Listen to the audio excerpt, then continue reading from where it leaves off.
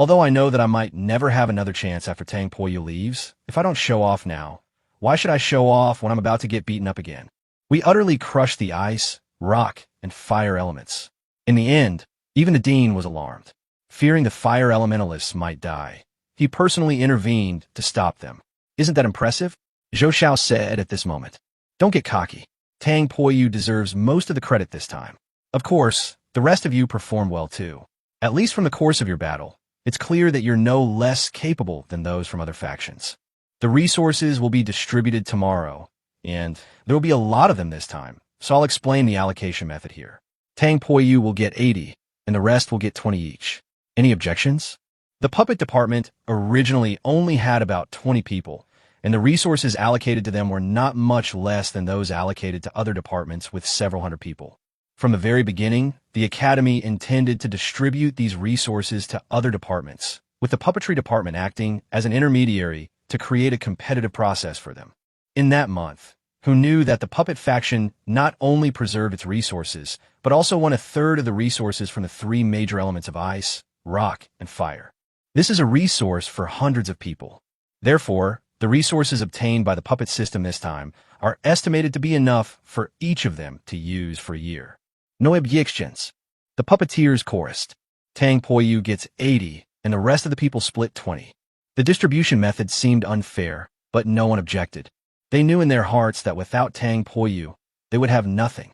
At most, they would be given a little bit of guaranteed resources, which was practically useless. With so many resources this time, even if the rest of them divide them equally into 20 portions, it will be enough for them to use for a long time. After all, the initial preparation of these resources was similar to that of his large group of several hundred people. With the addition of the winnings, these resources could be said to be enough for thousands of people for a month. Tang Poyu then said, "Let's divide them equally. These resources are not very meaningful to me. Indeed, the Academy's resources are nothing more than ordinary experience crystals, ordinary pills, and some enhancement items to strengthen cultivation. However, these things still have an effect on summoned beasts below the level of spirit beasts. However, it is very weakly effective against spirit beasts, and has almost no effect on divine beasts. Therefore, these ordinary resources are useless to Tang Poyu. They just take up space." Tang Poyu wasn't short of money. He could sell it for cash. Tang Poyu's words surprised everyone. With so many resources, does he really think he can just divide them up equally? Tang Poyu, you'll receive 80% of the resources. This is the dean's decision, Tang Hong said. Tang Poyu said, "This competition, without anyone else stalling for time, will probably be over before I even return. Also, these ordinary resources offer almost no improvement to me. What I need are divine-grade pills, divine artifacts, or at least spiritual artifacts. If any students have these to offer, I won't hesitate." "Ooh, Tang Poyu, what silin so Tang Hong? Damn, divine pills, spiritual artifacts, divine artifacts, you really dare to say that, kid. All right, let's distribute the way Tang Poyu suggested," Tang Hong said. "Yes, Tang Poyu, you are a god." At this, everyone cheered. You have to understand, the resources that would take up 1,000 people a month were divided up among just over 20 of them. How much resources is that? How could they not be excited? From then on, Tang Poyu had a new title in the puppet system, God. All right, Tang Poyu, have you decided which department you want to go to?" Tang Hong looked at Tang Poyu. She was also waiting for Tang Poyu's answer. For the public good, she hoped Tang Poyu would go to another department. For her private reasons, she hoped Tang Poyu would stay in the puppet department. Tang Poyu replied, "I don't plan to go to another department for the time being, so let's just stay here." But the dean sighed. "The dean can come to me and have him talk to me." Tang Hong was speechless. This kid has quite the airs, actually needing the dean to come and talk to him personally. "All right, let's not talk about that anymore. Let's talk about your graduation next." Graduation? Tang Poyu was dumbfounded. What the hell? It had only been a little over a month since the start of the semester, and they were already talking about graduation. Tang Hong continued. "You all know about the Colosseum, right? Every major city has one. If you want to graduate, you must obtain 3,000 stars in the beginner arena, 2,000 stars in the intermediate arena, or 1,000 stars in the advanced arena. Moreover, this condition must be met for both solo and team play. From now on, you can go to the Colosseum in your spare time. Graduation requirements for the 4 major colleges are very stringent. This is just one of them. Good luck." Chapter 135. Something happened. What's a Colosseum? Tang Poyu was completely bewildered. After all, he wasn't a native of this world, so he didn't know much about some things about it. Sitting next to Tang Poyu, Zhou Xiao said, "Don't you even know about the Colosseum?" Tang Poyu replied, "This is the first time I've heard of it. Check the Yuling terminal." That's right. Tang Poyu realized this at the same time. In this world, much of the knowledge and rules of this world can be found on the Spirit Control Terminal. Tang Poyu looked up the Colosseum. In this world, the most popular competitive sport is the Colosseum. To put it simply, it's a battle between beast tamers. Almost every city has an arena. The Colosseum has both individual and team matches. A singles match is a direct, straightforward battle held in an arena. Team competitions consist of 3 to 5 people per team, with the team size freely allocated, but no fewer than 3 people and no more than 5 people. Generally, 5 players take the field, since no one wants to be on the field in a 3 versus 5 situation. Team competitions differ from individual competitions. Team matches don't involve 2 teams immediately going on the field and starting to fight. Team matches are called battle flag capture matches. Each team has 3 flags, and each person can carry 1 to 3 flags. Once the match begins, both teams will be transported to a special spatial arena. The venue is large and has complex terrain, with each side having a stronghold. There are 2 ways to win. The first method is to seize 3 of the opponent's flags. The second method is to plant any of your own flags in the opponent's stronghold. Therefore, this is a competition that tests teamwork, tactical application, and adaptability to the environment. All team competitions across the continent are conducted in the form of battle flag capture. Compared to matches where players immediately engage in combat, this type of competition is more entertaining to watch. This is not only a test of both sides' combat capabilities, but also a test of their tactics and wisdom. In the arena, whether you play solo or in a team, you earn 1 star for each win. 1 star is deducted for each loss. You get 1 more star for each consecutive win, but the maximum number of stars per game is 10. Once you reach 100 stars in the beginner arena, you can move on to the intermediate arena. Once you reach 100 stars in the intermediate arena, you can move on to the advanced arena. Tang Poyu calculated that to reach 3,000 stars in the beginner arena, even with a winning streak and no losses, he would still need to play more than 300 matches. If you combine solo and team matches, it would be over 600 matches. Based on the graduation time, even if they don't lose a single game, they would still have to play a game every 2 days on average. Of course, if you go to the intermediate or advanced level, you'll need far fewer stars to graduate. However, the level of the opponent will also increase accordingly. It seems that graduating from Yunsan Academy is no easy feat. Tang Hong also said that this is only one of the conditions for graduation. You're fine soloing, but a team needs at least 3 people. How about it? Want to team up? Zhou Xiao asked Tang Poyu. Tang Poyu said, "Let's go take a look in a couple of days. Even if it's just the 2 of us, we still need to send more people." Fire Element Beauty, aren't you 2 quite close? Zhou Xiao asked. Tang Poyu thought for a moment and nodded, saying, "Then we can ask her when we meet her tomorrow." The next day, morning. Class is in session. "Hey, did you ask the most beautiful girl in the Fire Element department? How's she?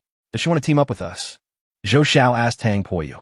Tang Poyu replied, "I haven't even met her yet. Why are you in such a hurry?"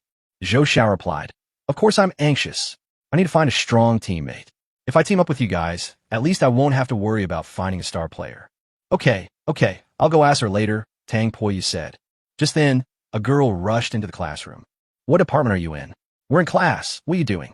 Tang Hong asked the other person. The girl glanced around, her gaze finally settling on Tang Poyu's side. She completely ignored Tang Hong and ran straight to Tang Poyu, panting as she said, I'm Yishui, Zhao Yicheng's friend. She's in trouble." "What happened?" Tang Poyu asked. Michelle replied, "It was Li Wan. The 3 of them fought with Zhao Yicheng. Zhao Yicheng couldn't handle all 3 of them alone and is now injured. And what else? Her summoned beast may not be able to be saved." Upon hearing this, Tang Poyu immediately stood up. His eyes were bloodshot. "Where is Zhao Yicheng?" "In the medical room." "Take me there," Tang Poyu said. Michelle nodded. "Tang Poyu, don't be impulsive. Go check on your friend and leave the rest to the academy." Tang Hong quickly said something, because in her eyes, lying flat, she saw murderous intent. Tang Poyu glanced at Tang Hong and said, "Director Tang, I consider myself a rational person. I'll first find out what happened. If it's Zhao Yiqing's fault, then she brought it on herself.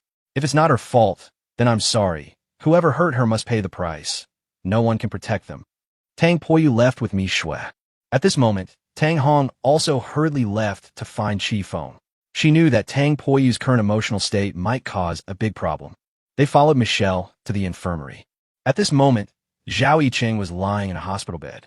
She was so badly injured that when she saw Tang Poyu arrive, Zhao Yiqing's tears kept flowing. What happened? Tang Poyu asked. March 33rd, sob sob. Where's the six-tailed fox? Tang Poyu asked the doctor in the infirmary. It's next door. What's the situation? She was severely injured. Her attacker was intent on killing her. After she lost her fighting ability, the attacker went all out to kill her. Given the current situation, without a healing potion of at least spirit-grade quality, she'll have a hard time surviving until tomorrow. I have a divine power pill. Will it be useful? Tang Poyu asked. The doctor shook his head and said, the divine power pill is only a high-grade recovery medicine. Injuries like the six-tailed fox's cannot be treated with ordinary high-grade pills. The divine power pill can at most stabilize her injuries slightly. To save her life, she still needs a recovery pill of spirit grade or higher. As you know, pills of spirit grade or higher are extremely rare and hard to come by. Even if they exist, their price is beyond the reach of most people. Advise your friend to break the contract before the summoned beast dies, to prevent irreversible damage to her after its death. We just talked to her about it, but she stubbornly refuses to break the contract. So, please try to persuade her. At least breaking the contract now won't harm her. However, if the summoned beast dies during the contract period, the beast tamer will also be harmed, and it will be almost impossible to contract a high-quality summoned beast again in the future. Tang Poyu was well aware that if the summoned beast died during the contract period, the beast tamer would be essentially useless. But given the current situation, Zhao Yiqing would not agree to terminate the contract. Chapter 136, The Six-Tailed Fox's Request. At this moment, another doctor walked in and asked, Who is Tang Poyu? Me. Tang Poyu replied. Come here for a moment. The six-tailed fox wants to see you. Tang Poyu followed the doctor out and came to the medical room next door. At this moment, the six-tailed fox lay on the hospital bed, her breath faint. Moreover, her entire body was wrapped in gauze, and many places on the gauze were stained red with blood. You've arrived. The six-tailed fox spoke after seeing Tang Poyu arrive. When she evolved from a three-tailed fox to a six-tailed fox, in addition to her appearance being completely identical to that of a human girl, she was also able to speak human language. Tang Poyu asked, You want to see me? The six-tailed fox said, Well, I want to ask you for a favor. What's up? Please persuade your master to break the contract with me. I'm not going to live any longer. If I die during the contract period, it will cause her irreversible damage. She will only listen to you. If you persuade her to break the contract, she will listen to you. The six-tailed fox's voice was very soft and weak. It was clear that speaking was a great effort for her now. I will try to persuade her, Tang Poyu said. The six-tailed fox then continued. The armor you gave to your master has been stolen. Help your master get it back. What? They injured people and stole things? Tang Poyu's fists clenched involuntarily. Help your master find a stronger summoned beast, not another useless one like me that can't protect her. Okay, no problem. Tang Poyu readily agreed. Thank you. Tang Poyu said. That's why you shouldn't die before she breaks the contract. You know she's quite stubborn. It will take some time to persuade her. So, in the meantime, just rely on your willpower to persevere. I have some high-quality recovery medicine here that can make things a little easier for you. After hearing Tang Poyu's words, the six-tailed fox said, Okay, I will persevere with my will. Please persuade your master as soon as possible. Tang Poyu then left and returned to Zhao Yiqing's side. Tang Poyu handed the divine power pill to the doctor and said, I'm going to find some spiritual-grade recovery medicine. I'll leave the six-tailed fox in your care. Please make sure she holds on until I return. The doctor nodded and said, As soon as possible. I know. Tang Poyu came to Zhao Yiqing's side and said, Rest well. I'll go find medicine for the six-tailed fox. Don't worry too much. I'm sure I can find a high-grade recovery medicine to revive her. Please, you must save March. I beg you, Zhao Yiqing said. Tang Poyu said, Don't worry.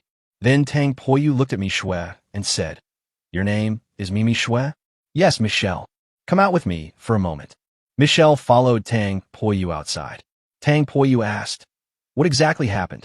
Does Zhao Yiqing have any grudge against the other party? Michelle said indignantly, Humph. Hatred. It's just that Li Wan and the other two are causing trouble.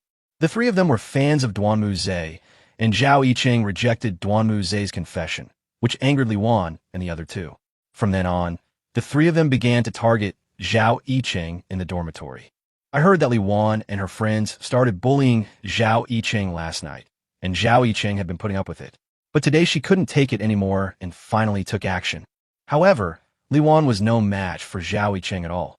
For some reason, her summoned beast had become even stronger. But there were three opponents, and in the end, Huang Wei and Zhong Yang launched a sneak attack from behind, injuring the six-tailed fox while it wasn't paying attention. Before the six-tailed fox could react to the sneak attack, it was subjected to a frenzied assault, each move potentially fatal. Zhao Yiqing rushed to protect it, but he too was injured. Upon hearing this, Tang Poyu nodded and said, "I understand the details. I'll leave Zhao Yiqing in your care." Tang Poyu then took the golden armored guards out of the island's warehouse. A golden armored guard stands at the entrance. You can control it with a simple mental connection. If anyone tries to cause trouble, please chase them away. I'm going to find some medicine. I'll be back as soon as possible, Tang Poyu said. Looking at the towering golden armored guard in front of her, Michelle exclaimed in surprise, "No, I'm not a puppeteer. I have a contracted summoned beast and can't control puppets." "Yes, you could try using a mental connection." As Tang Poyu said, Mishui used her mind to connect with the golden armored guards. The next second, Michelle's face was filled with an expression of disbelief and shock. She never imagined that controlling this puppet would be such a simple thing. This puppet is roughly a level 300 or so ordinary summon beast. Generally speaking, even the students in this academy and some ordinary teachers are no match for it. "Then I'll leave Zhao Yiqing in your care. I'll be back soon." "Okay, I understand. Don't worry." Tang Poyu then turned and left. He doesn't have time to settle scores with Li Wan and the others right now. The most important thing is to find a high-quality healing medicine to revive the six-tailed fox. Tang Poyu readily agreed to what the six-tailed fox had just said. Actually, doing that was just to put the six-tailed fox at ease and give her an obsession. That means she cannot die until Zhao Yiqing is persuaded to terminate the contract. A summoned beast of her caliber can hold out for a longer period of time if it has a strong will. After reviving the six-tailed fox, we'll settle accounts with Li Wan and the others. They injured Zhao Yiqing so badly, almost killing the six-tailed fox. And they even stole the armor he had given Zhao Yiqing. Tang Poyu had no intention of letting these guys live. Meanwhile, at the back playground of the college, Duanmu Zhe looked at Li Wan and the other two in front of him. "Li Wan, I heard you got something good from Zhao Yiqing," Duanmu Zhe asked. Li Wan replied, "It's just a set of armor. I didn't expect her to have armor like that. That Zhao Yiqing is so despicable. She always pretends to be weak, and she's only ranked 150th in the department. It turns out she was just faking it. I almost lost today. Luckily, Zhong Yang and the others ambushed us. Otherwise, the three of us would have had a hard time winning if we had fought her head on." Duanmu Zhe said, "Enough with the nonsense. I'm asking you about your armor." Li Wan replied, "I've already sent someone back to the Li family, young Master Duanmu. I'm sorry, you're too late." Li Wan knew in her heart that there were many people who coveted the top quality armor set. Although she wanted to keep such a treasure for herself, she knew she couldn't keep it with her own abilities, so after snatching it for Zhao Yiqing, she had it sent back to her family. What Li Wan didn't know was that her actions would bring about the extermination of her entire family. The armor is on her, only she will die. However, once it was returned to the family, the entire clan had to be exterminated. You're quite quick," Duanmu Zhe said indifferently. Then a cold smile appeared on his face as he muttered to himself, "Zhao Yiqing, your summoned beast is so badly injured. Without high-quality healing medicine, she'll surely die. And I've already sent people to buy up all the high-quality healing medicine in the city. Serves you right for disobeying me. I'll make you regret it for the rest of your life." Chapter 137 Reunion with Mo Ko. Tang Poyu left the academy. He sent a message to Mo Ko through the spirit control terminal, asking to meet Mo Ko. He had previously heard from Mo Ko that the Tianwu gang was involved in auction houses and the pharmaceutical industry. At this point, seeking help from the Tianwu gang might yield some results. Upon receiving Tang Yu's message, Mo Ko was overjoyed and quickly arranged a meeting place with Tang Poyu. Half an hour later, Tang Poyu and Mo Ko met at the headquarters of the Tianwu gang. "Boss, it's only been a day. Have you missed me already?" Imoku said with a smile when he saw Tang Poyu arrive. Tang Poyu replied, "Don't overthink it. I came to you today because I want your help. Boss, you're not only my boss, but also a guest elder of our Tianwu gang. Just ask if it's anything you need," Imoka said. Tang Poyu said, "I need a spiritual-grade recovery medicine. You said that your Tianwu gang is involved in the medicine industry. I wonder if you can get one?" Imoka was somewhat surprised when he heard this. Generally speaking, the demand for spiritual-grade recovery medicines is not large. After all, this thing is for saving lives. It's a high-grade recovery medicine that can revive anyone, no matter how severe the injury. Furthermore, even when used to save lives, ordinary people would not use spiritual recovery medicine. After all, spirit-grade pills are extremely rare. Generally speaking, only large families, organizations, and sects have the potential to collect spirit-grade pills. "Boss, what do you need this for?" Imoka asked. "Help," Tang Poyu calmly replied with 2 words. Imoka said, "Boss, you've really come to the right person. Our Tianwu gang has a spiritual-grade recovery medicine.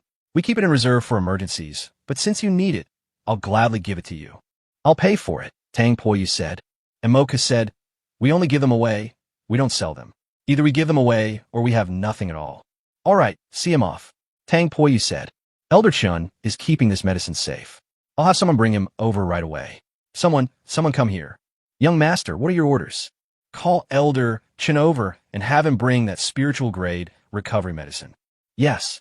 Then Imoku said to Tang Poyu, "Boss, wait patiently." Tang Poyu laughed and said, "Not bad. I think you're doing a pretty good job as the young gang leader." Imoku replied, "It's all thanks to you, boss.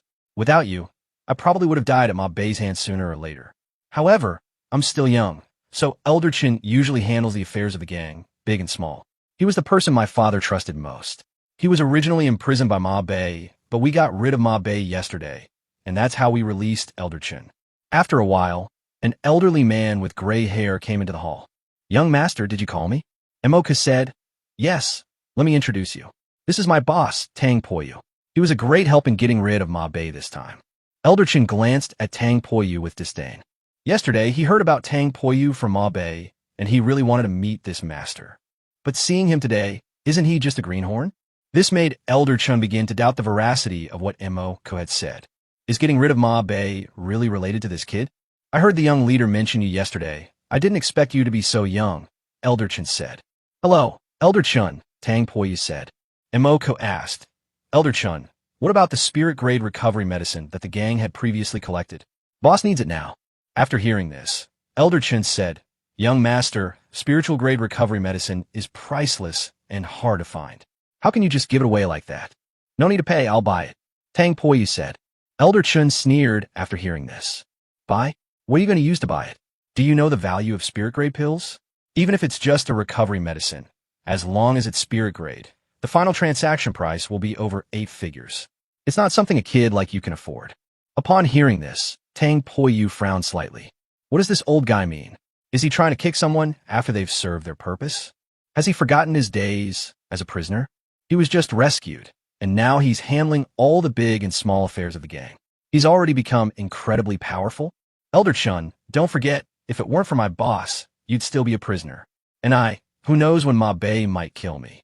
Our guild doesn't need the spirit-grade recovery medicine right now, but our boss urgently needs it. It should be given to him.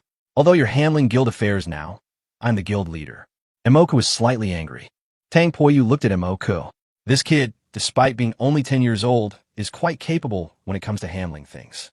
It is clear that Imoku is indeed a very intelligent person.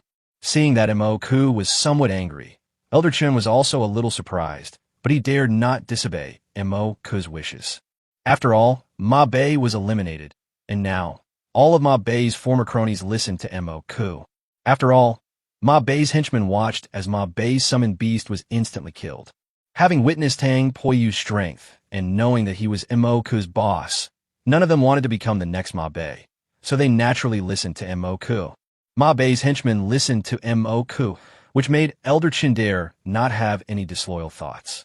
"Young master, if the medicine were with me, I would definitely give it to you. But you've come too late. The medicine is no longer with me," Elder Chin said. "What do you mean?" Imoku asked. Elder Chin replied, The Duanmu family just came and said that someone in their family is seriously injured and needs a spiritual medicine to save their life. So I sold that medicine to the Duanmu family. Imoka was speechless upon hearing this. Elder Chun, go to the Duanmu family and get the medicine back, Imoka said. Elder Chun said, by now, all the medicine has probably been used up. However, there is still one spirit-grade recovery medicine left. Where? Imoka asked. Elder Chun replied. A high-grade spiritual recovery medicine was sent to our auction house for auction today. Judging by the time, it should be up soon. If this young friend truly needs it, he could go to the auction house and bid for it. What's the point of filming? Just bring it over to the boss, Imoka said. Elder Chun said, this was entrusted to us by someone else, requesting our help in auctioning it. The other party is powerful. It would be bad if I just took it. It's all right. Take me to the auction house, Tang Poyu said. Boss, stop talking. Go to the auction house. If money can buy it, then it's not a problem, Tang Poyu said. Tang Poyu could also see that the old man was just stingy with money and unwilling to give it away for free. Tang Poyu didn't intend to take it for nothing. Since things are like this now, it would be better to just go to the auction house and buy it directly so that we won't owe anyone a favor. Imoka nodded and said, okay, let's go over there now. Chapter 1, 38.0 Yuan Purchase. I'll go take a look too, Elder Chun said. Tang Poyu could tell that the old man had only gone along to see if he had spent money to buy it. To put it bluntly, this old guy just didn't want him to take advantage of him. Tang Poyu didn't care. He never intended to take it for free. He didn't want to owe anyone a favor. Spending money was best. A normal transaction where no one owed anyone anything. They followed Imoku to the Tianwu Gang's auction house. Wow, this auction house is really huge. Entering the auction house, it felt like stepping into a large theater. This shows that the Tianwu Gang is quite wealthy. The auction is currently underway inside. Imoku led Tang Poyu to the VIP seats at the front. The pills haven't been auctioned off yet, have they? Tang Poyu asked. Elder Chun, who was standing to the side, replied, the spirit-grade pills are the grand finale. Although they are just recovery medicines, their rarity is extraordinary. They are usually auctioned last. Hearing Elder Chun say this, Tang Poyu waited patiently. With the power pill and the six-tailed fox's own willpower, she should be able to hold on for a day or two without any problem. So, there's still plenty of time. So let's proceed according to the normal procedure. At this point, Tang Poyu was not particularly interested in anything at the auction. Finally, half an hour later, what Tang Poyu wanted arrived. Ladies and gentlemen, the next item to be auctioned is the last item of the day, which is a spiritual-grade recovery medicine. The MC on stage spoke loudly. Then, a yellow pill was placed on the display stand, covered with a glass cover, and pushed onto the stage by two hostesses. The MC continued. As you all know, spirit-grade recovery medicines cannot make you stronger or grant you special abilities. However, they can save lives. No matter how severe the injury, as long as you don't die, spirit-grade recovery medicines can fully restore the injured person in a short time. Therefore, this is a life-saving elixir. Next, we will auction this high-quality regeneration pill with a starting bid of 10 million spirit coins. 11 million, 12 million, 15 million. At the very beginning, everyone started bidding. It seems that many people still need such a life-saving elixir. For wealthy and powerful organizations and families, this small amount of money is nothing. The most important thing is life. Spending tens of millions of spirit coins to buy a guarantee is still worthwhile for them. 30 million. Just then, Tang Poyu raised the number in his hand. The price was instantly raised to 30 million, and the scene fell silent for a moment. With a price tag of 30 million, many people will have to think twice. Even if it's a life-saving elixir, it can only save lives. If they or the people around them weren't waiting for this medicine to save their lives, they would have to carefully consider whether it was worth spending over 30 million to buy it. After all, we may not need it in the future. Even if we get injured, as long as it's not a fatal injury, we can use general recovery medicine. Spending over 30 million on a pill that you might not even need in the future is something you really need to think about. 31 million. 32 million. After a brief pause, the bidding resumed. However, there were far fewer people bidding at this time than before. Clearly, the 30 million threshold has already deterred most people from participating in the auction. 50 million. Tang Poyu said. The entire room fell silent once again. 50 million? If it's a spiritual medicine that can enhance abilities, then it's a great deal. But this is just a recovery medicine. It's useless unless you're using it to save a life. 50 million is really not worth the price. Boss, calm down. This is just a recovery medicine, Mo said. Tang Poyu said, it doesn't matter. It might be worthless when you don't need it, but it's priceless when you do. Spirit-grade pills are extremely rare. Without connections, it's very difficult for an individual to find them. Since I need them now and have come across this opportunity, I don't need to worry too much about the price. 50 million. Someone has bid 50 million. Is there anyone offering more? 50 million once. 50 million twice. 50 million. 51 million. Suddenly, someone interrupted the MC and made another bid. The entire audience erupted in uproar. Everyone turned to look at the person who had made the bid. A young man in his 20s. He looked smug at that moment. No one expected that someone would actually bid 50 million. Could it be that they really needed this pill to save their life? That guy, he's from the Duanmu family. What would the Duanmu family need so many high-grade recovery medicines for? Even if someone in their family needs them, what Elder Chun gave him earlier was enough. Why are they ordering this one? Imoku stroked his chin, puzzled. Upon hearing that it was someone from the Duanmu family, Tang Poyu frowned slightly. Zhao Yiqing was beaten by 3 people from her dormitory because she had rejected Duanmu Zhe. Tang Poyu did not believe that the 3 women were simply Duanmu Zhe's fans. Everything behind this may be inextricably linked to Duanmu Zhe. Now, they're trying to steal spiritual-grade recovery medicine. Their purpose is quite clear. 60 million. 61 million. 70 million. 71 million. 100 million. 101 million. Good grief, an extra million each time. It's just pure disgusting. At this moment, Tang Poyu looked at that guy, and he also looked at Tang Poyu triumphantly, while making a throat-slitting gesture at Tang Poyu. The people at the auction were dumbfounded. What the hell is going on? It's just a healing potion of spiritual quality, yet the price of grass has reached 100 million. Could it be a shill? What is that bastard doing? Go and kick him out. At this moment, Imoku was furious. Elder Chun, standing to the side, said calmly, Young master, it's not appropriate for us to kick people out during a normal bidding process, is it? If we do that, how can our Tianwu gang maintain its credibility? Even if he bids so high, he might not be able to afford it in the end, Imoku said. Elder Chun said, if he really can't afford to pay and breaks the rules, we can blacklist him. 101 million once. 101 million twice. 101 million 3 times. Make a deal. The MC was also quite excited. This might be the most glorious moment of his career. They actually sold a spiritual-grade recovery medicine worth tens of millions for nearly 10 times the price. Don't worry, boss. If he can't afford it, the pill is still yours, Imoku said. A murderous glint appeared in Tang Poyu's eyes as he coldly said, whether he can afford the money or not is up to me. After leaving those words, Tang Poyu got up and left. The Duanmu family deliberately tried to steal it, and Tang Poyu didn't want to waste any more time here. Even if I offer more money, the other party might still snatch it. Even if the other party doesn't continue, spending hundreds of millions on something that was originally worth tens of millions feels like being force-fed a pile of shit. In that case, there's no need to be polite to the Duanmu family. I'll just buy it for free.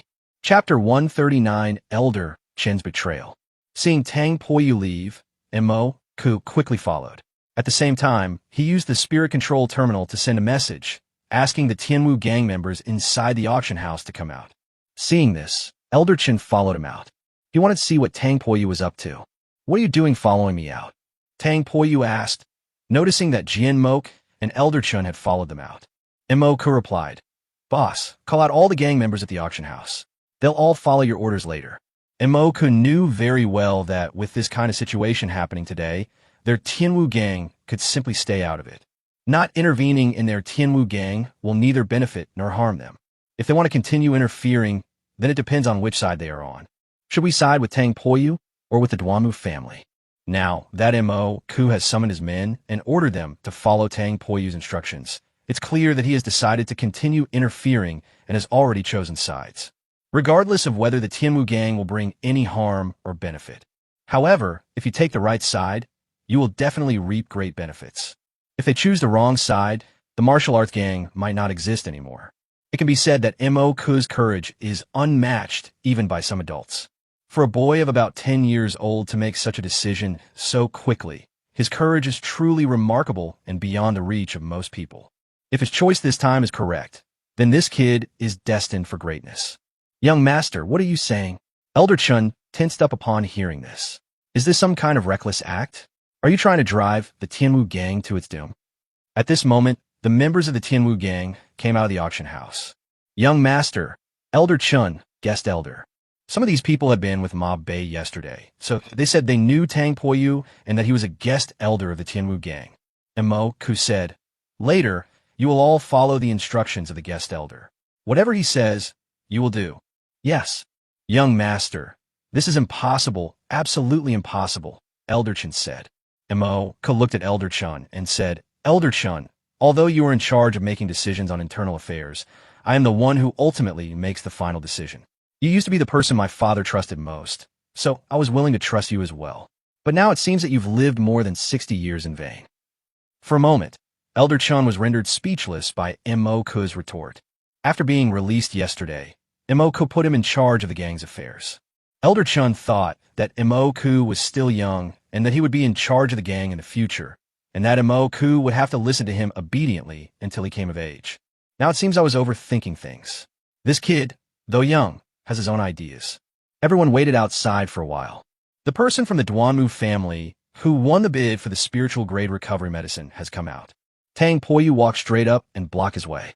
Upon seeing Tang Poyu, the man sneered, Oh, what's the meaning of this? You can't win the auction, so you're planning to just steal it. Do you know who I am? My name is Xiao Luo, and I work for the Duanmu family. Do you dare to lay a hand on me? This guy introduced himself, thinking that Tang Poyu would be wary of the Duanmu family's prestige and would obediently leave. However, he was overthinking it. If he weren't from the Duanmu family, Tang Poyu might not have made a move. Tang Poyu looked at the group of Tianwu gang members and said, Make your move and take the stuff. Tang Poyu could do it himself, but he wanted the Tianwu gang to do it. He wanted to see if the Tianwu gang was just putting on a show. Yes. Having received Tang Poyu's order, the Tianwu gang members rushed forward without hesitation. Stop! Stop! Have you all gone mad? Young master, are you out of your mind? To oppose the Duanmu family in Dongyan City is suicidal. Elder Chun became anxious at this moment. Elder Chun, I will bear all the consequences. You'll take responsibility? What responsibility? You're so inexperienced. Do you even know the stakes involved? Stop it! Stop it! Elder Chun roared. However, the people from the Tianwu gang didn't listen to him. Half of them were Mob Bay's former subordinates. They were indifferent to Elder Chun, but after witnessing Tang Poyu's strength yesterday, they were more subservient to him. Elder Chun grew anxious when he saw that the gang members were still fighting and robbing. Emerge, Fierce Wind and Raging Bear. With a roar, a giant silver-white bear was summoned. Fierce Wind and Raging Bear, teach these guys a lesson. They know who's in charge here. Elder Chun said at this moment. Roar. The Gale Bear charged towards a group. Elder Chun is an elder in the gang, so he has considerable strength. Now that Mob Bay is gone, no one in the gang can really beat him in terms of strength. It's obvious that Elder Chun wants to side with the Duanmu family. Seeing that no one in the gang obeyed his orders, he began to harbor rebellious thoughts. Elder Chun, have you gone mad? Mo Ku asked. Elder Chun said, Humph, am I crazy? You're the one who's crazy. The Tianwu gang will be finished sooner or later in your hands. You just got rid of Ma Bei yesterday, and today you dare to be an enemy of the Duanmu family. You really don't know what's good for you. Elder Chun then said to Xiao Luo, Don't be afraid, I will protect you. When you get back, please tell the head of the Duanmu family that the Tianwu gang will follow the Duanmu family's lead from now on. Upon hearing Elder Chen's words, Xiao Luo burst into laughter. Haha, not bad, not bad, old man. You're the one who knows what's good for you. Tang Poyu shook his head, and at that moment a spatial rift appeared in front of him. Mingyu walked out of the spatial rift. Huh? What's going on? Mingyu asked. Tang Poyu said coldly, Kill that bear. In that instant, Mingyu also sensed Tang Poyu's chilling, killing intent. Having followed Tang Poyu for so long, this was the first time she had ever felt such pure, killing intent from him. Humanoid dragon, so what? At your age, at most your summoned beast bloodline and race level are a bit higher, but its level can't possibly be higher than my Gale Bear. Elder Chen said. At this moment, the Rift Bear roared and pounced on Mingyu. After sensing Tang Poyu's pure, killing intent, Mingyu also abandoned his usual lazy demeanor. God, Yin and Yang reversed. Mingyu cast a Yin-Yang reversal state on himself. Just as the raging bear pounced, Mingyu slapped it.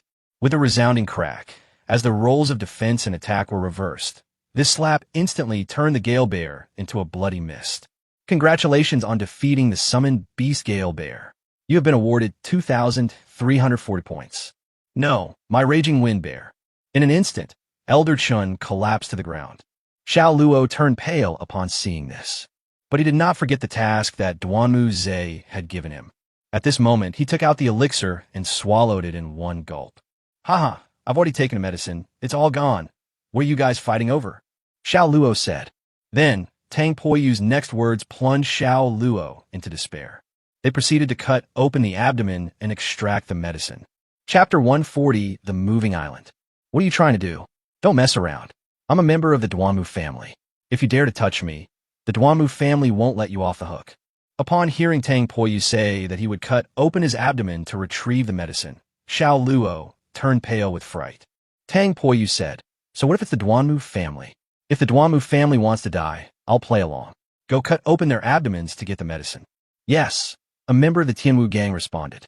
A group of people rushed up and pinned Xiao Luo down. No, help, help. The elixir melts in my mouth. Cutting open my stomach won't help. Xiao Luo roared. At that moment, he was so frightened that he lost control of his bladder. Mingyu, is that so? Tang Poyu asked Mingyu. Mingyu replied, he is right. The elixir melts in the mouth and cannot be removed by cutting open the abdomen. At this moment, Xiao Luo breathed a slight sigh of relief, thinking that Tang Poyu would not cut open his abdomen to get the medicine. However, Tang Poyu still waved his hand and said, drag him away and disembowel him to feed the dogs. Yes. No, help. Help. I'm from the Duanmu family, help. No matter how Xiao Luo shouted, Tang Poyu's killing intent had already been aroused. Moreover, this time Tang Poyu's killing intent was absolutely pure. Mingyu could also clearly sense this. Even in the past, when Tang Poyu was about to kill someone, he would have a brief moment of hesitation. Would he consider whether he really had to kill the other person? But this time, his killing intent was pure and without the slightest hesitation. Xiao Luo was dragged away by the Tianwu gang, and death was the only fate awaiting him. You're all insane. Insane, Elder Chun roared. Imoka looked at Elder Chun and said, Elder Chun, it seems you are better suited to stay in the dark dungeon. For my father's sake, I will not kill you, but you will have to continue living in the dungeon for the rest of your life. Take Elder Chun back and send him back to the dungeon. Yes, remember this. I won't let anyone who leaks word of what happened today get away with it. Yes, young master. Imoka handled matters with great decisiveness. Then Imoka looked at Tang Poyu apologetically and said, Boss, I'm sorry. I didn't expect this to happen. I shouldn't have listened to Elder Chun before. I should have stopped the auction and given you the medicine directly. Tang Poyu waved his hand and said, it's not your fault. You've already made a considerable decision to stand against the Duanmu family. Perhaps this is her fate. She can't escape death if she can't obtain the elixir. What happened? Medicine? What medicine? Does anyone need medicine? Mingyu asked at this moment. Tang Poyu told Mingyu about Zhao Yicheng and the six-tailed fox. After hearing this, Mingyu stroked her chin with one hand and said, that pink-haired fox is so unlucky. It just became a beast king yesterday, and now it's going to be killed today. Let's go back first. Things have come to this, and I think it will be very difficult to find the elixir again. Let's go back and persuade Zhao Yicheng to break the contract, and then avenge the six-tailed fox. Tang Poyu spoke calmly, but Mingyu could clearly sense the killing intent in his heart. Mingyu asked, how much longer can that fox hold out? A day or two, maybe? Mingyu thought for a moment and said, in that case, there should be enough time. She may still be saved. What's the meaning? Mingyu replied, I'll take you to a place where I can summon my little follower. That place is special. All spatial abilities will be blocked there, so summoning spells won't work. That's why I'm summoning her beforehand. She'll be useful later. Tang Poi note that. At this moment, he didn't ask Mingyu where he was going, since he could just trust Mingyu at this point. Although Mingyu is often unreliable, she should be more reliable now that the fox's life is in danger. Tang Poyu summoned Tang Kong Kong to his side. The Tianwu gang members were dumbfounded. Someone his age actually had two summoned beasts. Imoka wasn't too surprised. After all, it was Tang Kong Kong who fought when he watched Tang Poyu fight yesterday. When Imoka saw Mingyu, he knew that Tang Poyu had at least two summoned beasts. Mingyu then transformed into his true form. Tang Poyu and Tang Kong Kong leaped onto Mingyu's back. The next second, Mingyu soared into the air, straight into the sky. On the way, Tang Kong Kong also learned what had happened. Will you settle accounts with those people when you go back? Tang Kong Kong asked. Tang Poyu replied, Of course. I already understand the situation. It wasn't Zhao Yiqing who caused the trouble. In that case, we certainly won't let those people off the hook. Upon hearing this, Tang Kong Kong happily asked, Then will I be able to fight? My hands are itching to fight. Don't let Tang Kong Kong's quiet demeanor fool you. She's actually a battle maniac at heart. She gets very excited whenever there's a battle. Her personality is somewhat opposite to Mingyu's. Mingyu doesn't like fighting, and when something happens, he prefers to solve it in the laziest way. Tang Kong Kong, however, loved fighting. In her eyes, when trouble arose, a fight was the best solution. Subduing the opponent or eliminating them outright was the optimal way to handle any situation. Let's talk about it when we get back. Right now, the most important thing is to find a way to revive the nine-tailed fox. Otherwise, given Zhao Yiqing's personality, she wouldn't break the contract. If that happened, the six-tailed fox would really die, and she would basically be crippled as well. Mingyu flew at full speed. In her true form, she flew very fast. After all, it would take 2 or 3 days to fly from Dongyao to Kata by airship, while Mingyu could get there in half a day. Time passed by, and according to Tang Poyu's estimate, they had already flown out of the border of Dongyao Kingdom. Below them stretched a vast, boundless ocean. Half a day later, Mingyu landed on a deserted island with Tang Poyu and Tang Kong Kong. Mingyu, is there anything here that can save the six-tailed fox? Tang Poyu asked. Mingyu shook his head and said, No rush, no rush.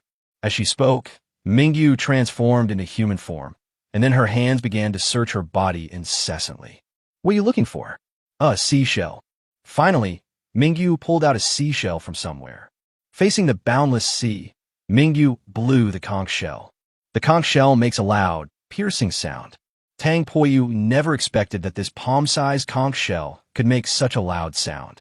And it seems that a powerful force is contained within this conch shell. After blowing on it for about a minute, Mingyu put the conch shell away. Tang Poyu looked around. Nothing had happened. So he asked curiously, What is the point of you doing this? Take a break, and you'll find out soon enough. With that, Mingyu lay down on the ground. How boring. Little follower, go learn to play cards, and play cards with me when you're bored. No, Tang Kong Kong said. If you're bored, fight with me. Upon hearing this, Mingyu laughed and said, Fight? Wouldn't that be bullying you? I possess a divinely bestowed regeneration skill. Even if your spatial abilities ignore defense, it's meaningless to me. Besides, fighting is too troublesome and thankless, so I won't bully you. Hearing Mingyu say that, Tang Kong Kong was furious. However, she had to admit that she was no match for Mingyu. After all, her attacks were meaningless to Mingyu. What was that? Just then, Tang Poyu saw something in the distance moving toward them. Mingyu stood up, looked around, and smiled. They've arrived. As the object slowly approached, Tang Poyu was surprised to discover that it was actually an island. A moving island is now approaching them. Chapter 141 Demon Core. As Tang Poyu approached the island, he discovered that it was incredibly large. When the island got closer to them, Tang Poyu found that it stretched as far as the eye could see. In terms of size, it's probably about the same size as Yulong Town. Let's go up, Mingyu said, and took off first, flying towards the moving island. Tang Poyu also used the wings of wind. Tang Kong Kong spread his wings and flew towards the island together. Upon landing on the island, Tang Poyu felt as if the island were imprisoning him. All abilities related to space have been disabled. He tried using spatial displacement, either to summon the steamed bun from the island or to enter the beast-taming island himself. None of these are useful. Here, all abilities related to space are forbidden.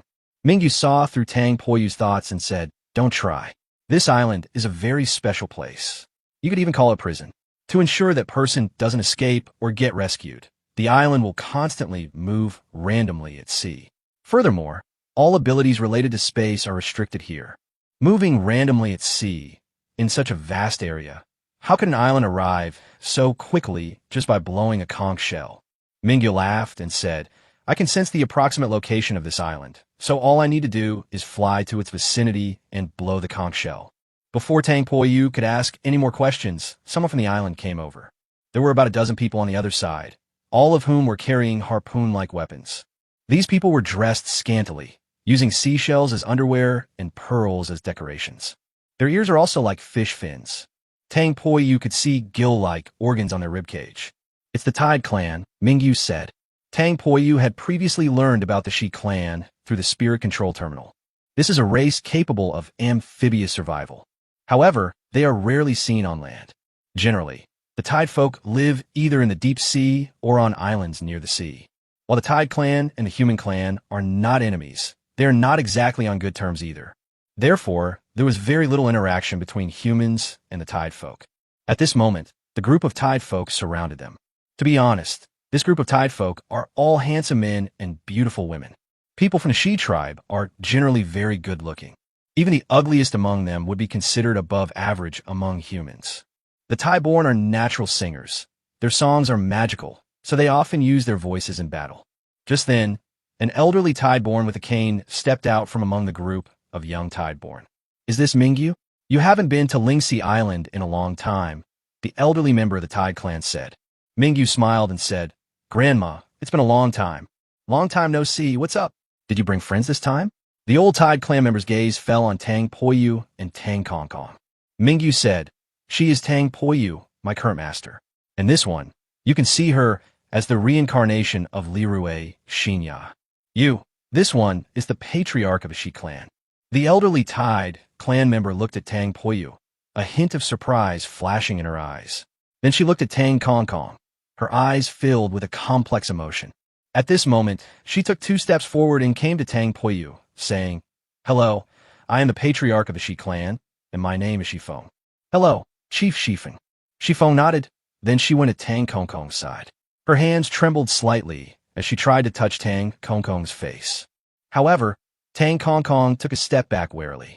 As far as she was concerned, she didn't want anyone to touch her except Tang Poyu. Seeing Tang Kong Kong dodge, Shifeng smiled slightly.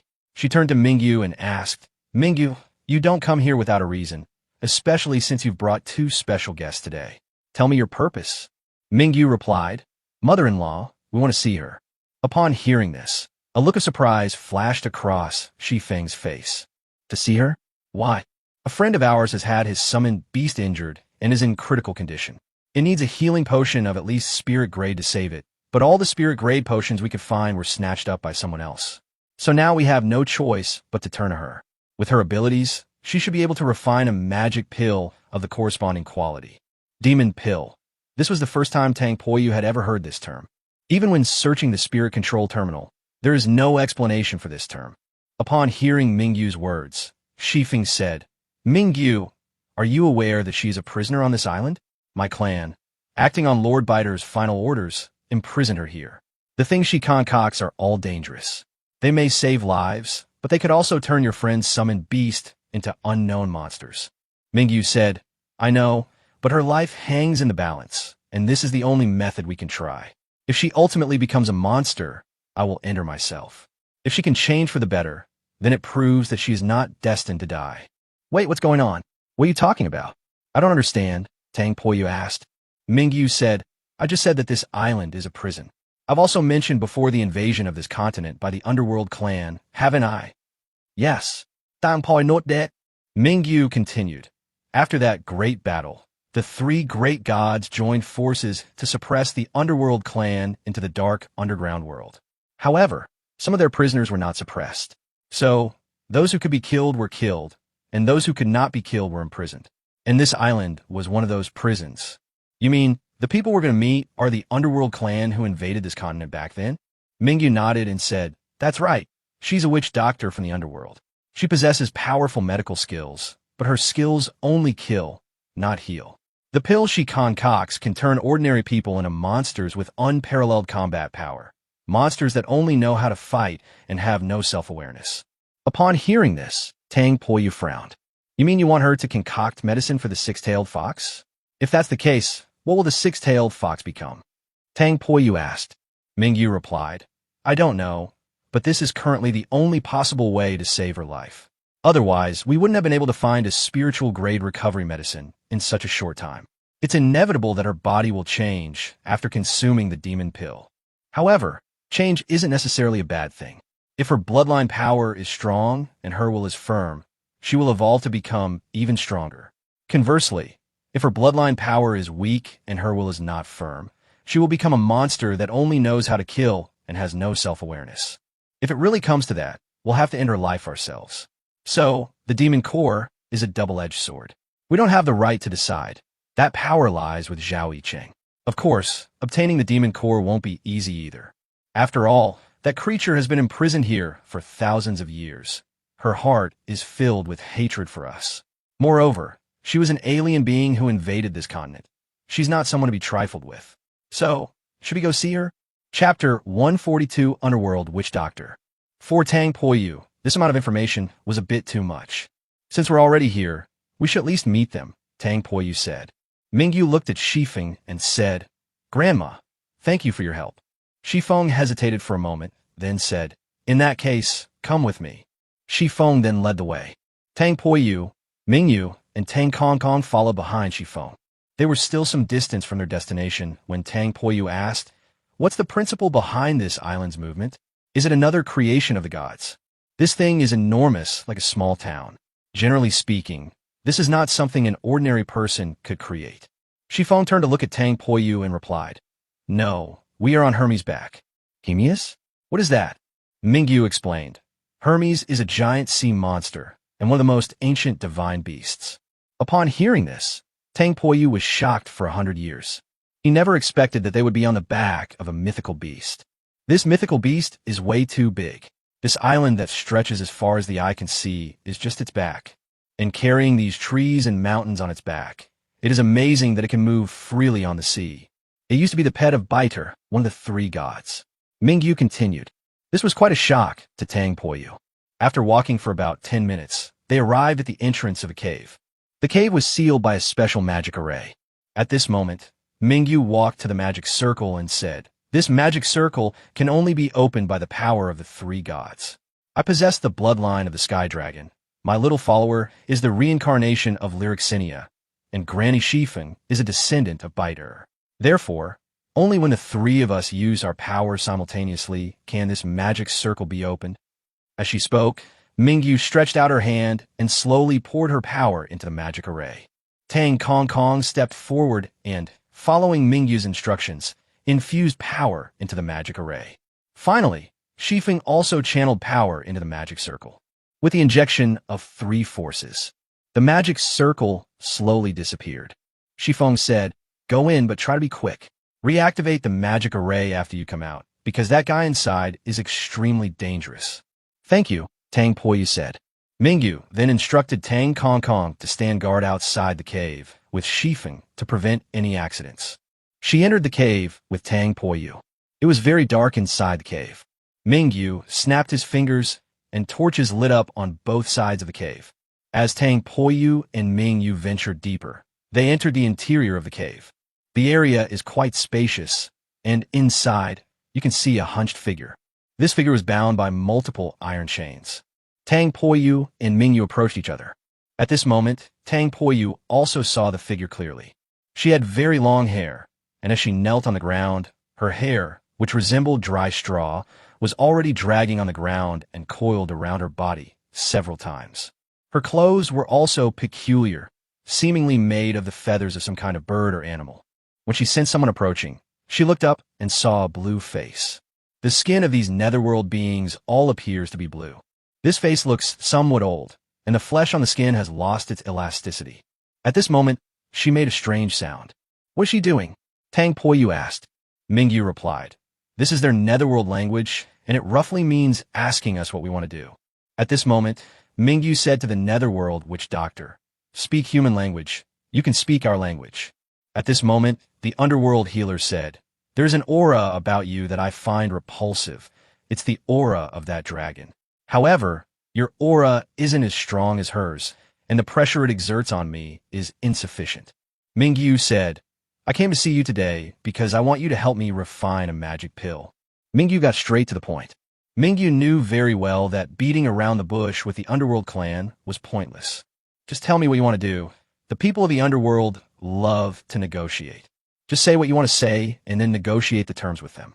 Upon hearing this, the underworld witch doctor let out a piercing laugh. Ha ha, interesting, interesting. You guys actually need magic pills, too? Mingyu said, stop talking nonsense and state your conditions. The Underworld clan, Witch Doctor said, you seem to know our rules very well. I'll help you refine a magic pill, and you'll let me out. Mingyu shook his head and said, that's impossible. Besides, your Netherworld clan has truly been suppressed into that dark underground world. There's no point in you going out. Let's discuss some conditions that both sides can accept. You are truly despicable. Unable to kill me, you imprison me here forever. The Underworld healer, Mingyu said, make it clear, you are the intruders. You're imprisoned here, at least you're alive. If you weren't imprisoned here, it means we've found a way to kill you. State your conditions, let's not waste time. The Underworld healer said, in that case, I'll help you refine pills, but you'll have to leave the tools here. I haven't had any trouble here all these years, so leave me the tools and some alchemy materials. At least that will help me pass the time. Mingyu thought about it and realized that the condition seemed to be fine. Leave her the tools for making medicine, and then give her some materials. It won't have any impact on her just having fun here. Okay, I promise. Mingyu said. The Underworld healer asked, what kind of demon pills do you want to refine? Mingyu replied, it has the ability to recover. So you wanted to save someone. But even a magical pill with regenerative abilities will still cause a mutation in the recipient. How that mutation happens depends on their fate. Under these circumstances, are you sure you want me to refine it? Confirmed, Mingyu said. All right, I'll give you a list. Find everything on the list for me, said the Underworld Witch Doctor. She then wrote a list and gave it to Mingyu and Tang Poyu. Tang Poyu took a look. The required materials were quite strange. Besides some medicinal herbs, there were some monster corpses, which weren't difficult to find. However, there was one thing that troubled Tang Poyu. A core of level 1000. Tang Poyu is currently struggling to obtain even a level 500 core. And you actually want level 1000. Although monsters above level 500 will definitely have a core. But where can we find this monster? Low-level monsters can be seen everywhere. But high-level monsters are really rare, let alone level 1000 ones. Were they so easy to find? In that case, Tang Poyu felt that it would be better to go directly to find a spiritual grade recovery medicine, as the chances of success would be much higher. Chapter 143, The Ghost Ink Squid King. Upon leaving the cave, the magic circle restarted.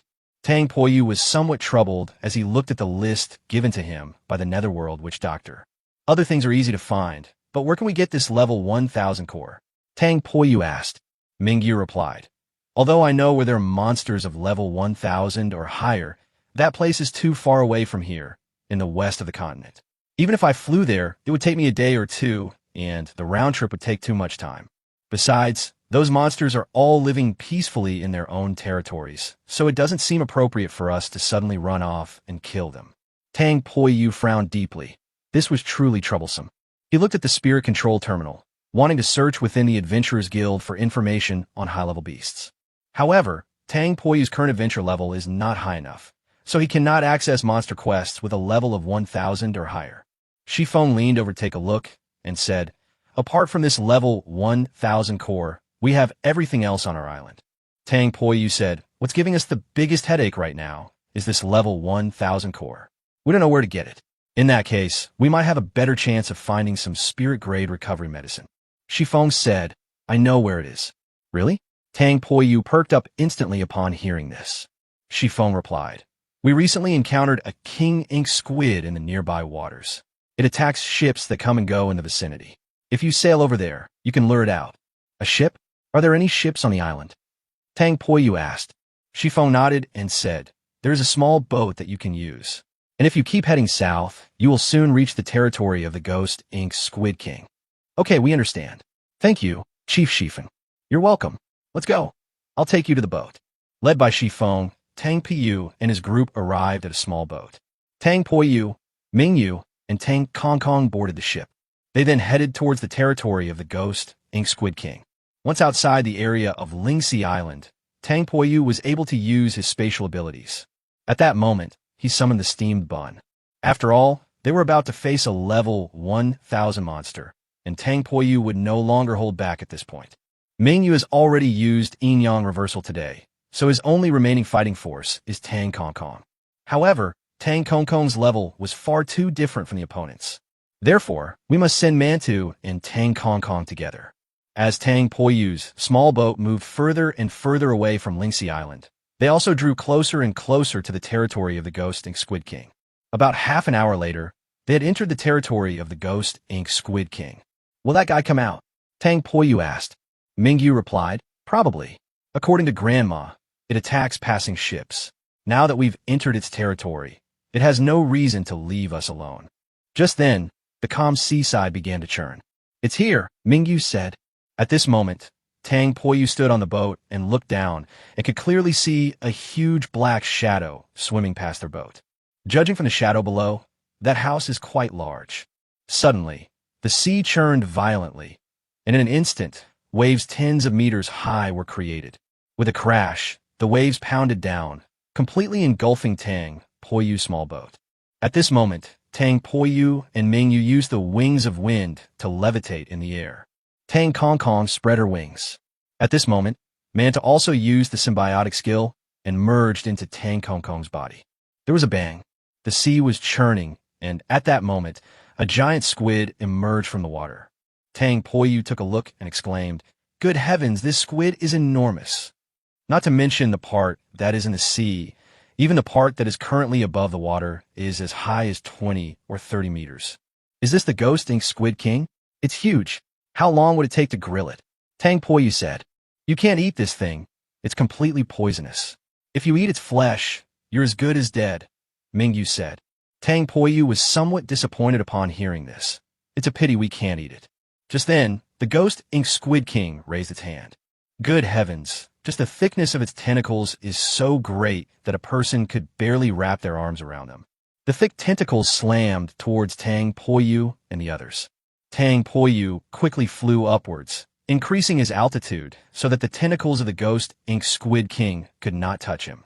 Meanwhile, Tang Kong Kong has already begun his attack on the Ghost Ink Squid King. Spatial Blade, Featherfall, Spatial Cut. Unleash a full combo of skills first. Spatial skills ignore defense, so it doesn't matter if the 1,000 monsters have higher attributes than Tang Kong Kong.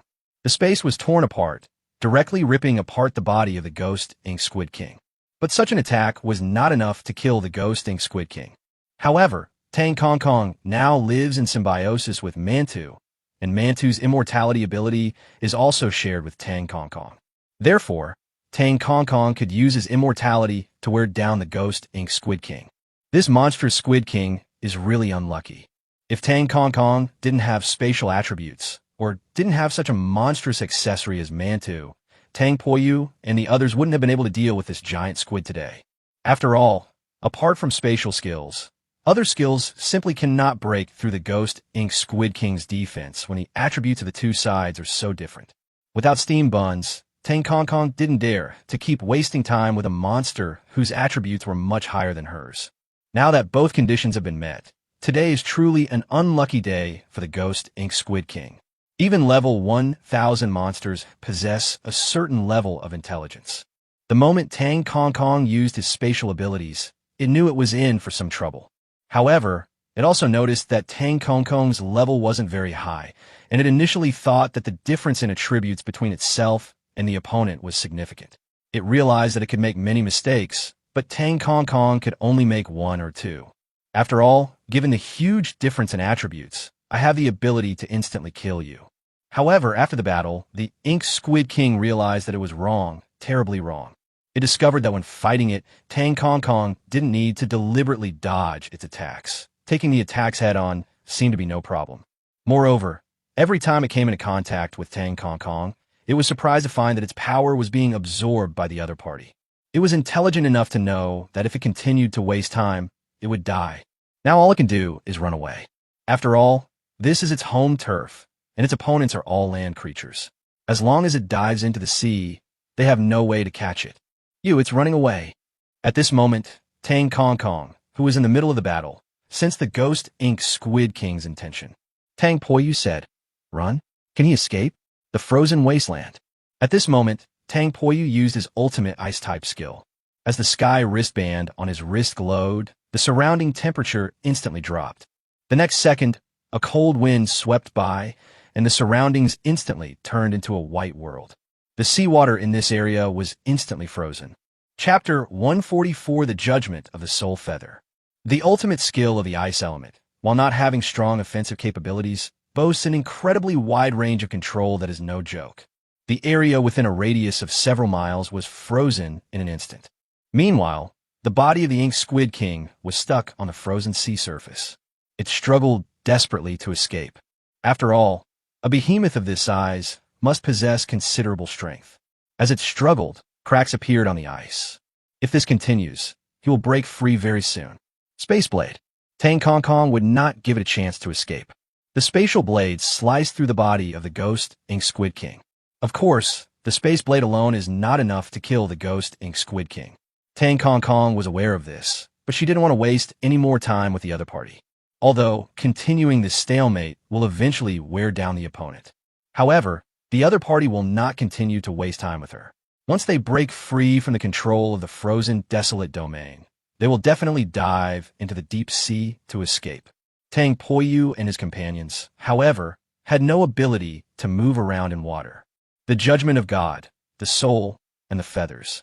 At this moment, Tang Kong Kong finally used her strongest and most destructive skill. Although this skill will destroy the current space, leaving the torn space unable to recover for decades to come. However, this is on the sea, so it generally won't cause any harm to others. After all, no one would normally come here. Moreover, knowing that there are strange beasts here that attack people, ships will detour around them. Even if ships come along, they will detour if they see a gaping hole in the space ahead. At that moment, feathers emitting a ghostly glow began to flutter down from the sky. Feathers drifted around the ghost Ink Squid King.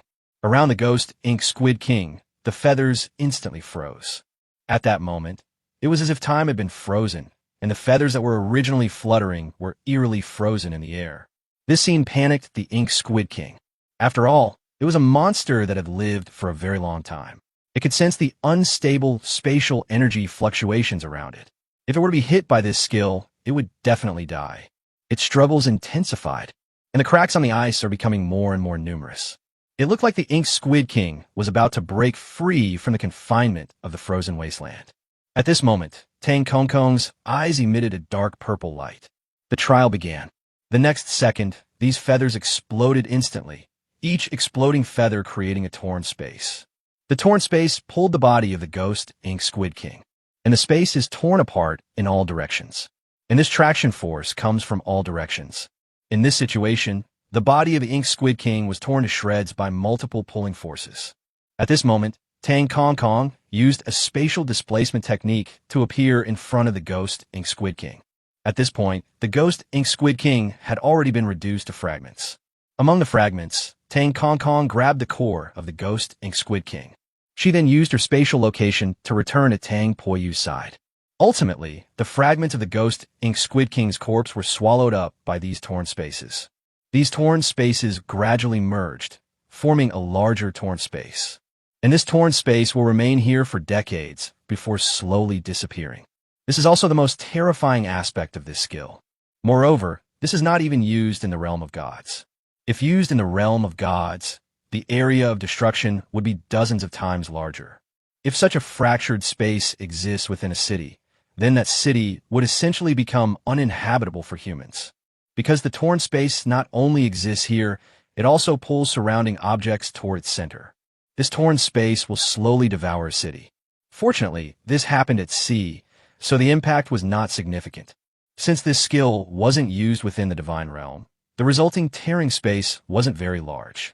Over the decades, this torn space has at most drawn in some seawater. For the vast ocean, this amount of seawater is but a drop in the ocean and will have no impact whatsoever.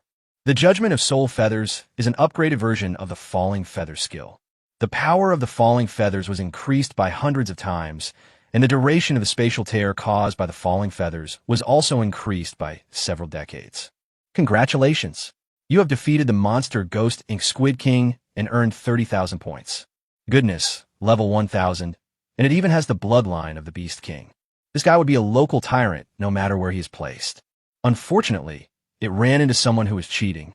Perhaps even as it lay dying, it regretted that it shouldn't have attacked first. The giant squid attacks passing ships, not for food, since there is plenty of food in the deep sea. Besides, given its size, The few people on the ship wouldn't even be enough to fill its teeth. It attacked ships simply to satisfy its bloodlust. But unexpectedly, he lost his life today. Tang Poyu and his group then returned to Lingxi Island. After reactivating the cave's magic array, they encountered the underworld witch doctor. He has the level 1000 core, and the Tideborn have already prepared the other materials for him. Finally, send over all the equipment needed for refining the medicine. You guys are pretty quick, said the underworld healer. Mingyu asked, how long do you need? 3 hours. It's already dark now. 3 hours have passed, and it will take half a day to get back to Dongyao. By the time we get back to Dongyao after this conversation, it will be almost dawn. It seems like we can make it in time. After all, as long as nothing unexpected happens, with the divine power pill and the six-tailed fox's own willpower, it shouldn't be a problem to hold on until tomorrow. We will come to collect the medicine in 3 hours. Leave the cave. Refining the medicine will take some time. I prepared a place for you to rest. Go and rest for a while, Shifeng said. Thank you, Clan Chief, Tang Poyu said. Then Tang Poyu and the others were led into a room by Shifeng. The houses of the Shi tribe are very distinctive. The room where Tang Poyu and his group stayed was shaped like a conch shell. Tang Poyu was also a little sleepy after a busy day. I fell asleep. Tang Poyu woke up 5 hours later. Tang Poyu checked the time. There was still 1 hour left before the 3-hour appointment with the Netherworld witch doctor. Tang Poyu glanced at the other bed next to him. Tang Kong Kong was fast asleep, and Mantu was also fast asleep next to Tang Kong Kong. Mingyu, however, was nowhere to be found. Tang Poyu got up and prepared to leave. Tang Kong Kong woke up with a start. Is it time? Tang Kong Kong asked. Tang Poyu replied. There's still an hour left. You can continue sleeping. I'm going out for a walk. Stepping out of the conch house, Tang Poyu saw Mingyu, who was sitting on a boulder not far away, gazing at the sea. Tang Poyu walked over and asked, What are you looking at? Mingyu replied, Look at the sea. Look at the stars in the sky. Chapter 145, One Dose of the Demonic Pill, Life and Death in the Hands of Fate. Something on your mind? Tang Poyu asked. Mingyu replied, I was thinking about Zhao Yiqing's matter. I couldn't find any spiritual-grade recovery medicine, so I came here to ask the Netherworld witch doctor for a demon pill. This is a last resort. I don't know what will happen to the six-tailed fox after she takes the demon pill. If she's lucky, she'll recover, and the changes won't be too drastic. If she's unlucky, she might die directly from the poison of the demon pill, or she might turn into a monster, forcing us to eliminate her ourselves. I don't know how heartbroken Zhao Yiqing will be at that time. I'm even a little hesitant to give her the demon pill. If we go back now and say we can't find any spiritual-grade recovery medicine and the six-tailed fox is dead, it won't be our fault, since we did our best. However, once the magic pill was taken, it didn't achieve the expected effect, and the six-tailed fox eventually died. I don't know if she blames us in her heart, so now I'm a bit conflicted. Tang Poyu said, Man proposes, God disposes. Let's take the demon pill back and see what Zhao Yiqing chooses. If she chooses to use the demon pill, what happens to her afterward will depend on the six-tailed fox's fate.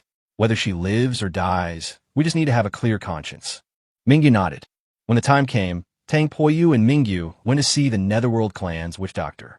You're very punctual. My pills just came out of the oven, and you're already here. Here, this is what you need. With that, the Netherworld witch doctor tossed a pill to Tang Poyu. Tang Poyu caught the pill and looked at it. It was a bright red pill, strangely red and eerie. The underworld healer laughed. Once the demon pill is taken, life and death are left to fate. Tang Poyu didn't say anything, but called Mingyu and prepared to leave. Wait a minute. The underworld clan's witch doctor path. Is there anything else? Tang Poyu asked. The underworld witch doctor pointed at Mingyu with her withered, twig-like finger and said, I need to speak with her alone. Tang Poyu didn't speak, but looked at Mingyu, asking for his opinion. Mingyu nodded slightly. Tang Poyu then left the cave. After leaving the cave, only Mingyu and the underworld witch doctor remained. At this moment, the Netherworld healer said, You are that dragon, aren't you? Although your aura has weakened considerably, and the oppressive aura you once exuded is gone, I will not forget you. I am merely her descendant, Mingyu said. The underworld witch doctor let out a cackling laugh. Our people will not accept living in the darkness of the underworld. We will surely rise again. When that time comes, our king will come to rescue us. The underworld healer. Mingyu's expression turned unusually serious. Stay here. Last time it was suppression. But the underworld clan dared to make a comeback. This time, it will be annihilation. After saying that, Mingyu left. Moihi, roared the underworld healer. Mingyu suddenly stopped. She hesitated for a second, but ultimately left without giving the netherworld witch doctor any response. Seeing Mingyu leave, the netherworld witch doctor let out a sharp, piercing laugh. Ha ha ha, it won't be long before I see the light of day again. Our king will once again conquer the earthly world, and the three former gods are now as weak as sick rabbits. Ha ha ha. Mingyu walked out of the cave. The magic circle restarted. Let's go back to Dongyao, Mingyu said. Dang Poi not dead. Mother-in-law, we're leaving. Goodbye, clan chief. Shifeng nodded and said, Okay, come visit often when you have time to chat. Mingyu then transformed into a dragon and took Tang Poyu back to Dongyao. Back to the academy. It was already daylight. Tang Poyu, Tang Kong Kong, and Manta returned to the island, but only allowed Mingyu to go in with him. Tang Kong Kong and Mantu had little interaction with Zhao Yicheng, and they didn't care about this matter. Mingyu and Zhao Yicheng are related. After all, they signed a contract for a period of time before. Mingyu, do you think we can trust this witch doctor from the underworld? She didn't add any poison to the medicine, did she? Tang Poyu asked.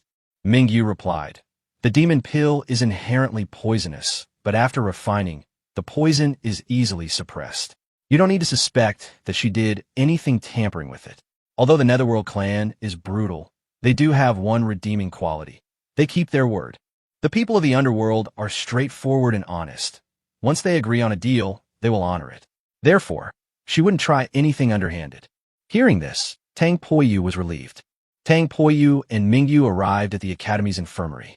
At this moment, the golden armor guards were still standing guard outside. With such a huge size, it couldn't go inside the house, so it naturally stayed outside. Tang Poyu first retrieved the golden armored guards into the island's warehouse. Now that he's back, there's no need for the golden armored guards to stay here anymore. Enter the room. At this moment, Michelle was fast asleep, lying next to the hospital bed.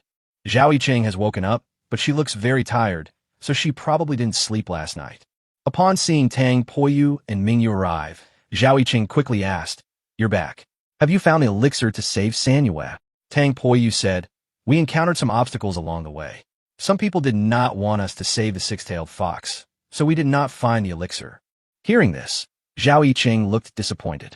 The thought that without the elixir, the six-tailed fox would not last long and would die brought tears to her eyes. Zhao Yicheng knew that the six-tailed fox was in great pain, but she had been persevering. After all, the two had a contractual relationship. Even though they were in different rooms and couldn't see each other, she could still sense the six-tailed fox's pain through the contractual connection. March is in great pain. She struggled with the agony all night yesterday. Without the elixir, I'm afraid she really won't make it. Tang Poyu, could you take me to see March? I want to see her one last time. Dang Poi not dead. At this moment, he walked to the bedside and slowly picked up Zhao Yicheng. Tang Poyu's commotion also woke up Michelle, who was sleeping on the hospital bed. Upon seeing Tang Poyu, she exclaimed with delight, You're back. Where's the medicine? Did you find it? Tang Poyu said, The elixir has not been found. Hearing this, Michelle looked disappointed. And she also knew that without the elixir, she feared. Is this a dragon? At this moment, Michelle saw Mingyu standing to the side. She was somewhat surprised, as this was the first time she had ever seen a dragon that could transform into human form. My summoned beast, Mingyu, Tang Poyu said. Could she be the mythical beast that Yicheng mentioned? Oh my god, this is the first time I've ever seen a mythical beast. At this moment, Tang Poyu carried Zhao Yicheng to the next room. On the hospital bed, the six-tailed fox, its entire body wrapped in gauze, clenched its teeth tightly. The blood had almost completely soaked through the gauze, covering his body. It's clear that she's in a lot of pain right now. But in order not to worry Zhao Yicheng next door, she gritted her teeth and didn't make a sound. Owner, March. Tang Poyu put Zhao Yicheng down, and with his help, Zhao Yicheng slowly walked to the side of the six-tailed fox. She gently stroked the three-tailed fox's head, tears streaming down her face like a broken string of pearls. Chapter 146, he delivered himself to their doorstep. Master, don't cry. To be born for battle and to die for battle is the destiny of every summoned beast. The six-tailed fox slowly raised her hand and gently wiped away the tears on Zhao Yicheng's face. No, that's not how it is. Summoned beasts are partners, not tools for battle, Zhao Yicheng said, crying. Master, I can't go on, it hurts too much. Let's break the contract, then I can leave in peace, said the six-tailed fox. No, I don't want to. Zhao Yicheng lay on the hospital bed, crying loudly. Yicheng, seeing Zhao Yicheng crying so sadly, Mixue also felt a little sad. But she doesn't know how to comfort Zhao Yicheng or tell her not to be sad. If you've never lost a summoned beast yourself and haven't experienced the pain of others, what right do you have to advise them? Why don't you stop crying and let me finish what I have to say before you cry? Tang Poyu said. Zhao Yicheng raised his head and looked at Tang Poyu with a puzzled expression. Tang Poyu took out the demon pill and said, "This isn't a spiritual medicine, it's a demon pill. Taking it will have severe side effects. The six-tailed fox might be cured, or she might die. Even if she's cured, her body will undergo changes we can't predict." Changes? What will they become? Zhao Yicheng asked. Tang Poyu replied. The most likely outcome is that she will become a mindless monster who only knows how to kill insanely. If that's the case, Mingyu and I will end her life ourselves. Of course, there's a very small chance things might turn out for the better. That's the general situation. In short, the decision is yours. Whether or not to give it to her is up to you. With that, Tang Poyu handed the demon pill to Zhao Yicheng. No one can make this decision for her. Only she can make it. Zhao Yicheng looked at the demon pill in her hand and hesitated. At this moment, Mingyu said, Zhao Yicheng, whatever decision you make, remember, it's your own decision. You did his best, so whatever the outcome, you can't blame him. Finally, I'd like to say that after taking the magic pill, there's a very high chance that things will turn out badly. After all, the magic pill's original purpose wasn't to save people, but to turn innocent people into war machines. Mingyu's words made Zhao Yicheng even more conflicted. It's highly likely that things will turn out badly, which really makes her hesitant to try it. Master, let me try, the six-tailed fox said. This is what Mingyu said. There's a very high chance it will develop in a bad direction, Zhao Yicheng said. The six-tailed fox said, I was going to die anyway. What could be worse than death? At this point, the six-tailed fox looked at Tang Poyu and said, if I really become a monster that only knows how to kill, then I'll have to rely on you. Tang Poyu not dead. Master, give it to me. Zhao Yicheng gripped the magic pill tightly, unsure of what to do. At this moment, the six-tailed fox pulled Zhao Yicheng's hand and slowly pried open her clenched fist, obtaining the demon core. Hey, still alive? This fox has got a long life. Just then, a very unpleasant voice came from behind. At this moment, Li Wan and her two companions swaggered in. They just came to see if the six-tailed fox was dead. If it was, they wanted to mock it. This was almost like killing someone by attacking their spirit. Li Wan, Zhongyang, and Huang Wei. Looking at the three of them, Zhao Yicheng clenched her fists. For the first time, Zhao Yicheng, who had no intention of fighting, felt a strong killing intent. Why are you looking so fierce? Let me tell you, as long as you stay at Yunsang Academy, no matter what summoned beast you contract in the future, we will kill it, Li Wan said smugly. At this moment, Zhongyang and Huang Wei were also smiling smugly. Where's the armor? Just then, Tang Poyu spoke up. Li Wan and the other two looked at Tang Poyu and took a step back, showing some apprehension. After all, Tang Poyu's strength in the competition was something the three of them couldn't handle. If Zhao Yicheng hadn't been ambushed, they probably wouldn't have been able to deal with him, let alone Tang Poyu. What kind of armor? Li Wan asked. Tang Poyu said, it doesn't matter. I'll find it myself after you're all dead. That's something I gave to Zhao Yicheng. Anyone who takes it will be killed. Tang Poyu's words were icy. This terrified the three women, sending shivers down their spines. Stop bluffing, Li Wan said. I'm from the Li family of Dongyan. You dare touch a hair on my head? Try it. Come on, try touching a hair on my head. Be careful. My family will wipe you out. Don't think you can be arrogant in front of us, just because you have some strength. What are you? Oomph. Tang Poyu let out a contemptuous laugh. The next second, he used spatial displacement to appear in front of Li Wan, and then slapped her across the face. With a loud slap, the force of the blow was so great that it deformed Li Wan's entire face when it hit her. She was sent flying, crashing heavily into the wall behind her. This startled Zhongyang and Huang Wei, who were standing nearby, so much so that they didn't dare to move an inch. Li Wan, who had been slapped away by Tang Poyu, lay on the ground. She raised her head, and her face was now swollen like a pig's face. Then she opened her mouth, and blood and several teeth came out together. You dare hit me? You dare hit me? I'm going to kill you. I'm determined to kill you. Flaming leopard, come out and kill them. At this moment, Li Wan was furious. Just then, a blood-red light shot towards the flaming leopard. The speed of the blood-red light was so fast that even Tang Poyu didn't have time to react. After the blood-red light stopped, everyone could finally see its true form, a six-tailed fox. Unbeknownst to them, the six-tailed fox had already swallowed the demon pill. At this moment, the six-tailed fox's originally pink hair had turned blood red, and her body was also emitting a blood-red light. Its eyes were bloodshot, and it grinned, revealing sharp canines. The next second, the six-tailed fox raised its hand, revealing sharp nails. With a single swipe of her claw, she pierced through the body of the flaming leopard. The fiery spirit treasure howled in agony and struggled. However, all of this was to no avail, as the flame leopard's body was engulfed in crimson flames. Soon, under the flames, the flame leopard became still, and after a short while, all that remained of the flame leopard was a pile of ashes. No, this isn't real. My flaming leopard, no. A Beast King level summoned beast, over level 90, was instantly killed. Michelle said in disbelief. The six-tailed fox looked at Li Wan, her eyes filled with intense killing intent. Quick, summon your summoned beasts and stop her. Li Wan was terrified. Li Wan could sense that this six-tailed fox was different from yesterday. And now, the six-tailed fox clearly intended to kill her. Chapter 147 Demonic Beast, Nine-Tailed Demon Fox. Zhong Yang and Huang Wei quickly summoned their summoned beasts. They told them to block the six-tailed fox, while the three of them ran away. The six-tailed fox showed no mercy in instantly killing Zhong Yang and Huang Wei's summoned beasts. Based on Tang Poyu's estimation, the six-tailed fox's strength has increased by at least double compared to before. March. Zhao Yicheng walked up to the six-tailed fox. The six-tailed fox looked at Zhao Yicheng, then suddenly grinned and pushed Zhao Yicheng away. The next second, her body was instantly engulfed by blood-red flames. In March, seeing this, Zhao Yicheng panicked and tried to rush forward, but Tang Poyu grabbed her and held her back. Don't go up there. The flames are extremely hot. Look at the ground, Tang Poyu said. Zhao Yicheng looked down at the spot where the six-tailed fox was located. The ground was slowly melting from the high temperature of the flames, turning into lava. What happened to her in March?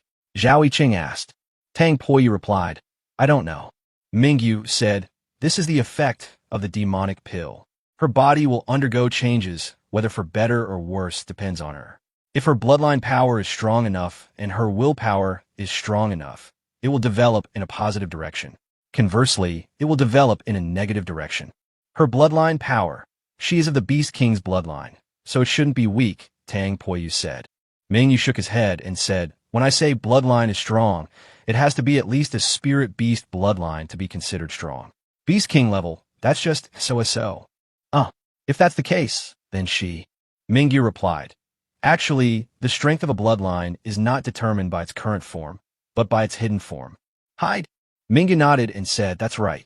While it's true that every summoned beast or demon beast has the potential to improve its bloodline during evolution, that's not entirely accurate. Whether a bloodline can be improved depends on its hidden bloodline. Only if the hidden bloodline is superior to the current one can it be improved. Aside from fortuitous encounters or elixirs that can improve a bloodline, the bloodline of summoned beast or demon beast is actually fixed at birth. Evolution and improved bloodline are simply the activation and manifestation of a hidden bloodline. Some summoned beasts are born with a low-level bloodline, but their hidden bloodline is high, even divine beast level. In the final evolution, it is possible for them to gradually evolve into a divine beast. I noticed this fox the moment I first saw her. Her hidden bloodline level was quite high, at least at the spirit beast level. So, now it all depends on her own willpower. At this moment, the six-tailed fox's body, which was enveloped in crimson flames, underwent a change. Her body is growing little by little. Her body shape changed drastically in the flames. The figure that was originally that of a young girl has now become that of a mature woman. Then, the flames on her body slowly coalesced, eventually transforming into 9 burning tails behind her. At this moment, the six-tailed fox, no, she was no longer a six-tailed fox. She evolved. It's now the 9 tails. A face that could bewitch all beings, a fiery figure, and a tail made of 9 blood-red flames behind her. As she turned around, her body was once again enveloped in flames.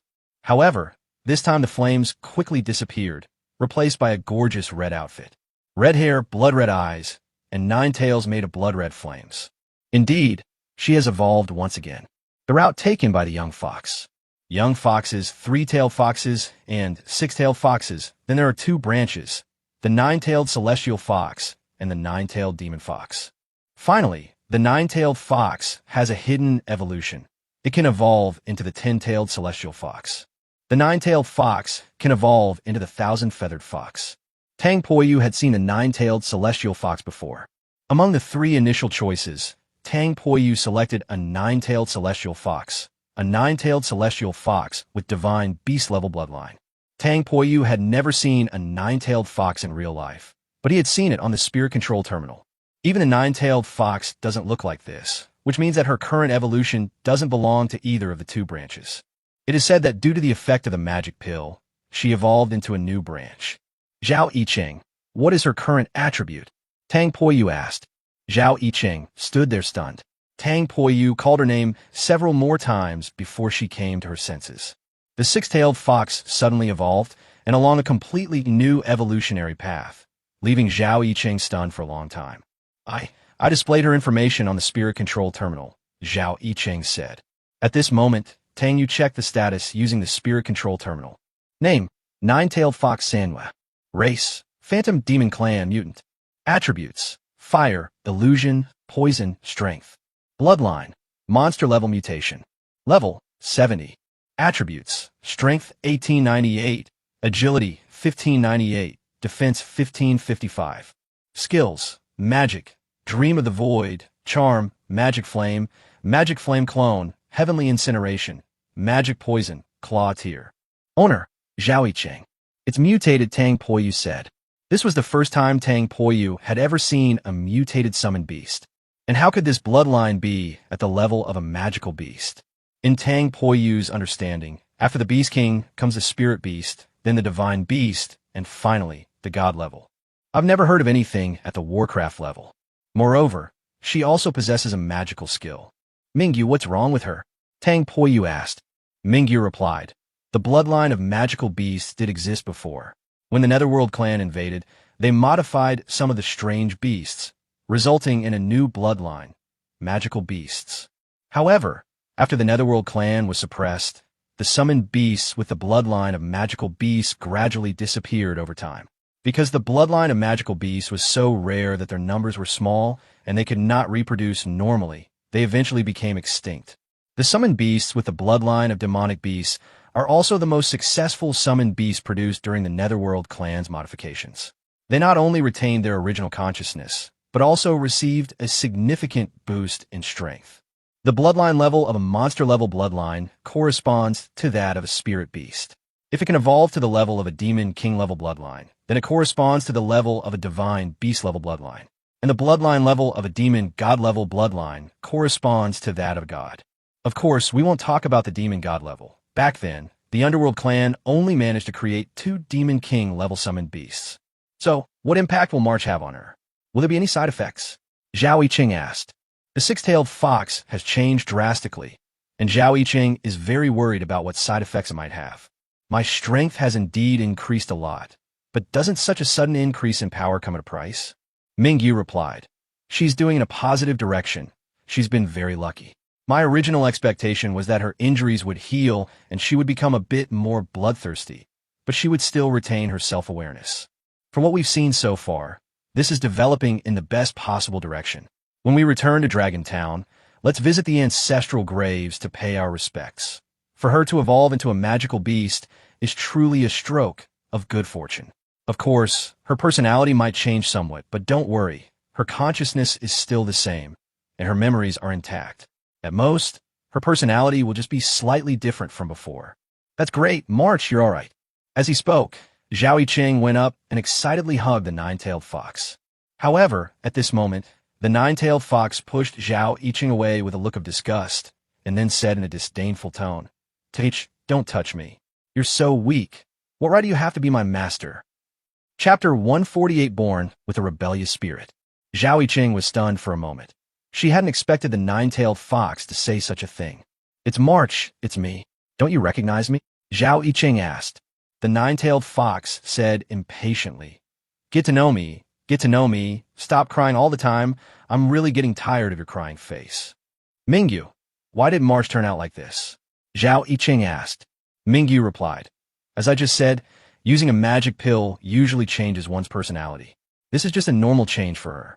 She's just a bit more wicked now, but at least she's much better than a mindless killing machine. Now it seems that things are developing in the best direction after taking the magic pill. March, Zhao Yiqing said. The nine-tailed fox frowned deeply. So annoying. With that, the nine-tailed fox turned and left. Where are you going? Zhao Yiqing asked.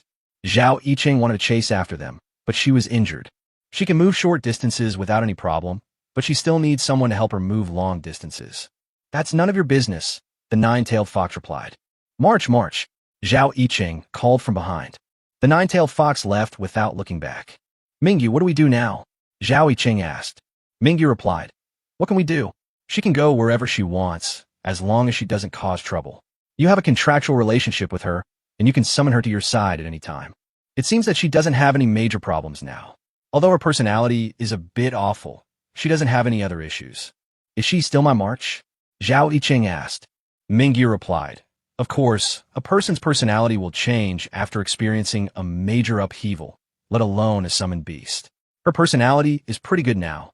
At least she's not as weak as before. The future development between you and her will depend on the bond between you. A bond? But she thinks I'm not qualified to be her master, Zhao Yiqing said. It's probably just her being stubborn, a natural rebellious streak. Her mental abilities are clearly far superior to yours now. If she really wanted to rebel against the contract, it would be easy for her. At least the damage she would suffer wouldn't be too great, while you would be the one to suffer. But she didn't rebel against the contract, which means that everything she said was just stubbornness, Mingyu said. Hearing Mingyu's words, Zhao Yiqing breathed a sigh of relief. I'm relieved to hear you say that. Tang Poyu said, All right, there's no problem now. Do you feel uncomfortable anywhere? Zhao Yiqing shook his head and said, No, but all of her skills are different from before in March. Now I can choose her initial skill again. Which one should I choose? Tang Poyu replied, You can't choose your magic skills. If you want control, use charm. If you want life support, use demonic flame clone. And if you want attack power, use heaven burning. But in terms of skill level, heaven burning is undoubtedly the highest. After all, it's the ultimate skill among ordinary skills.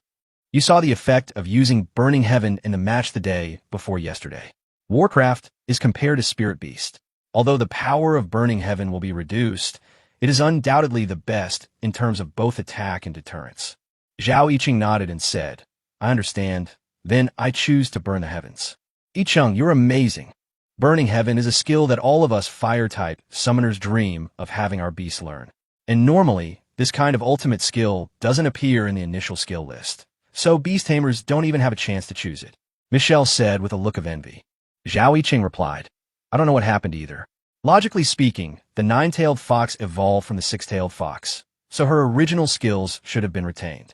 But now, all her skills have changed, which is why I have a new opportunity to choose skills. This time, it turned out to be a blessing in disguise. Your summoned beast is now on par with spirit beasts, and you've even gained the chance to reselect its skills.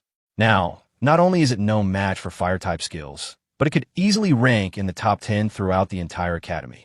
Once I get your armor back, securing a top 3 spot shouldn't be a problem. Your summoned beast has the illusion attribute, but the illusion class wouldn't accept it before, so they assigned you to the fire class. Now it seems the illusion class is no longer a good fit. Hearing Tang Poyu's words, Zhao Yiqing was still somewhat excited. After all, this world is one where strength reigns supreme. In this world, possessing immense wealth and supreme power is not as valuable as having the power to annihilate everything. Because as long as you have the ability, the world will open doors for you. Get some rest. I'm going to settle accounts with the 3 of them and get the armor back while I'm at it, Tang Poyu said. Tang Poyu and Mingyu then left together. Mingyu, you should leave the academy first, Tang Poyu said to Mingyu. Mingyu nodded and then left. Tang Poyu then went to find Li Wan. He left a trace of spiritual energy on Li Wan when he hit her. Now, by following the psychic energy, we can find Li Wan. The 3 summoned beasts had been killed by the nine-tailed fox, but the matter was not over. Help! Help! Don't kill us! No! Help! As Tang Poyu got closer and closer to Li Wan, he suddenly heard Li Wan and the others crying and shouting. He quickly used spatial teleportation to get there. At this moment, he could see Li Wan scrambling and crawling away in front of him, while the nine-tailed fox followed leisurely behind. "Run! I'm going to catch you." The nine-tailed fox grinned eerily. She smiled, revealing her sharp canine teeth. "Let's run separately," Li Wan said.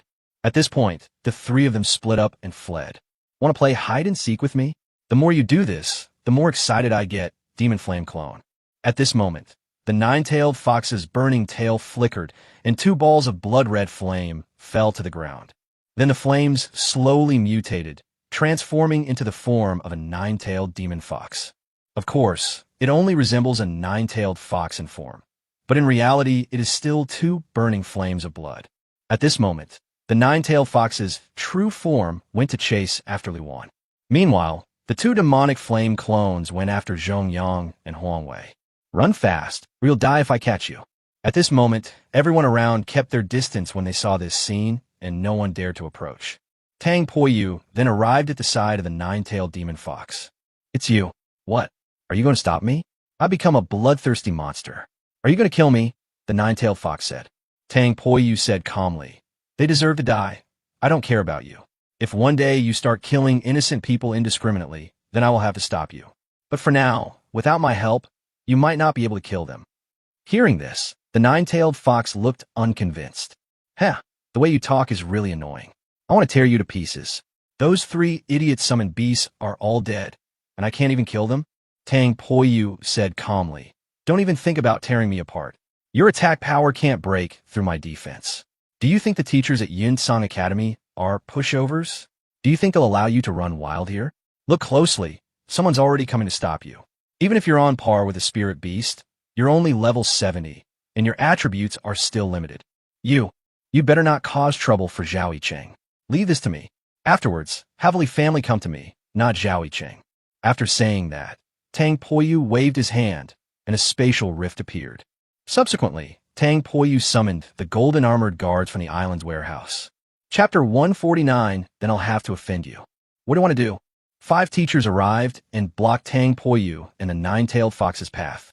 Upon seeing the academy's teachers arrive, Li Wan and her 2 companions clung to them as if they had found a lifeline. "Teacher, save us. They want to kill us. They've killed all our summoned beasts." Upon hearing this, the teachers were also taken aback. Although conflicts between students do occur from time to time, after all, such an academy has highly talented students from all over the country. It's normal for people to be dissatisfied with each other, leading to conflicts and fights. This kind of thing is commonplace in the academy. There have been instances in the past where summoned beasts were killed in battle, but those were extremely rare.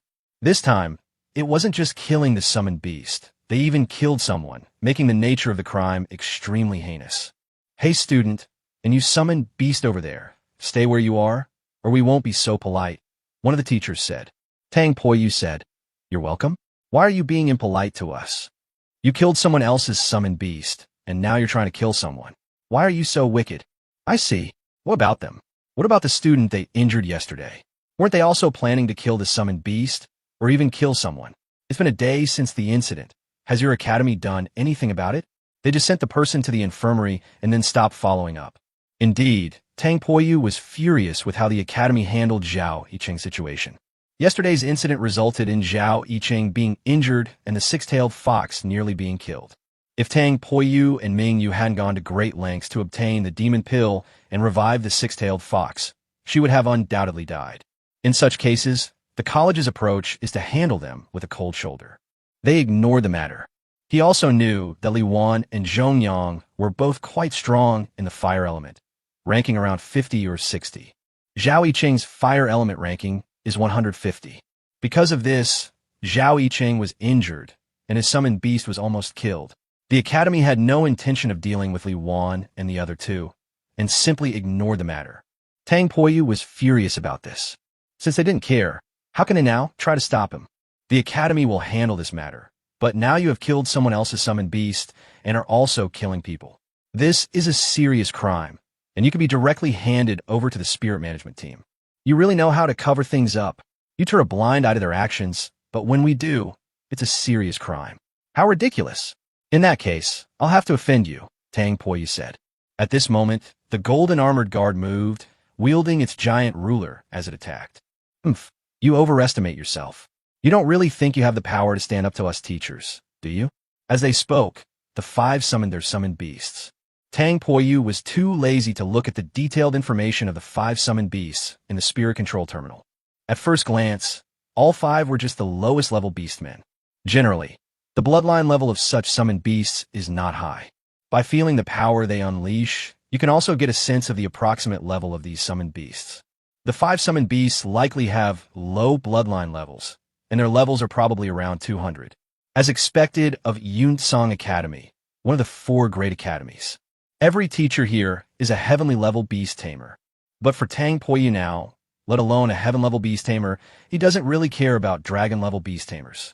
After all, he has the ability to kill even level 1000 summoned beasts, let alone these level 100 or 200 beasts. In Tang Poyu's eyes, a level 200 summoned beast was considered a low-level summoned beast. Ming Yu, Tang Kong Kong, and Manta didn't even need to lift a finger to deal with this summoned beast. He, or the Golden Armor Guards, could handle it. After all, the Golden Armor Guardian is equivalent to a level 300 or so of a normal summoned beast. The Golden Armored Guard swung the giant ruler in its hand. When faced with an attacking summoned beast, it simply swung it a foot away. It can easily handle 5 level 200 summoned beasts. What's the point of staying at this lousy academy? All the teachers here are so useless. Seeing that the 5 teachers summoned beasts couldn't even handle a single puppet, the 9-tailed fox beside Tang Poyu said disdainfully. Not necessarily. Those 5 are just small fry. The old academy headmaster from the day before yesterday was no ordinary person.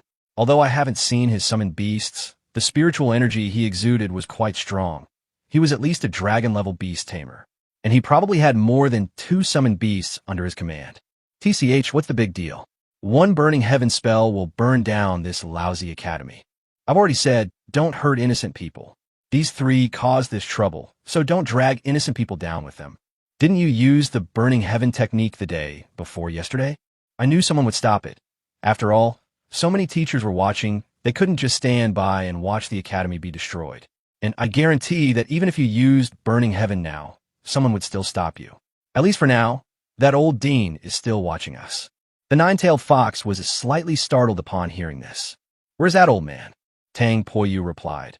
I sensed his presence for only a moment, but I can't feel it now. He must be watching from somewhere. He won't intervene unless things get really out of control. Meanwhile, on the rooftop of a building in the college, Chi Feng looked down at Tang Poyu and thought to himself, good lad, even 5 heavenly level beast tamers couldn't force your summoned beast to appear. They're still just using a puppet. And the summoned beast beside him doesn't seem to be his. That summoned beast is quite peculiar. Chi Feng activated the spirit control terminal to check the information about the 9-tailed demon fox. When he saw the message, his body trembled slightly, and his face was full of shock. Demonic beast, isn't that a bloodline level that has already disappeared? Zhao Yicheng, the fire-type girl from the day before yesterday? But I remember her summoned beast was a 6-tailed fox. How did it become a 9-tailed demon fox? It evolved in just 2 days. And how did it even mutate? Good heavens, Yulong Town really is a place where dragons and tigers hide. 2 of the 3 spots have been filled by prodigies. Could that long AO also be a hidden genius? The battle below continues. The 9-tailed fox did not make a move. She didn't seem to have any intention of fighting alongside Tang Poyu. However, Tang Poyu was still able to handle the current situation with ease. The Golden Armored Guards had gained the upper hand against the 5 summoned beasts, all around level 200. The 5 teachers are now struggling, and they already know that they are no match for Tang Poyu. But with so many students watching, they can't afford to lose face. Chapter 1, 50 Magic Poison. Now, even if we can't afford to lose face, we have to. They probably never imagined that they would be no match for a student, especially a freshman this year. 1 person alone wouldn't be a match, but now it's 5 of them working together. With so many students watching, this is completely embarrassing. No way, is that puppet really that strong? My God, 5 teachers, and they're at a disadvantage. The teachers at Yunsong College are really incompetent. Are these really the teachers from the 4 major colleges? They seem even less qualified than the teachers from our intermediate college. These 5 are probably fake teachers. At this point, the students watching around started discussing it, and the 5 teachers were now in an even more awkward position. Just then, the golden armored guard's giant ruler swept across. The 5 summoned beasts were instantly swept away. This is it. If we continue fighting, we will definitely lose, and our summoned beasts might even get injured. If we stop fighting, how will we end this? So many eyes are watching. They came specifically to stop the other side from committing violence. So now that they're no match for others, they're just going to ignore this whole thing? That would be incredibly shameful. They're now hoping that other teachers can come and help them. But no one is coming over now. I'll see which beast dares to hurt my daughter today. Just then, a furious roar rang out. The voice arrived before the person. Then a rumbling sound came. Tang Poyu turned around and looked. A middle-aged man stands on the head of a sacred bone serpent.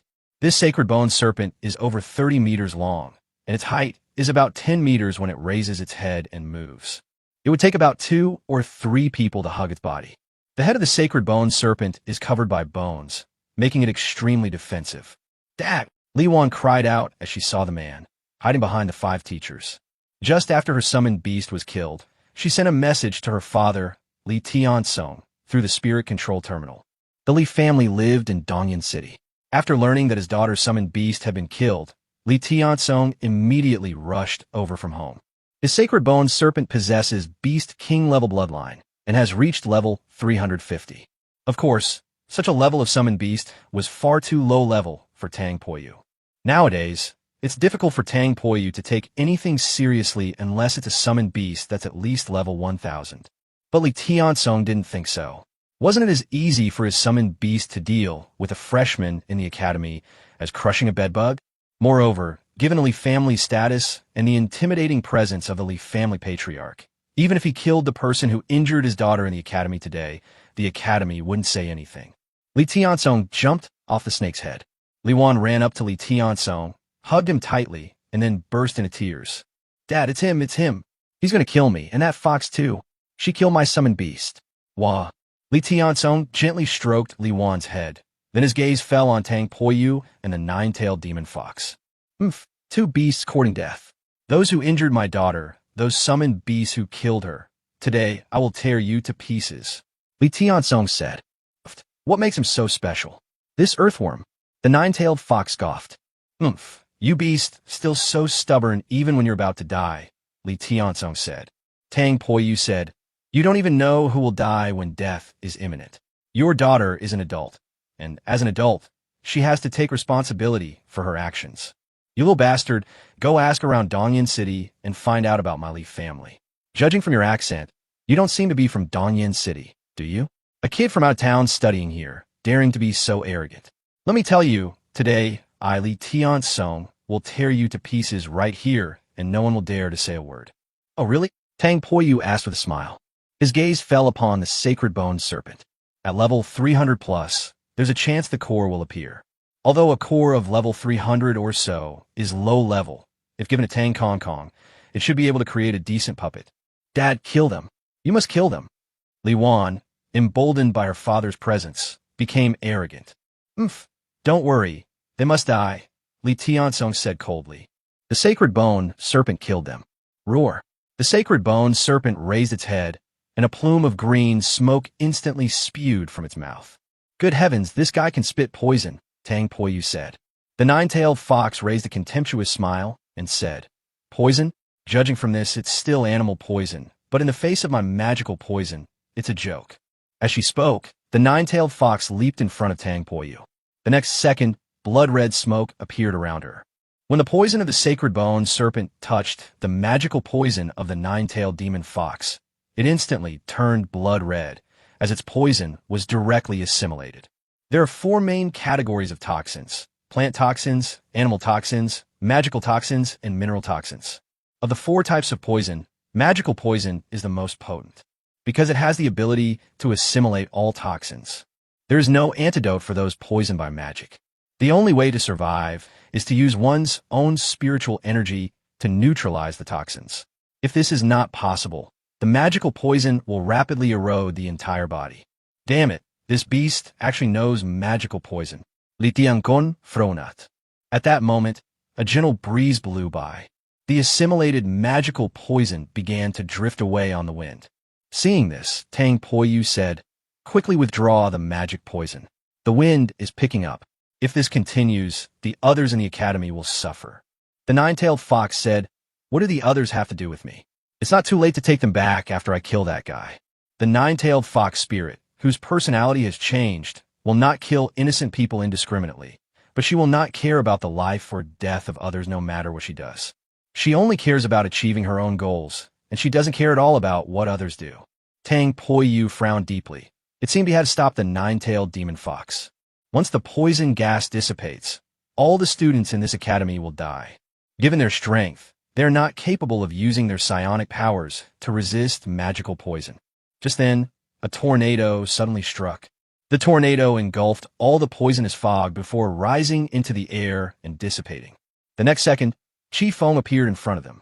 This concludes our discussion. The academy is not a place for private duels. Chi Feng originally wanted to continue watching, wanted to see if Li Tiansong had the ability to force Tang Poyu's summoned beast out. However, they saw that the nine-tailed fox did not restrain its magical poison at all, letting it drift away with the wind. He dared not watch any longer. If he did, something terrible would happen to the academy. "Old man, mind your own business," said the nine-tailed fox. Chi Feng glared at the nine-tailed demon fox, and instantly a whirlwind swept in, creating wind pressure that suppressed the nine-tailed demon fox, rendering it unable to move. "Damn it, you old bastard." The nine-tailed fox demon was enraged. She struggled desperately, trying to break free from the wind pressure's restraints. But with her strength, there was no way for her to break free. Chi Feng ignored the foul-mouthed nine-tailed fox and looked at Li Tiansong, coldly saying, "Yin Song Academy is not Li family territory. You have no right to barge into the academy and even try to attack the students. Shouldn't your Li family give me an explanation?" Chapter 151 gives you a chance to reorganize your language. Dinchi, what do you mean by that? My daughter's summoned beast was killed within the academy, and that little beast even tried to kill my daughter. If I hadn't come, I probably wouldn't have seen my daughter again, Li Tiansong said. Chi Feng said calmly, "Their fight was just a fight between students. Our academy will naturally handle student disputes. But you've barged into Yin Song Academy and even tried to attack our students. Do you think Yin Song Academy is a marketplace?" Chi Feng's last sentence was much louder, and in an instant, he released a powerful aura. Under this oppressive force, Li Tiansong retreated repeatedly, and his sacred bone serpent also uncontrollably lowered its head to the ground. "Din Shi, are you trying to protect your own?" Li Tiansong said angrily. In Dongyan City, Chi Feng is quite famous. It is said that he once worked as a teacher in the Dongyao royal family, and he had already reached the strength of a dragon-level beast tamer 30 years ago. Now, no one knows Chi Feng's true strength. After all, in the past 30 years, no one has been able to make Chi Feng show his true strength. A dragon-level beastmaster only needs to have a total summoned beast level of 500. The next level, God tier, requires a total level of 5,000 for all summoned beasts. That's a 10-fold difference. Therefore, reaching the dragon-level beast tamer is basically the limit for ordinary people. Because the gap between the next level is so large, the strength of the dragon level is the most uneven. A total of 500 levels for summoned beasts also qualifies as a dragon-level beast. The summoned beast level 4999 is also a dragon level. Such a large range has led to a wide disparity in strength among dragon-level beings. 30 years ago, Chi Feng's total number of summoned beasts had reached level 500. Now, 30 years have passed, and nobody really knows his true strength anymore. Chi Feng smiled faintly. Protecting one's own? I don't like hearing that. How can someone who suddenly barges into my academy and injures a student be called protecting their own? Even if I killed you, it would be perfectly reasonable. Dean Shi, do you know that I have a Li family behind me? I remember my grandfather had dinner with you at a gathering last year, Li Tiansong said. He really didn't expect Chi Feng to be so blatantly protective of his own. Chi Feng, who almost never shows his face, actually did so because of this kid and is now so protective of him. Just who is this kid? Chi Feng asked. Who? The single word, who fully demonstrates his contempt for the Li family.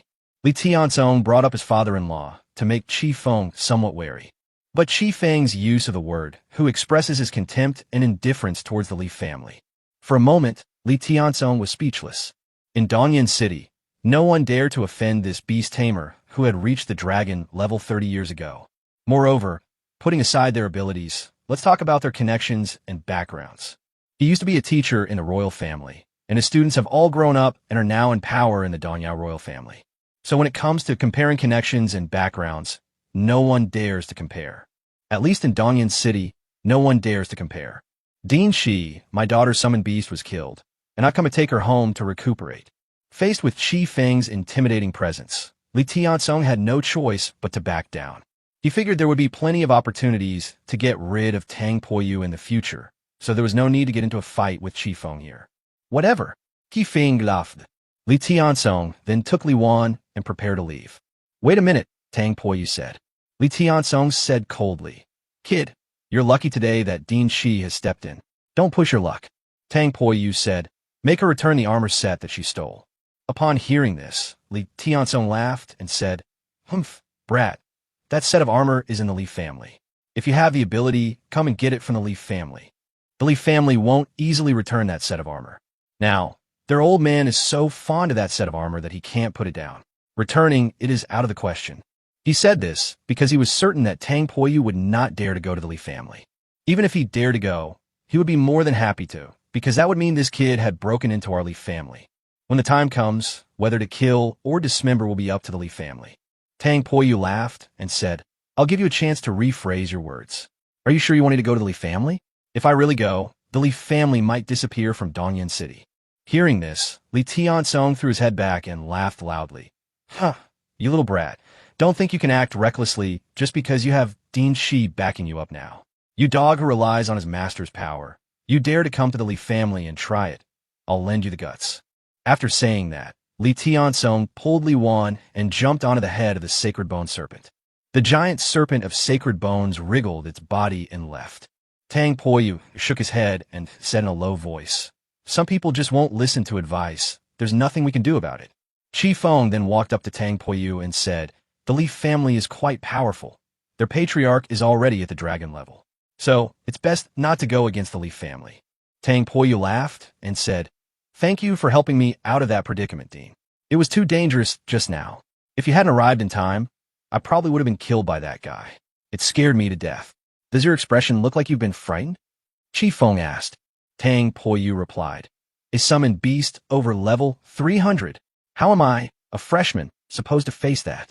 How can I not be terrified? I would have killed it too. That's why it's fortunate that the dean came. You smooth talker. I've looked into what happened. Zhongyang and Huang Wei will both be expelled from the academy. I'll personally send Zhao Yiqing some recovery medicine and cultivation resources as compensation. Let's just let this matter rest. Let's not let anyone actually die in the academy. Qi Feng's tone didn't sound like he was ordering Tang Poyu as the dean. It sounded more like he was discussing something. However, he only mentioned expelling Zhongyang and Huang Wei. As for Li Wan, it seems that the Li family still has to give her some face. Tang Poyu laughed and said, Since the dean has said so and just saved my life, I will naturally obey. You little rascal, what you said makes no mistake, but why do I feel like hitting someone? I was wrong. I'll report to the Space Department later. I'm not going. Why? I have social anxiety, and I finally got to know the people in the puppet department. I don't want to go and get to know everyone in the Space Department all over again. Do you know that developing in the space system is far better than developing in the puppet system? Yeah, I know, but I really don't want to leave the puppet department. We'll be going then. Let's go, Nine-Tailed Fox. As he spoke, Zhao Yiqing reached out to pull the Nine-Tailed Fox. At this time, the Nine-Tailed Fox was still under the control of wind pressure. Seeing Tang Poyu reach out to grab him, Qi Feng was startled and quickly shouted, Stop! Don't you want your hand anymore? The wind pressure is generated by the high-speed rotation of several small cyclones. It's like there are multiple meat grinders all around. If you reach out your hand, won't it be ground into mincemeat? However, Tang Poyu did not seem to heed Qi Feng's warning. His hand passed directly through the whirlwind, grabbed the Nine-Tailed Fox, and then used spatial displacement to pull her out of the wind pressure range. Old man, I'm going to fight you to the death. After being pulled out by Tang Poyu, the Nine-Tailed Demon Fox charged towards Qi Feng. Tang Poyu grabbed the Nine-Tailed Fox's hair and said, You're not risking your life, you're committing suicide. Someone can control you with just a glance. Why are you risking your life? Let's go. With that, Tang Poyu withdrew his golden armored guards and dragged the nine-tailed fox away. Now, Qi Feng's heart is no longer at peace. He reached into the wind pressure with his bare hands and pulled out the summoned beast he was controlling. Even a newly qualified beastmaster at the dragon level couldn't do this. Yet this kid did it so easily. This kid appears timid and submissive, but in reality, he used this method to pull the nine-tailed demon fox out of the wind pressure, deliberately giving her a warning. Chapter 152, Isn't This Just Walking into a Trap? Tang Poyu returned to the infirmary. Did you get back? Zhao Yiqing asked hurriedly. Tang Poyu replied, No, I'll go to the Li family tonight to ask for it. Go to the Li family? How can that be? We just killed Li Wan and the other summoned beasts. The Li family will definitely not let us go. If you want to go to the Li family to ask for them back, isn't that just walking into a trap? Zhao Yiqing said. Tang Poyu laughed. Walking right into a trap? That's quite interesting. Don't worry, you won't get caught. A knocking sound came from the door. Tang Poyu and the others turned around and saw that it was Qi Feng. Dean! Dean! Zhao Yiqing and Mi Shui called out. Qi Feng nodded, then asked, Are you all right? Zhao Yiqing replied, Much better. At this moment, the nine-tailed fox was still baring its teeth, looking like it wanted to fight Qi Feng to the death. However, after Tang Poyu tapped her on the head, she covered her head and became much more subdued. Qi Feng said, The academy has decided to expel Zhong Yang and Huang Wei. As for Li Wan, we will have her come to apologize to you in person after she returns to the academy. If she refuses, the academy will not allow her to continue attending classes. Zhao Yiqing was quite surprised. She hadn't expected the academy to take this matter so seriously. In fact, without Tang Poyu's involvement, the academy would have simply ignored the matter and stopped paying attention to it altogether. However, due to Tang Poyu's involvement, Qi Feng made this decision on the spot without much consideration. After all, even he couldn't see through Tang Poyu. In any case, he had to win over this student. He didn't want to hand such a student over to another academy. That's how the world is. As long as you have the ability, the whole world will open doors for you. This incident perfectly illustrates this point. At first, the college gave it the cold shoulder and ignored it. However, after Tang Poyu intervened, the academy's attitude immediately changed drastically. If Tang Poyu lacked strength, it's because he didn't showcase his skills in the challenge match, didn't manage to suppress 5 teachers in a 1v5 situation, and didn't easily pull the nine-tailed demon fox out from Qi Feng's wind pressure with his bare hands. The college's handling of the matter might be different. Therefore, as long as you have the ability, the world will really open back doors for you. Then Qi Feng took out a small bag, and Tang Poyu immediately recognized it as a spatial storage item. Qi Feng said, Here are some high-grade recovery medicines and some cultivation resources that you can use right now. Please accept these as compensation. This dean is far too valuable, Zhao Yiqing remarked. At this moment, Tang Poyu snatched the storage item from Qi Feng's hand and handed it to Zhao Yiqing. Why are you being so polite with the dean? Quickly say thank you, dean. Thank you, dean, Zhao Yiqing said. Qi Feng smiled and said to Tang Poyu, Then I'll be going now. I'll give you my spirit control terminal ID number. If you need anything in the future, contact me through the spirit control terminal. As for your transfer to the space department, since you don't want to, that's fine. But if you want to go someday, feel free to contact me. Tang Poyu said, I understand, dean, take care. Qi Feng gave Tang Poyu his spirit control terminal ID number, so that Tang Poyu could contact Qi Feng through the spirit control terminal. Qi Feng then left without lingering. Tang Poyu, you're really amazing. You actually managed to get the dean's ID number, Mi Shui said. Tang Poyu said, Yes, we can extort more resources from him in the future. So this is what you were thinking after getting the dean's ID number. So what else can I do? Am I supposed to just chat with him casually, like old times? Why would I even bother with him if I don't need his resources? For a moment, Michelle was rendered speechless by Tang Poyu. Tang Poyu then said, Thank you for standing by Zhao Yiqing's side this time. I don't have a suitable gift to thank you for now, but I will make it up to you later when I do. Upon hearing this, Michelle quickly shook her head.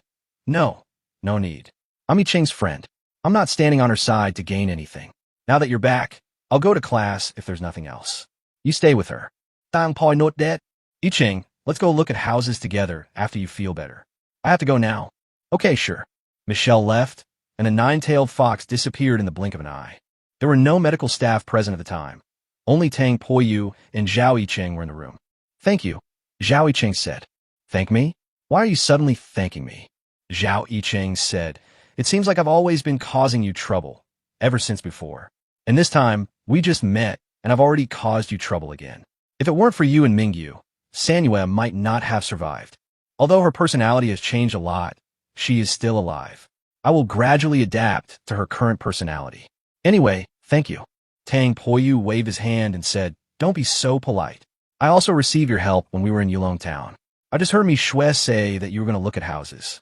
What's going on?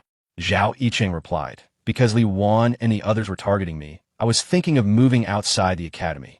Although Zhong Yang and Huang Wei have been expelled, Li Wan will still be coming back. After this incident, the college may reassign us to different dorm rooms, but after what happened, we might feel awkward getting along with others if we just go to any dorm room. So I still plan to live outside the academy. Once my injury is better, I'll go and see her. In the meantime, I'll stay at Michelle's house. Do you have money? Tang Poyu asked. Zhao Yicheng was taken aback for a moment, then replied, why wouldn't I have money? My Zhao family is considered a prominent family in Yulong Town, you know. The eldest daughter of the Zhao family would be short of money. Tang Poyu said, you're unwilling to get engaged to Long Chong and are just leaving the Zhao family out of spite, aren't you? Based on my understanding of Boss Zhao, he can't possibly let you do this. The most likely method he would use is to cut off your financial support, forcing you to go back and admit your mistake. In the 2 days we've met, I've noticed that you're much more frugal than when we were in Dragon Town. Is it because you don't have much money? So if you want to move out, do you really have the money? After hearing this, Zhao Yicheng said, I'll figure something out. Didn't the academy assign a task? We need to achieve certain results in the arena before graduation. And the arena competitions offer prize money, so it shouldn't be a problem. Tang Poyu asked, how did you feel about the room you stayed in before? Huh? Which one? The night you got drunk, I carried you back to the room where you stayed. Carry me? You carry me back? Don't focus on weird or unusual places. Think about what you think of that room. It's all right. If it's all right, you can take that room. We originally planned to rent out the extra room to a pretty girl anyway. Since you're looking for a place to stay, then you can move in, Tang Poyu said. Hearing this, Zhao Yicheng blushed. Doesn't that mean they're living together? And what about the rent? Rent? Can you cook? I haven't done much of it, but I can learn. From now on, you'll cook for me to pay the rent. Okay, it's settled then. What's with that expression? Does she not want to? I'm willing. Zhao Yicheng quickly replied, afraid that if she hesitated even a second, Tang Poyu would change his mind. Okay, then I'll go help move things later. Chapter 153, Cohabitation. In the afternoon, Tang Poyu went to Zhao Yicheng's dormitory to help her pack her belongings. It's not easy for boys to get into the girls' dormitory. The dormitory supervisor doesn't care who you are. If she doesn't want you in, she just won't let you in. Even if you tell her that Zhao Yicheng is injured and that she can't carry some heavy things by herself, and that it's currently during class time, and there are usually no other people in the dormitory. But no, they just won't let anyone with a penis in. In the end, Tang Poyu had no choice but to use invisibility to enter the dormitory. This skill was chosen after signing the contract with Mantu, and it was also the first time Tang Poyu officially used this skill. As luck would have it, Tang Poyu and Zhao Yicheng ran into Zhong Yang and Huang Wei, who were also packing their things in the dormitory.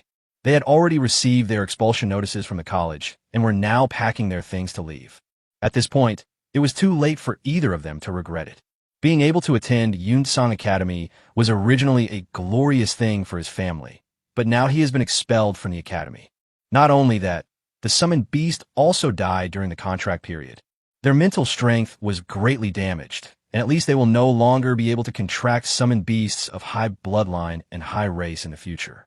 You either have to contract some low-level bloodline summoned beasts, or you can only become a puppeteer. When they saw Tang Poyu and Zhao Yicheng, the two of them turned pale with fright. Previously, he was being chased, and then he saw Tang Poyu fight against 5 teachers all by himself without being at a disadvantage. Now, there's no one in the dormitory to rescue them, and they don't even have anywhere to run, because Tang Poyu and Zhao Yicheng were standing at the dormitory entrance, blocking their way. No, don't kill us.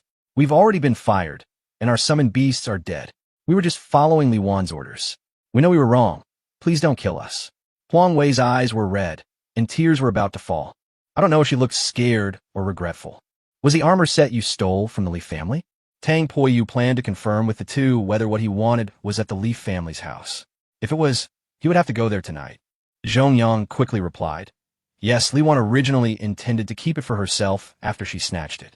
However, after thinking it over, she felt that she couldn't keep such a treasure, so she had it sent back to the Li family. Yes, that's right. Huang Wei also said, everything we did was really done on Li Wan's orders.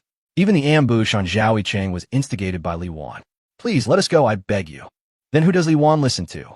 Are you all really Duanmu Zhe's brainless fangirls? Tang Poyu asked again. Huang Wei replied. Li Wan likes Duanmu Zhe, and the Li family and the Duanmu family have a cooperative relationship. After Duanmu Zhe was rejected by Zhao Yicheng last time, he approached Li Wan and asked her deal with Zhao Yicheng. This time is the same. It's Duanmu Zhe's idea. Otherwise, we wouldn't dare to go so far. Tang Poi note that. He knew that this guy named Duanmu Zhe must have played a key role in the whole incident. Tang Poyu had guessed something after hearing Zhao Yicheng explain why Duanmu Zhe had sent people to follow them.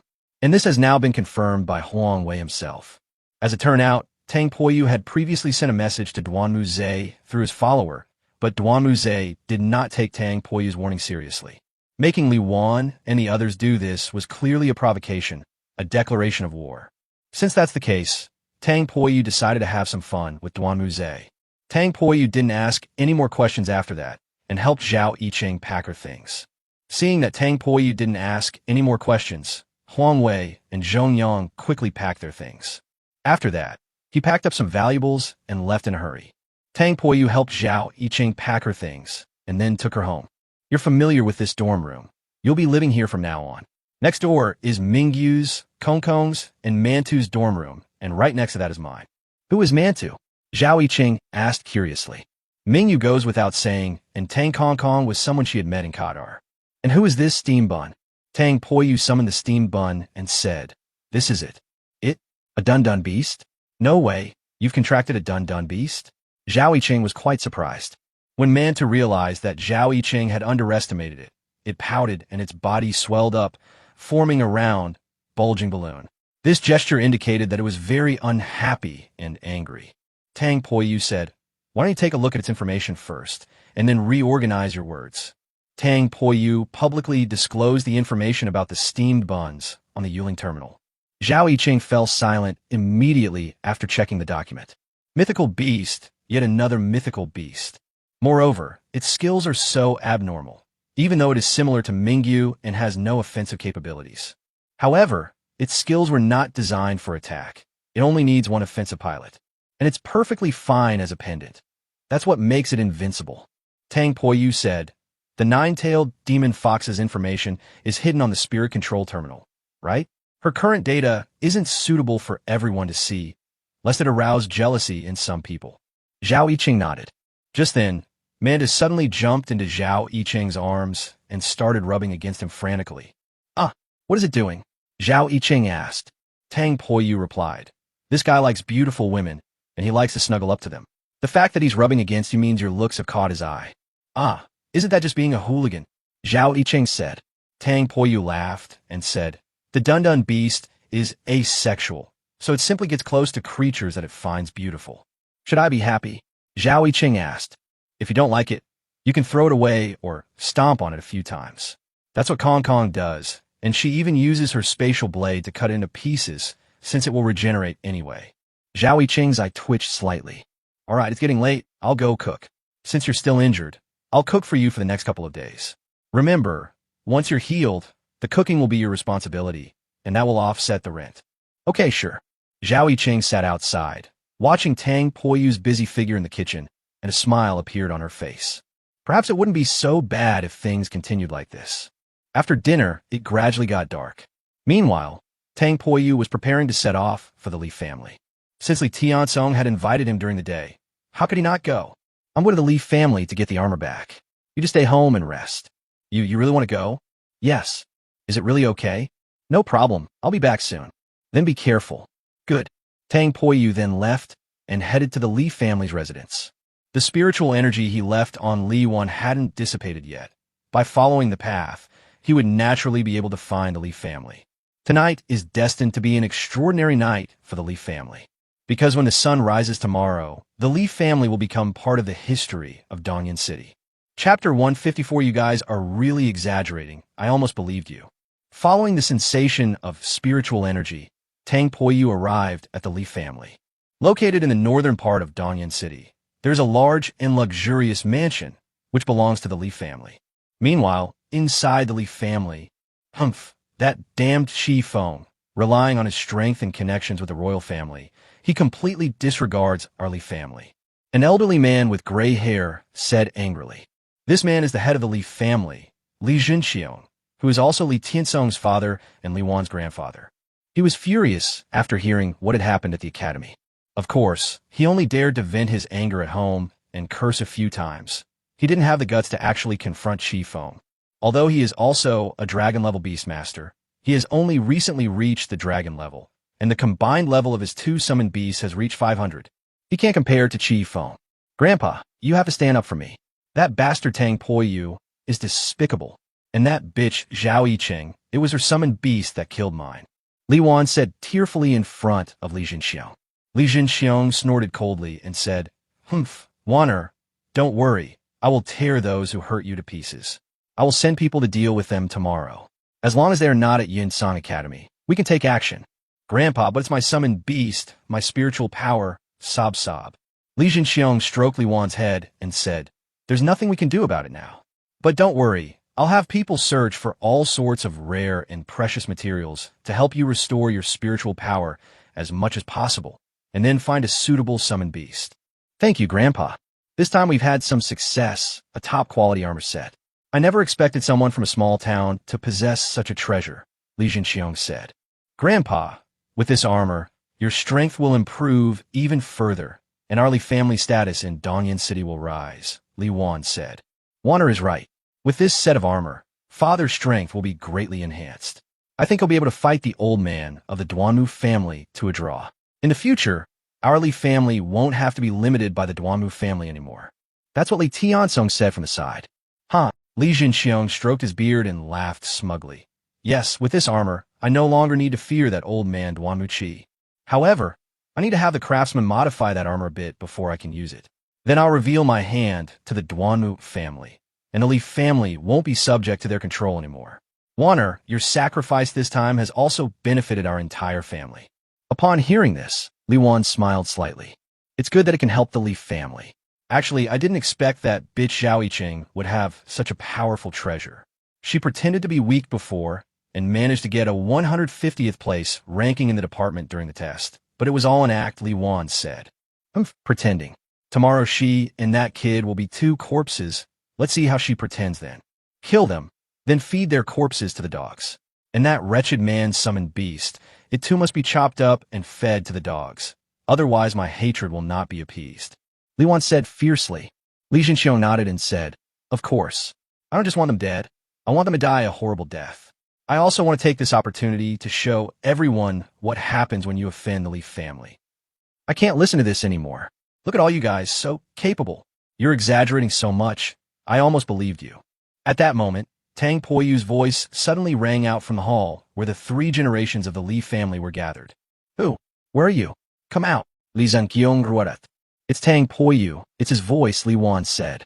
She looked around nervously, but couldn't find Tang Poyu.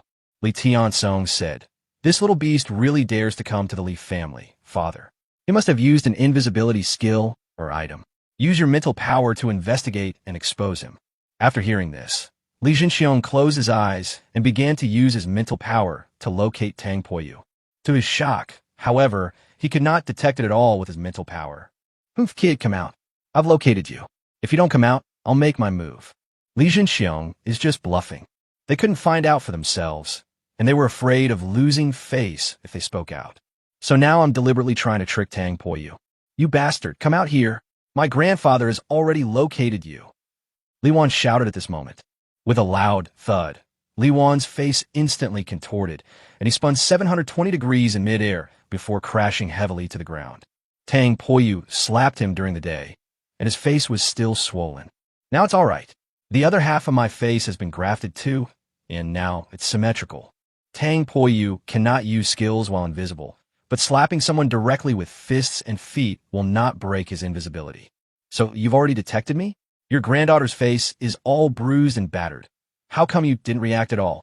Dang poi lao get. You bastard, come out here, come out here. Li Jinxiong was furious. General Flame, General Cold Water, come out. At Li Jinxiong's command, two enormous scorpion-shaped summoned beasts were summoned. The scorpion can grow to 3 or 4 meters long, with one body being red and the other blue. These two are the fiery scorpion and the frosty scorpion. Tang Poyu glanced at it and saw that the level of the demonic fire scorpion was 405, a legendary level. The level of the frostwater scorpion is 155, and it is a legendary creature. Flame General, Cold Water General, attack. Since they couldn't see Tang Poyu, the two scorpions began to attack their surroundings indiscriminately. Ice arrows and rockets were launched incessantly. In no time, the entire hall was a mess. For the Li family, destroying a hall was nothing. What they wanted was to kill Tang Poyu. After the attack, the entire hall was almost reduced to ruins. At this moment, Li Tiansong said, "There's no movement now. With such a dense attack, just now, there's no way that kid could have dodged it. He should be dead by now." Li Jinxiong frowned and said, "Logically speaking, he should have died without a doubt in the face of such an attack. But if he is dead, why is his invisibility still not off?" At this moment, Tang Poyu's voice appeared once again. "Old man, I'm very disappointed in you. Is this all the summoned beasts you have? Whose defense can these things break through? Damn it, come out here. Where are you?" With a loud slap, a hand landed on Li Jinxiong's face. Li Jinxiong covered his face and backed away repeatedly. "Father!" Li Tiansong rushed over to support Li Jinxiong. Then he roared, "You little beast, I bet you're too scared to come out." Tang Poyu laughed and said, "That's right, I wouldn't dare. So what can you do to me?" Your words, Tang Poyu, almost made Li Tiansong vomit blood from anger. However, Tang Poyu had had enough fun by then, and he deactivated his stealth mode. Looking at the three people, grandfather, grandfather, and grandson, in front of the ruins, Tang Poyu asked, "Where are my things?" Chapter 155, The Greedy Grandfather and Grandson. Things? What things? You little beast, you dare to ask us for things on my Li family's territory. Li Jinxiong said. Tang Poyu said, "Old man, I must say your mouth is as hard and stinky as a rock in a toilet. Where's the armor your granddaughter snatched from Zhao Cheng? I gave it to her, so please cooperate a little and give it back to me." The fact that she could be robbed means she's useless. If she had any strength, she wouldn't have been robbed in the first place. You little beast, I was going to send someone to take your dog's life tomorrow, but you've delivered yourself to my doorstep today. In that case, you can stay here. Then Li Jinxiong roared, "Close the gate. Don't let this little beast get away." Yes. The commotion had already attracted a group of servants. After Li Jinxiong gave the order, they closed the courtyard gate. They're doing something unnecessary. Tang Poyu doesn't necessarily have to leave through the main gate. Don't you understand the saying, heated vice leads to a full stomach? Return the items now and give me 10 billion spirit coins in compensation, and we can still make peace. Otherwise, the Li family will be history. Tang Poyu's words made the Li family laugh. They thought this kid was mentally unstable, daring to say such things so arrogantly. How dare he say something like that? Give him back the top-quality armor set and give him 1 billion spirit coins as compensation. You little bastard, you don't really think you can do whatever you want just because Qi Feng is backing you up, do you? Inside the academy, if he wanted to protect you, there was nothing we could do. But now, you've broken into our Li family yourself. Killing you is just killing a petty thief who broke into the Li family. We won't leave any grounds for Qi Feng to use against us. The old dean? He's protecting me? Yes, you're right. But I say, old man, at your age, how come you still haven't figured things out? Paying to avoid disaster, 1 billion to ensure your Li family survival. It's a good deal, Tang Poyu said calmly. You little beast, I'm too lazy to waste words with you. General Flame, General Cold Water, tear this little beast to pieces. Upon receiving Li Jinxiong's order, the Fire Scorpion and the Cold Water Scorpion moved swiftly toward Tang Poyu. These two summoned beasts, one is fire and poison attribute, and the other is water, ice and poison attribute. Tang Poyu didn't care about the natural elemental attributes. What he cared about was the poison attribute. High defense does not necessarily mean high poison resistance. Once you get poisoned, it can be quite troublesome. Just as the fiery scorpion and the frosty scorpion moved in front of Tang Poyu, they suddenly lashed out with their tails. Tang Poyu quickly leaped backward to dodge. Unexpectedly, Their tails would extend and grow longer. Just as the scorpion's tail was about to pierce Tang Poyu, smiles appeared on the faces of the 3 generations of the Li family. Once stung, the poison enters the body. They felt that Tang Poyu, with his strength, could not possibly withstand the poison of the demon fire scorpion and the frost water scorpion. Dragon armor. In an instant, golden dragon scales covered his entire body. With a clang, the scorpion's tail struck the dragon scales, producing a crisp sound.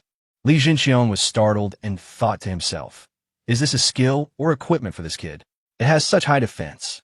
The Flame General is over level 400, and its attack power can't even penetrate the poison needle at its tail. General Flame wields poisonous fire. With a loud bang, the demon fire scorpion spewed out purple poisonous fire. The poisonous flames instantly engulfed Tang Poyu, covering his body. Seeing this, Li Jinxiong laughed smugly. You little beast, with your strength, being enveloped by my Flame General's poisonous fire will cause you to be poisoned by the scorching flames. Then the poison will take effect, and with the burning of the flames, you will feel double the pain. In the end, you will become a charred corpse. Ha ha. Help! Help! Stop! Make your summoned beast stop. I was wrong. I was wrong. Please let me go. Dan Poi Zhao. Ha! You little beast. Now you know to beg for mercy? Too late. General Flame, this brat can still talk. Increase the flames. Oomph. You little beast, you had that old bastard Chi Feng protecting you during the day. Now, let's see how you die. Li Tiansong said smugly. Tang Poyu, you deserve it. Once you're dead, we'll kill Zhao Yicheng tomorrow and feed that bitch's corpse to the dogs, Li Wan said. Did I act well just now? Just then, Tang Poyu's cheerful voice came from the flames again. The 3 members of the Li family, grandfather, grandson, and granddaughter, were dumbfounded. General Flame, what are you doing? Increase the firepower. The fiery scorpion is now at its most desperate. This is all the power it has. Moreover, maintaining such a flame spray is very taxing on his spiritual energy. Finally, the fiery scorpion could no longer hold on and stopped spewing flames. When the flames disappeared, Tang Poyu was standing perfectly intact in front of them. At this moment, Tang Poyu stretched and said, comfortable, warm, and cozy. Li Jinxiong's face turned ashen. He couldn't understand how Tang Poyu had done it. It's one thing if the summoned beast has high defense, but this kid is just a beastmaster. Beastmasters can only obtain 10% of the summoned beast's attributes, while his Flame General is a summoned beast with a legendary bloodline of over level 400. The poisonous fire burned for several minutes, but he was completely unharmed. Could it be those dragon scales on his body? If it's a skill, then what kind of summoned beast does he have? If it's equipment, then it must be at least a unique piece of equipment. Li Jinxiong thought to himself. Now, Li Jinxiong has realized a problem. Tang Poyu has not yet used his summoned beast. Even so, his summoned beast had no effect on Tang Poyu's attacks. Father, something's not right with this kid. Are those dragon scale-like things on him equipment? Li Tiansong said. Because the equipment they casually give away is of top quality, they now believe that the golden dragon scale-like things on Tang Poyu's body are also equipment. If he can give away top-quality equipment, then the quality of his own equipment must be even higher. It could be a unique item or even a magical artifact. At this, the 3 members of the Li family, grandfather and grandson, revealed even more greedy eyes. Grandpa, take off that piece of equipment he's wearing. If you wore that kind of terrifyingly defensive gear, even Duanwu Qi might not be a match for you, Li Wan said. Li Jinxiong's face also revealed a greedy smile. Kid, you really have a lot of good stuff. You came all this way to deliver equipment to us, so we have to thank you properly. That's why we're leaving you with a whole corpse, haha. Tang Poyu was speechless. Damn it, were these 3, father, grandfather, and grandson, so greedy? Besides, this is a skill, not equipment. General Flame, use your poison domain. So what if my defense is high? I don't believe you can stop breathing. The fiery scorpion unleashed a massive amount of spiritual energy, and the surrounding scenery began to slowly change. Good heavens, this scorpion even has a domain skill. Tang Poyu didn't want to continue playing with him either. After all, the old guy was right. High defense didn't mean he couldn't breathe. Poison domain. Just from a name, you can tell that this area is probably filled with poisonous gas. Kong, I've had my fill of playing, and I know you're itching to get started, so I'll leave it to you. No sooner had Tang Poyu finished speaking than a spatial blade instantly struck the demon fire scorpion. Chapter 156 Jealousy can completely change a person's appearance. The spatial blade tore through the surrounding space, emitting a piercing, ripping sound as it flew. Generally speaking, spatial skills are not very fast, and they are easy to dodge unless they are tracking type. After all, ignoring defenses and making it difficult to dodge is a bit too much. Therefore, spatial type summons often need to be paired with a teammate with strong crowd control abilities to achieve invincibility. Meanwhile, the fiery scorpion was releasing its domain and had no idea that the spatial blade was coming at it. When it heard the sound and went to investigate, the spatial blade was already in front of it. The next second, with a whoosh, its 2 feet separated from its body in an instant. General Blazing Flame. Li Zhenqiong Ruarat. At this moment, Tang Kong Kong used a spatial displacement technique to arrive next to Tang Poyu. The grandfather, and grandson were utterly shocked as they looked at Tang Kong Kong in front of them. Empty, a spatial summoning beast, Qilin Horn, humanoid, a spatial summoning beast of a higher race, Li Zhenxiong said incredulously. His eyes were filled with envy. Regardless of the bloodline of this summoned beast, its horns and humanoid form at least confirm that it is of a high racial level. With this super rare spatial attribute, even if the bloodline is just ordinary, this is still the ceiling among summoned beasts. How is this possible? He actually has such a powerful summoned beast, Li Wan said incredulously. During the day, she went to the infirmary to mock Zhao Yicheng, and Mingyu was present at the time. However, he was attacked as soon as he arrived and only said a few words, after which his summoned beast was killed. In her panic, she didn't pay much attention to Mingyu. If she had noticed then, she would be even more shocked now. Father, kill this brat, and this summoned beast will be ours, Li Tiansong said. This family is incredibly greedy. They want everything. A greedy smile spread across Li Zhenxiong's face. Kid, you really know how to surprise me. When my Li family reaches its peak in the future, we will never forget your contributions to our family. Haha. Tang Poyu rubbed his temples. He was speechless, utterly speechless. General Blazing Flame, activate the poison domain as soon as possible, Li Zhenxiong said. Although the demon fire scorpion lost 2 legs to the spatial blade, the loss of 2 legs did not have a significant impact on the scorpion. The opening of the domain was interrupted. Let's continue now. As the poisonous domain unfolded, the surrounding scenery turned gray, and green bubbles kept rising from the ground. Each bubble contained poisonous gas. If any of these bubbles burst, the mist will instantly fill the entire poisonous area. Creatures not protected by the domain's caster will be quickly poisoned. Haha, kid, the poison in this poisonous domain is no ordinary poison. No matter how high the level of your summoned beast race, it won't be able to withstand the poison of this domain. Kid, I admit, you surprised me quite a bit. But that's enough for now. I'll accept that dragon scale-like equipment you're wearing. And I'll tame your summoned beast as well. Tang Poyu said, Hey old man, can you not be so confident? Humph, you little beast, still so stubborn even when you're about to die. General Flame, finish him off. God, divine domain. At that moment, Tang Kong Kong instantly unleashed his divine domain. Only one domain can exist at the same location. Weaker areas will be replaced by stronger areas. The God-level realm has the highest priority. Therefore, after the divine realm was deployed, the poison realm was instantly replaced. Tang Kong Kong wouldn't normally need to use the divine realm to deal with such an enemy. However, the divine realm is being deployed now only to replace the poison realm. Gods and beasts.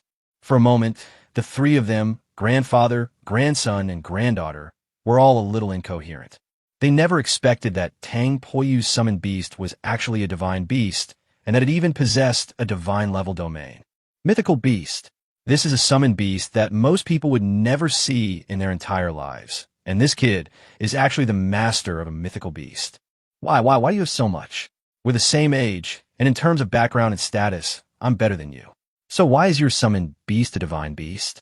Li Wan's face was contorted with rage as she roared and questioned Tang Poyu. At that moment, all the jealousy in her heart was revealed, and her face, contorted with jealousy, was extremely ugly. She couldn't accept that a boy from a small town could possess a divine beast, and a high-level spatial summoned beast at that. Tang Poyu ignored Li Wan. Who would care about a madman roaring here? Empty, take care of these 2 scorpions. Understood, you Luo. With the activation of Featherfall, the frostwater scorpion was instantly torn apart and killed. Although the demon fire scorpion had torn marks on its body due to its high level, it did not die. However, Tang Kong Kong moved directly in front of the demon fire scorpion, and the 9 netherworld appeared in her hand. Space cutting. As the spatial cutting was activated, several more cutting marks appeared on the body of the demon fire scorpion. His body was then torn apart by the surrounding spatial rifts. Level 400 plus is a level that can be maintained for a while, but not for very long. Seeing that the situation was not good, Li Jinxiong wanted to recall the demon fire scorpion. Summoning and recalling are both types of spatial skills. However, the fiery scorpion is being pulled by the torn space, which conflicts with the recall skill, so the fiery scorpion cannot be recalled at the moment. Stop! Stop! I order you to stop, you little beast. I'm going to kill your whole family. Stop! Seeing that the demon fire scorpion could not be recalled, Li Jinxiong became anxious. The frostwater scorpion was already dead, and he didn't want the fiery scorpion to die as well. If both summoned beasts died during this time, then he is truly useless. And yet this old man still has such a foul mouth, even at this point. If you want someone to stop, isn't kneeling down and begging the normal thing to do? And now he's still spewing nonsense. Can Tang Poyu tolerate him? Sacred Bone Serpent, kill him. At this moment, Li Tiansong summoned his summoned beast, intending to save the demonic fire scorpion. A thunderous roar erupted as the colossal body of the Sacred Bone Serpent appeared. Then it launched a frenzied attack on Tang Poyu. Mingyu, crush it. Even so, Tang Kong Kong could easily handle the situation. However, Tang Poyu didn't mind revealing a few more of his trump cards when facing the Li family. Because after today, the Li family will cease to exist. We'll play a few more cards and show them where they went wrong. Wow, what the heck? It's a huge earthworm. As soon as Mingyu was summoned to Tang Poyu's side, he saw the Sacred Bone Serpent charging towards him. God, Yin and Yang reversed. Mingyu immediately cast the Yin-Yang reversal state on himself. When the giant serpent of holy bones rushed in front of her, she slapped it. Although Mingyu and the Sacred Bone Giant Serpent have a very large size difference in human form. However, strength is unrelated to body size. After switching between strength and defense, Mingyu's current power is truly unstoppable. With its current power, it can instantly kill any summoned beast below level 3000 without even needing to use any skills. Just a slap is enough. Of course, this excludes creatures like Mantu that are practically invincible. With a snap, the Sacred Bone Serpent was smashed into a bloody mist. Chapter 157 Mingyu, you've done so many bad things. Such a scene was not only visually shocking to those present, but also psychologically impactful. A summoned beast with a level of over 300 was slapped into a bloody mist. The second divine beast. At this point, Li Jinxiong could barely speak. Li Tiansong and his daughter Li Wan collapsed to the ground. Perhaps none of the 3 members of the Li family, grandfather and grandson, ever imagined that they would provoke such a killing god. At this moment, the fiery scorpion could no longer hold on and died in the torn space. Congratulations on defeating the summoned beast Frostwater Scorpion. You have been awarded 2,325 points. Congratulations on defeating the summoned beast Sacred Bone Serpent. You have been awarded 10,500 points. Congratulations on defeating the summoned beast, the Fiery Scorpion. You have been awarded 6,825 points. Not bad, around 20,000 points. In the end, Li Tiansong's summoned beast score was the highest. Although the Sacred Bone Serpent is only level 350, 105 levels lower than the Demon Fire Scorpion, it has the bloodline of the Beast King. Legend has it that the bloodline multiplier is 1.5, while the Beast King's bloodline multiplier is 3. Therefore, the highest score is obtained by defeating the Sacred Bone Serpent in the end. Tang Poyu now has around 70,000 points again. However, he is still a long way from his next map. Even without crafting equipment for Zhao Yicheng or giving Zhao Yicheng and Ho Fan the marrow cleansing pill, his current points would be enough to exchange for a complete map. Of course, Tang Poyu didn't regret exchanging his points for these things and giving them away to others. After all, Ho Fan was the one who burned down the Spirit Control Manager's place to save him. Needless to say, Zhao Yicheng did a lot during the 2 years Tang Poyu was trapped, and what she did deserve these things from Tang Poyu. Why? You're so old, yet you have 2 divine beasts, and their racial rank is so high, Li Jinxiong asked. Tang Poyu did not answer Li Jinxiong's question, but instead said, "Where are my things?" Li Jinxiong said, "You have two divine beasts, and the equipment you're wearing is much stronger than the one we stole. Since you have so much, why don't you share one with us?" Even at this point, the greedy Li Jinxiong still doesn't want to return the armor to Tang Poyu. The saying, "People die for wealth, birds die for food," is so true. Even when they were about to die, this family was still so greedy. "Do you want to die?" Tang Poyu asked. "You little beast, you dare kill me? My Li family has the backing of the Duanwu family. Try touching a single hair on our head." Tang Poyu was genuinely surprised. Many people who reached this point would kneel down and beg for mercy, pleading to be spared. And Li family members are still so stubborn and foul-mouthed. Just then, Manta hopped and skipped over to Tang Poyu's side. And on its head was the set of armor that Tang Poyu had given to Zhao Yicheng. After entering the Li family, Tang Poyu sent Mantu to find armor. Steam buns can become invisible and can change their shape at will. In some locked places, it can even flow in like liquid through the cracks. Therefore, it is most appropriate to let it search for itself. After arriving at Tang Poyu's side, Manta grew a hand from its body and handed a set of armor to Tang Poyu. "You little beast, that's mine. Give it back." Li Jinxiong pounced on him like a madman. And now he has truly gone mad. Today was a huge blow to him. He found it hard to believe that a boy of such a young age could have such strength. He was unable to accept the fact that his two summoned beasts had died, so his mental state was somewhat abnormal at this point. However, just as he lunged forward, Tang Poyu kicked him away. If a summoned beast dies, the beast tamer will lose the attributes it received from the summoned beast. In this way, his old bones really couldn't withstand Tang Poyu's kick. He was kicked more than 10 meters away and then lay motionless on the ground. "Let's go." Tang Poyu then left directly. The item has been found, so there's no need to leave it at the Li family's house. The stars fell and the earth shook. The very next second after Tang Poyu left, a sound like a death knell reached the ears of the Li family. The next second, a violent tremor began to occur within the Li family's territory. With a deafening crash, the Li family's house collapsed instantly. As the earth continued to tremble, the collapsed area gradually flattened. In no time at all, the Li family was gone. The Li family's residence had by then been reduced to rubble. The Li family has truly disappeared, completely and utterly vanished. Stars fall and the earth trembles, the ultimate rock-type move. Tang Poyu controlled the extent of the starfall and earthquake. Otherwise, the actual extent would be much larger. The area affected by the earthquake and starfall was so large that the ground was completely overturned. Everything about the Li family is buried deep underground. Tang Poyu had just sensed that everyone in the Li family harbored a strong desire to kill him. If we are too lenient with them today and don't kill them, it will only cause more trouble in the future. In that case, we can only bury them deep underground. Tang Poyu returned home. "Tang Poyu, you're back." Zhao Yicheng was overjoyed to see Tang Poyu return. "How are you? Are you all right? Are you hurt? Injured? You know how strong Mingyu's defenses are. How could I possibly get injured?" Tang Poyu said. Zhao Yicheng replied, "I've heard that the Li family has a dragon-level beast tamer. If you go to the Li family to retrieve the stolen armor, you're bound to clash with them. I'm really worried. A dragon-level beast tamer? That's a bit troublesome, not easy to deal with. That last poisonous domain still has some deterrent power," Tang Poyu said calmly. He then took out the armor and handed it to Zhao Yicheng. "Keep it safe this time, so it won't get stolen again." You really got it back? Can't you have a little more faith in me? I'm exhausted, gonna take a shower. You should get some rest too." Zhao Yicheng stood still, clutching the armor.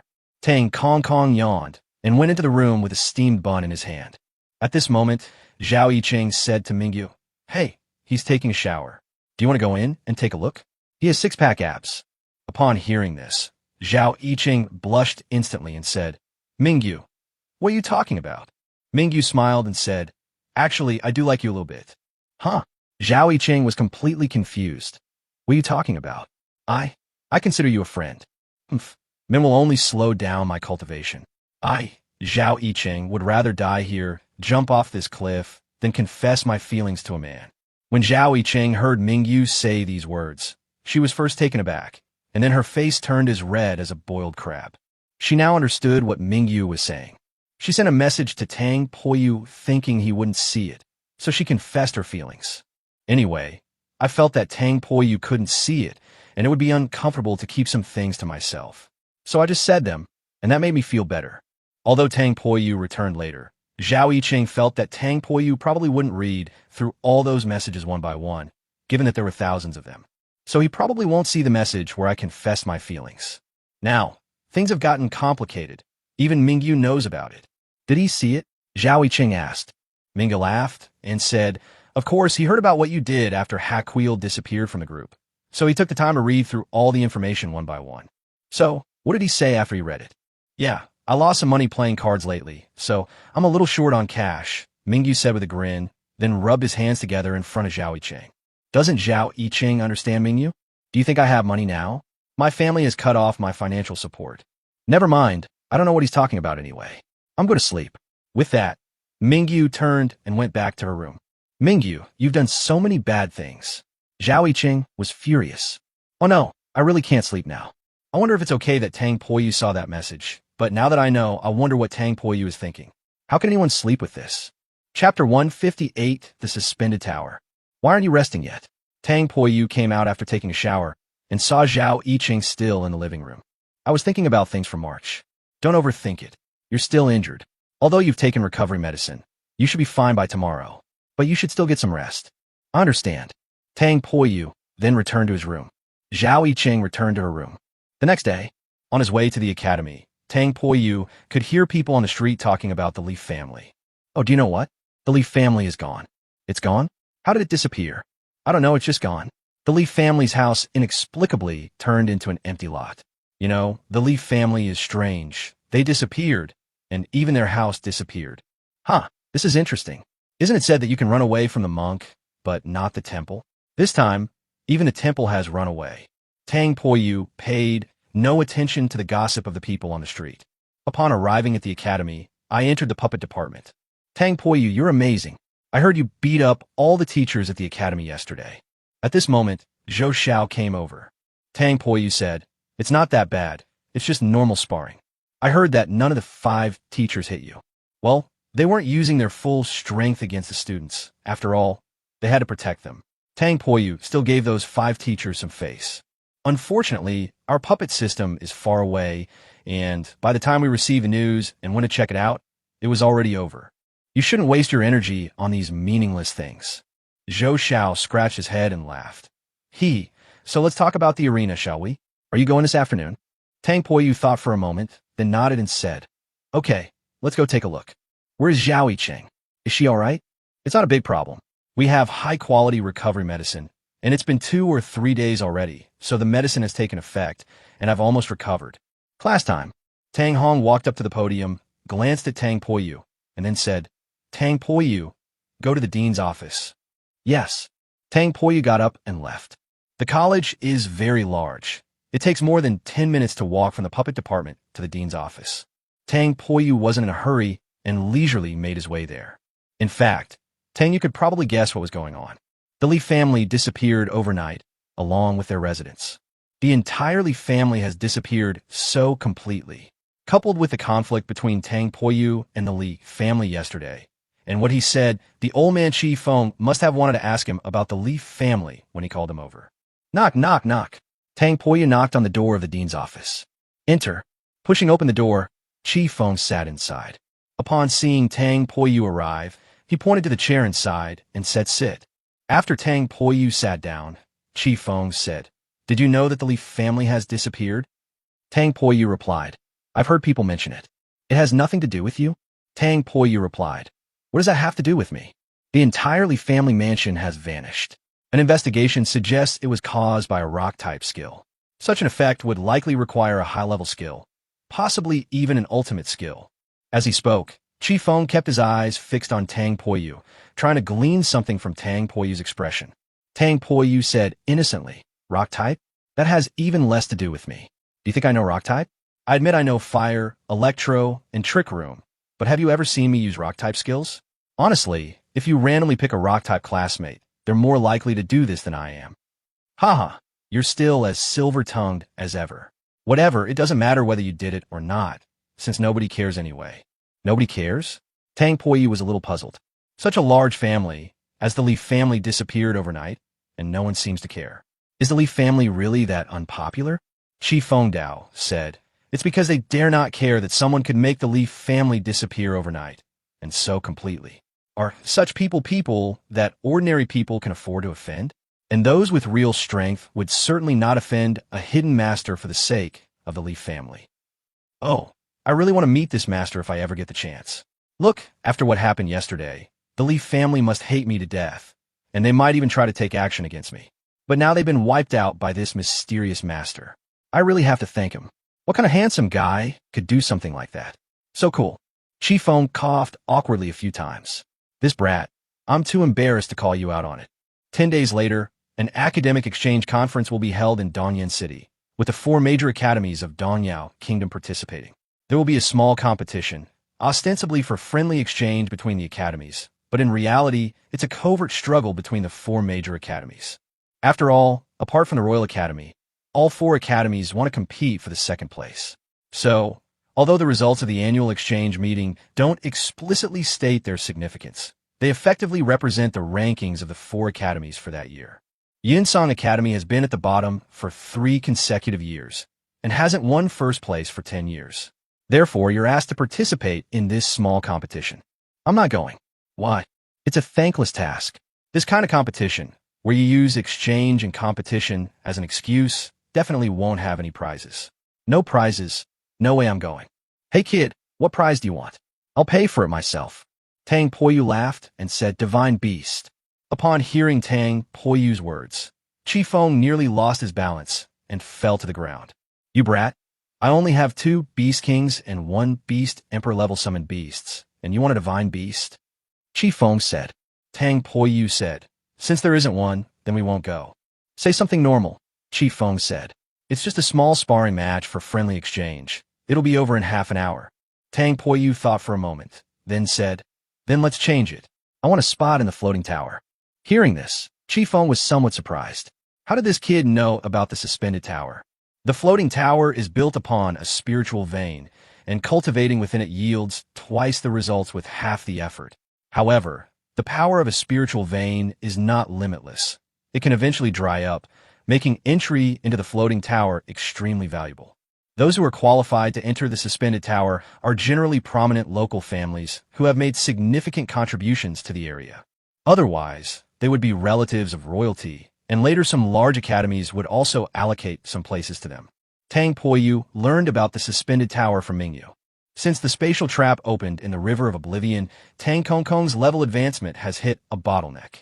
The level of the steam bun cannot be increased, and the level of the bright feather is hidden, so it can also be considered that it cannot be increased at present. But Tang Kongkong can't stay at level 50 forever. After all, the enemies they encounter are getting stronger and stronger, and Tang Kongkong's strength must be improved as soon as possible. After all, relying on the space type's ability to ignore defense to wear down the opponent is never as satisfying as overwhelming the opponent with attributes and instantly killing them. However, the combat experience required for a divine beast to level up is too much, and ordinary experience crystals have almost no effect on divine beasts. Furthermore, they didn't create a large number of high-level monsters to serve as experience points for Tang Kongkong. Recently, Mingyu told Tang Poyu to go to the suspended tower, where there is a large amount of spiritual energy that can help Tang Kongkong improve.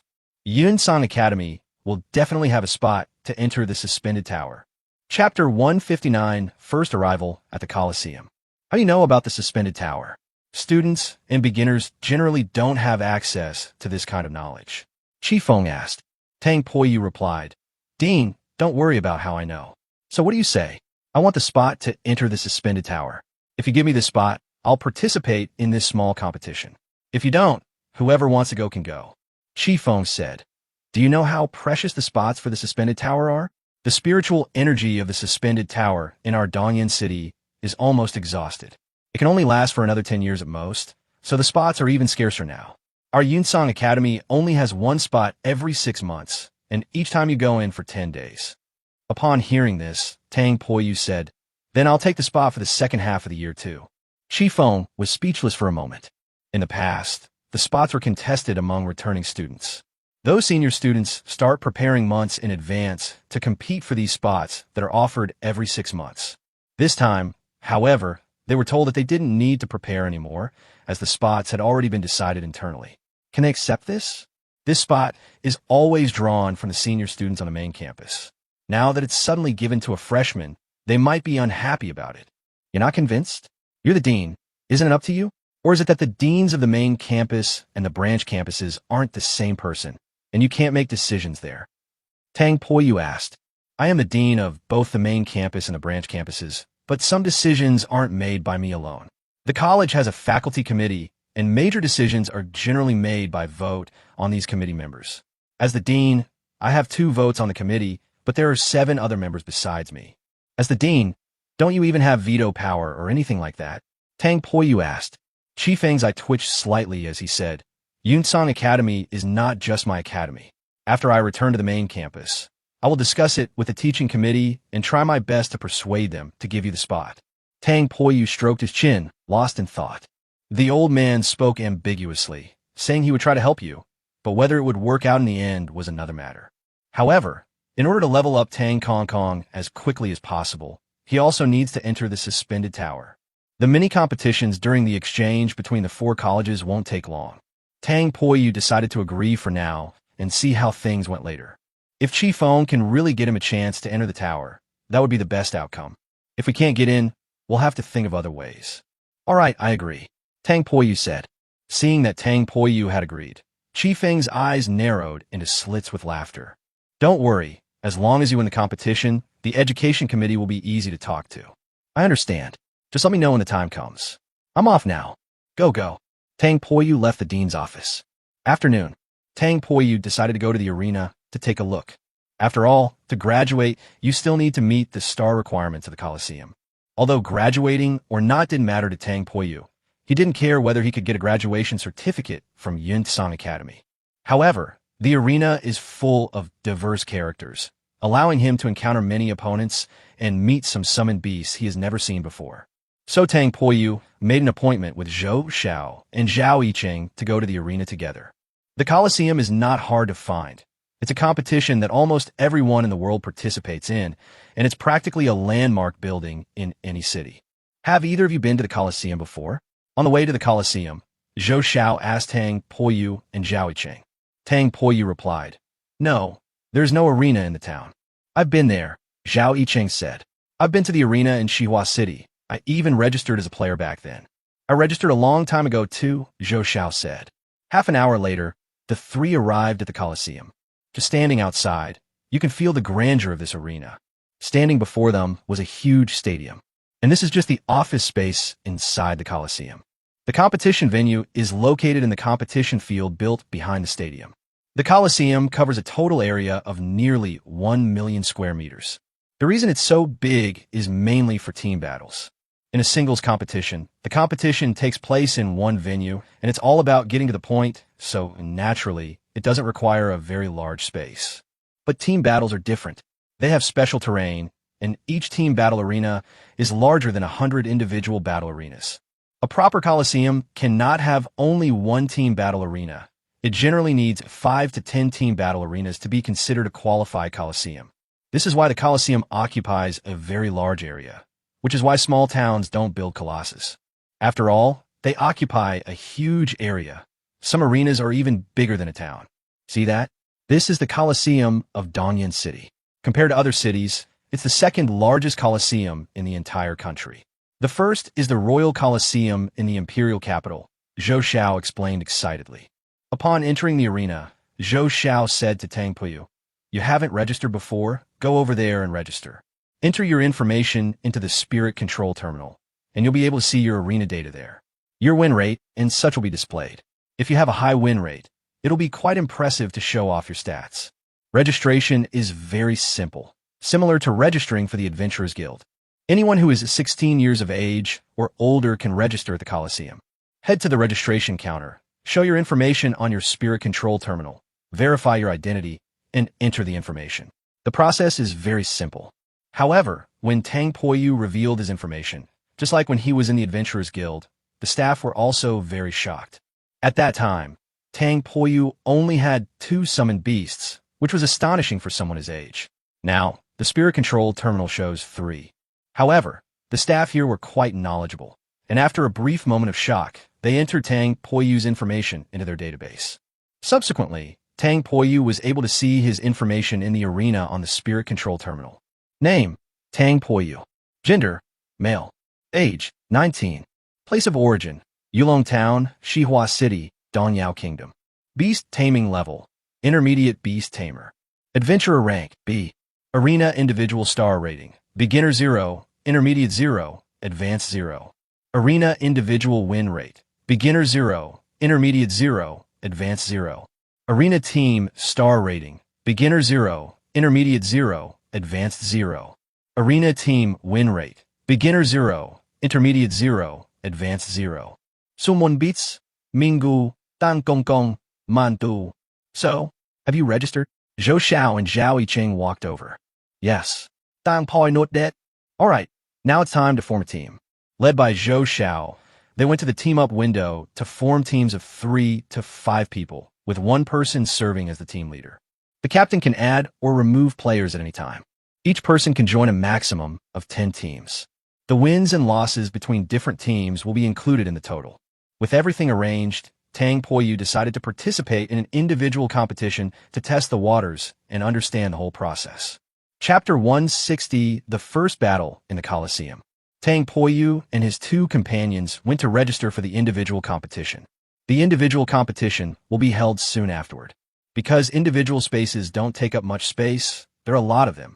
After registration, you will be matched based on your star rating. Although Zhao Yicheng and Zhou Xiao had registered long ago, they had never participated in any competitions. So that's 0 stars. After the 3 signed up, they were quickly matched with opponents. The 3 were assigned to the same venue. However, the 3 did not engage in internal conflict. The first match was with Zhou Xiao, the second with Zhao Yicheng, and the third with Tang Poyu. The 3 matches were scheduled to be played in quick succession. My match starts in 10 minutes. Let's go over there first, Zhou Xiao said. Following the directions, the 3 arrived at the competition venue.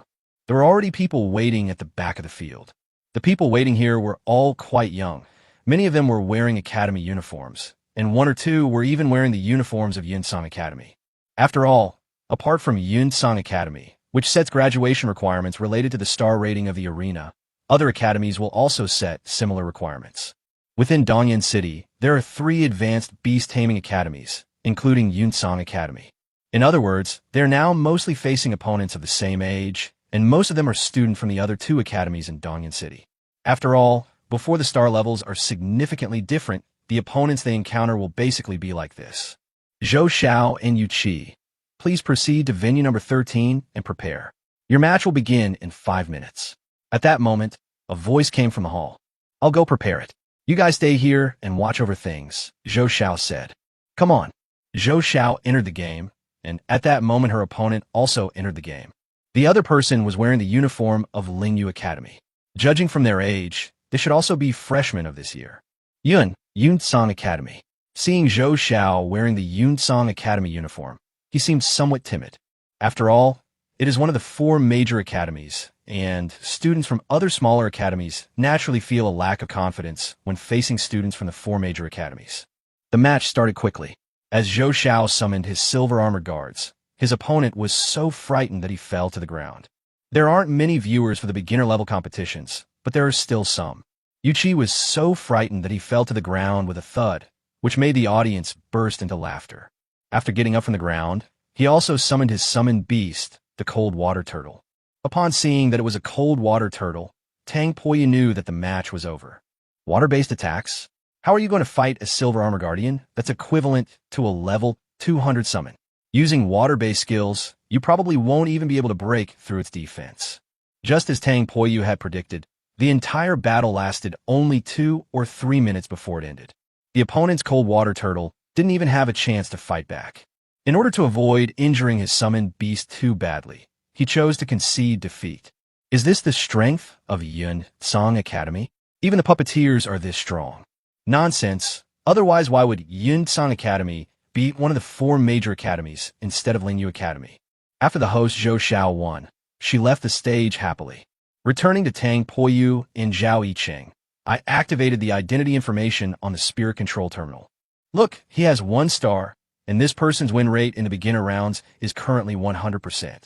Contestants Zhao Yicheng and Ma Hu, please proceed to venue number 13 and prepare yourselves. Your competition will begin in 5 minutes. I'm going, Zhao Yicheng said. Come on. Zhao Yicheng entered, and the man named Ma Hu also entered. Coincidentally, the other party was wearing the uniform of Lingyu Academy. Damn, what bad luck. 2 losses in a row, and this one is against Yun Song Academy again. It's going to be a 3-game losing streak. Ma Hu muttered to himself. He even considered forfeiting to save time, but out of curiosity, he wanted to see just how powerful the summoned beasts of the Yun Song Academy were. Time's up, the game begins. Ma Hu summoned his summoned beast, the fiery bull. March, I'm counting on you. At Zhao Yicheng's summons, the 9-tailed fox emerged from the torn space. When Ma Hu saw the 9-tailed fox, he swallowed hard. The audience was astonished, and many used their spirit control terminals to check the information about the 9-tailed demon fox. However, following Tang Poyu's advice, Zhao Yicheng had already hidden the information about the 9-tailed demon fox on the spirit control terminal, so that no one else could see it. In March, we'll use Demon Flame. Since the opponent is a fire type, we'll use fire type skills to decide the outcome, Zhao Yicheng said. This is so annoying. Who wants to play this boring pretend game with you? The 9-tailed fox said impatiently, and the next second, she walked out of the arena without looking back. This scene left everyone present dumbfounded. What the hell? Summoned beasts not obeying commands? That's really rare. The host of the match was stunned. He had been in this business for many years, and this was the first time he had ever encountered a summoned beast that did not obey commands. Well, because contestant Zhao Yicheng's summoned beast disobeyed commands and left the field, the winner of this match is contestant Ma Hu. I won. I defeated the people from Yun Song Academy. Yun Song Academy is nothing special after all. They can't even tame their own summoned beasts. How can someone with such a low level be compared to Yun Song Academy? The previously timid and careless man suddenly became smug. Zhao Yicheng was very disappointed.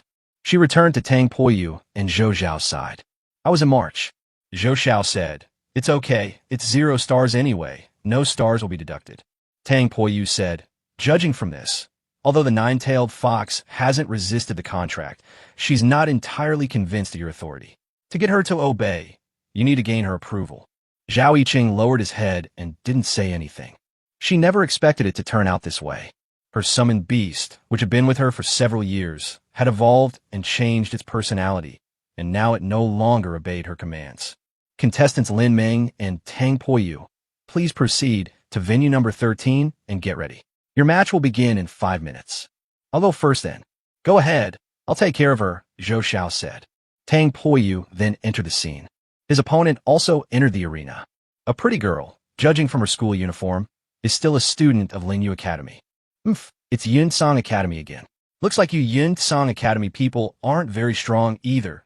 Can't even control your summoned beasts. You're not the same, are you? If you are, what's the point? It's an unfair victory. Lin Meng looks pretty, but her way of speaking isn't very pleasant. Tang Poyu said, I'm also afraid that the summoned beasts will not be under my control, so I've decided not to use them. After saying that, Tang Poyu entered the combat zone himself. What the hell is going on? While Beastmasters can fight in competitions, that's usually only when their summoned beasts are about to die. This kid, however, went into battle without even summoning a beast. Should we call him confident? Or is he overestimating himself? Lin Meng was also taken aback for a moment, then said, I'll show you how foolish your decision was. You don't really think there aren't any strong individuals in the Spirit Guard Academy, do you? Come out, Ta Shui.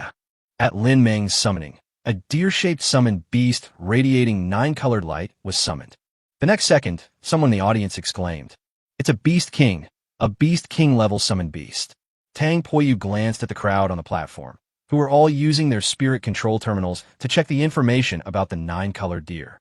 Chapter 161, I Hate You. It's at the Beast King level, and this 9-colored deer belongs to the illusionary beast clan. This is on par with a 9-tailed fox before its evolution. Judging from the spiritual energy emanating from this 9-colored deer, its level is between 70 and 80. Therefore, Tang Poyu no longer needed to check on the spirit control terminal. He could already roughly know the attributes of this 9-colored deer. Surprised, aren't you? People from Yun Song Academy always act so arrogant. You didn't expect that even Lingyu Academy has someone with my strength, did you? Lin Meng said. Tang Poyu didn't know how to answer. Was the other party overthinking things? It's just a match, a one-on-one competition. Why not just fight as soon as they meet? Where did all this internal monologue and nonsense come from? Shall we begin? Tang Poyu asked. To be honest, with my abilities, getting into Yunsang Academy would be a piece of cake. Do you know why I didn't? How about we have a competition first? Tang Poyu suggested. The reason I'm at Lingyu Academy is because both my parents are teachers there, and my grandfather is the dean of Lingyu Academy. I don't care about any of that. Let's get started. Tang Poyu was speechless. He didn't care about these things at all. I'll give you one more chance. Summon your summoned beast, or you'll say, I won unfairly. Lin Ming just kept talking to herself. Tang Poyu didn't want to waste any more time with her. If they continued, she could probably talk to him for an entire afternoon. The match had already started. Tang Poyu simply didn't want to attack first. After all, the other person is a girl, so be more considerate.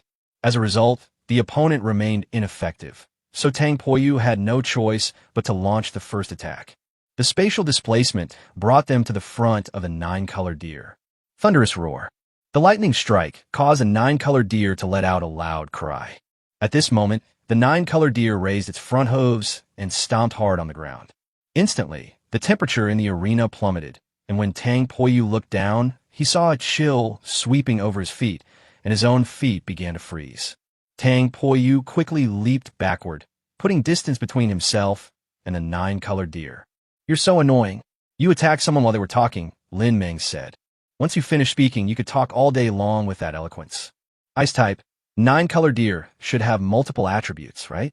Yes, the 9-colored deer has multiple attributes. Lin Meng thought Tang Poyu was chatting with her, so she excitedly began to introduce her 9-colored deer. My Snowwalker has 5 attributes, and it's not yet in its complete form. A fully evolved 9-colored deer can possess 9 attributes. In addition to the 7 natural elements, it will also have 2 rare elements. If I could obtain the attributes of space and illusion, that would be amazing. Starfall would also be great. How about that? Aren't I amazing at snow walking? However, you don't need to feel inferior. Being able to exchange a few blows with my Snowwalker without relying on summoned beasts shows that you have some strength. Otherwise, you wouldn't have been able to enter Yunsang Academy. It's a pity you ran into me and Ta Shui. Tang Poyu really suspected that this girl didn't have anyone to talk to at home. As long as you found a topic, she could talk to you for a whole day. Does it currently possess water properties? Yes. If you don't believe me, try using a water-based skill. You still don't believe me? Ta Shui, use waterfall to give this guy a bath. The 9-colored deer raised its head, and water elements condensed above its head. It's over, Tang Poyu said. Just then, countless vines suddenly sprouted from the 9-colored deer's body, tightly binding it. Soon, the 9-colored deer was wrapped up in these vines like a rice dumpling. Because its body was bound like a rice dumpling, the 9-colored deer could not stand up and fell to the ground. At this moment, it began to gather fire elements, intending to burn away the vines on its body. However, Tang Poyu had already arrived in front of it at this moment. Thunderous roar. Having been struck by lightning once again, the 9-colored deer was no longer able to fight. To remove the vines from my body, I need to burn them. However, Tang Poyu did not give it the chance. If you want a condensed fire element, I will give you a thunderbolt. Tang Poyu controlled the power of the raging thunder, so it wouldn't cause much damage to the 9-colored deer. However, constantly attacked by the raging thunder, the 9-colored deer was unable to properly condense fire elements to burn the vines. Its growth. Why do you have so many skills? A summoned beast can only grant a beast tamer 1 skill. Thunder Rage, Growth, and that flashing around skill of yours. 3 skills in total? That's impossible, Lin Meng said. Nothing is impossible, but thank you for the water element. Growth skills cannot function quickly without the water element. When Tang Poyu first approached the 9-colored deer and used Thunder Fury, he had already used the growth skill on it. For growth skills to take effect quickly, they need the catalysis of water. Although Tang Poyu himself is also able to use water-based skills. However, he did not want to reveal too much in this match. So he was tricking the other person into using water-based skills. When you're growing within yourself, if you condense water elements, it will also catalyze the rapid activation of the growth skill. You were just lying to me. Lin Meng glared angrily at Tang Poyu. Tang Poyu laughed. All's fair in war, right? Without the catalysis of water element, growth skills take effect more slowly. Your summoned beast is already unable to fight. Either you take the field, or you admit defeat. Lin Ming looked at Tang Poyu, and she was furious. At that moment, her tears fell like beads from a broken string. I hate you. You have no martial ethics. I hate Yin Song Academy. Lin Ming cried as she ran away, wiping away her tears. Tang Poyu was speechless. Was it really necessary? So sensitive. Look at Zhao Yicheng. Her summoned beast disobeyed her commands and ran off the field, but she didn't even cry. You've only lost one game, and you're already crying like this. Contestant Lin Ming left the stage, and Tang Poyu was the winner of this match. After announcing Tang Poyu's victory, Tang Poyu also removed the growth skill from the 9-color deer. Afterwards, the 9-color deer also left to chase after Lin Ming. Tang Poyu shrugged helplessly and returned to Zhou Xiao and Zhao Yicheng's side. At this moment, he looked at his own information. Name, Tang Poyu. Gender, male. Age, 19. Place of origin, Yulong Town, Xihua City, Dongyao Kingdom. Beast taming level, intermediate beast tamer. Adventurer rank, B. Arena individual star rating, beginner 1, intermediate 0, advanced 0. Arena individual win rate, beginner 100%, intermediate 0%, advanced 0%. Arena team star rating, beginner 0, intermediate 0, advanced 0. Arena team win rate, beginner 0, intermediate 0, advanced 0. Someone beats Minggu, Dan Gong Gong, Mandu. The data updates quite quickly. It was updated right after the match started. I have 1 star, and my win rate in the beginner arena is also 100%. Chapter 162, Tactical Advisor. Tang Poyu, you have no sense of chivalry at all. You actually made her cry. Zhou Xiao said, I didn't hit her. It was just a normal match. Her being overly sensitive has nothing to do with me, Tang Poyu said. Zhou Xiao shook his head and said, You really are a straight man. You made others cry, and you still have this indifferent expression. You'd better mind your own business, Tang Poyu said. At this moment, Tang Poyu looked at Zhao Yicheng, who was very disappointed and kept her head down. It's actually normal. Anyone would feel disappointed if something like this happened. However, the fact that the 9-tailed fox is not obeying orders is a troublesome problem. Perhaps one day Zhao Yicheng will gain the 9-tailed fox's approval, but when exactly that day will be, nobody knows, and it's possible that it will be many years from now. During this period, Zhao Yicheng was unable to use summoned beasts. This problem must be solved. Come with me, Tang Poyu said to Zhao Yicheng. Where to? Zhao Yicheng asked. Tang Poyu replied, I'll get you a larger storage space. Ah, what do you need such a large storage device for? Zhao Yicheng asked. Tang Poyu replied, The 9-tailed fox is not obeying your commands right now, and this can't continue. So, use the Golden Armor Guardian first, and give the 9-tailed fox some time. If she still doesn't obey after that time, then terminate the contract. But, no buts. She's never obeyed orders her whole life. It can't stay like that forever. With your current mental strength, you don't have the ability to form a contract with a second summoned beast. Even if you did, since you have the ability to form contracts with 2 summoned beasts, why let 1 summoned beast occupy the space without doing anything? So let's set a deadline. If you still can't get the 9-tailed fox to obey your commands after that deadline, then the contract will be terminated. After hearing Tang Poyu's words, Zhao Yicheng hesitated for a moment, but she finally nodded and said, 2 years. If you still don't obey my orders after 2 years, I will terminate the contract. Tang Poyu felt that 2 years was a bit too long, but he was just giving advice, and it wasn't appropriate for him to get involved in this matter indefinitely. After all, this is Zhao Yicheng's private matter. All right, then for now, let's use the Golden Armor Guardians as substitutes. In terms of combat power, the Golden Armor Guardians are currently stronger than the 9-tailed demon fox. It's just that the puppets can't be upgraded, Tang Poyu said. Indeed, compared to summoned beasts, puppets cannot be upgraded, while summoned beasts can be upgraded indefinitely. Zhao Yicheng nodded and said, I understand. Tang Poyu said to Zhou Xiao, I'll take him to the Chamber of Commerce to buy a storage item with a larger capacity. You can register here and participate in a few more competitions. The team competition will be tomorrow, okay? Zhou Xiao nodded and said, No problem, you guys go ahead. Tang Poyu decided to go find Mo Ku, since the Tianmu gang and the Chamber of Commerce must be related. Tang Poyu and Zhao Yicheng were about to leave when, as they passed through the hall, Tang Poyu was surprised to spot a familiar face. It was Mo Ku. He was actually in the arena hall. Tang Poyu found it strange that Mo Ku was too old to even have a summoned beast, and his age did not meet the age requirements for participating in the arena. What is he doing here under these circumstances? But that's perfect. It saves me the trouble of contacting him through the spirit control terminal. At this moment, Mo Ku is surrounded by a group of people. Because Mo Ku is young and not tall. So all of these people were kneeling on the ground talking to him, and some even stood behind him, massaging his shoulders. This kid knows how to enjoy himself, Tang Poyu remarked. Tang Poyu believed that the people serving Mo Ku were all members of the Tianwu gang. After all, he is the young leader of the Tianwu gang, so it's normal for him to have a group of people serving him when he goes out. Tang Poyu walked over, but was stopped before he could get close to Mo Ku. Kid, don't you know about first come, first served?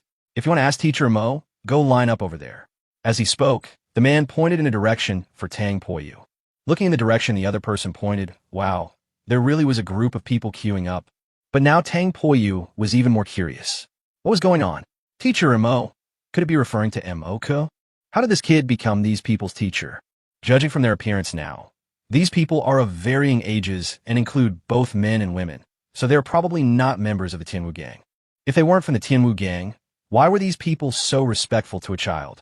They even called him teacher. Mo Ku, Tang Poyu called out. Kid, you dare to call Teacher Mo by his name? You got a beating, huh? Tang Poyu never expected that simply calling out Mo Ku's name would provoke such dissatisfaction from these people. However, at this moment, Mo Ku also heard Tang Poyu calling him and turned around to look. When he saw Tang Poyu, he seemed excited and quickly ran to Tang Poyu. Boss. Everyone around was shocked when they heard Mo Ku call Tang Poyu boss. The man who had just stopped Tang Poyu and asked if he was itching for a beating quickly lowered his head and silently stepped aside, afraid of being noticed. Tang Poyu said, I was just looking for you. I didn't expect to find you here. What does the boss want with me? Tang Poyu said, help me get a spatial storage item, one with a large space. That's easy. Go to Phylong Industrial and Commercial Bureau. I know people there. Teacher Mo, are you leaving today? Someone asked. Mo Ku replied, my boss needs me. Am I supposed to stay here and spend the new year with you guys? Please come early tomorrow.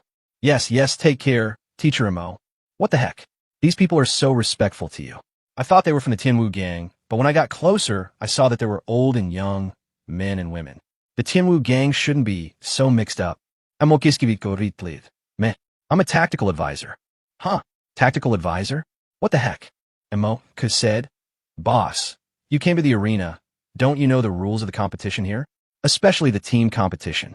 I know. So you should know that a team needs more than just skill. It also needs strategy, right? And I'm the tactical consultant for team competitions. The tactics I devise are even written into textbooks. These people, after learning about their opponents, simply want me to analyze their situation and then create a tactical plan for them. You, this group of adults, asking you to create a tactic tailored for a minor? Don't they have brains? Tang Poyu found it hard to believe. Chapter 163 Hunting Competition. Mo Ku pointed to his head and said, this has nothing to do with age. Then when I'm playing, you can give me some tactical analysis. Tang Poyu said with a smile. Mo Ku replied, boss, you don't need to do that at all. Why? Against opponents of similar strength, you don't need any tactics. Overwhelming them with sheer power is enough. When the difference in strength reaches a certain point, tactics become meaningless. Montak Kidao. Okay, let's go to Phylong Industrial and Commercial Bureau first and buy what I want.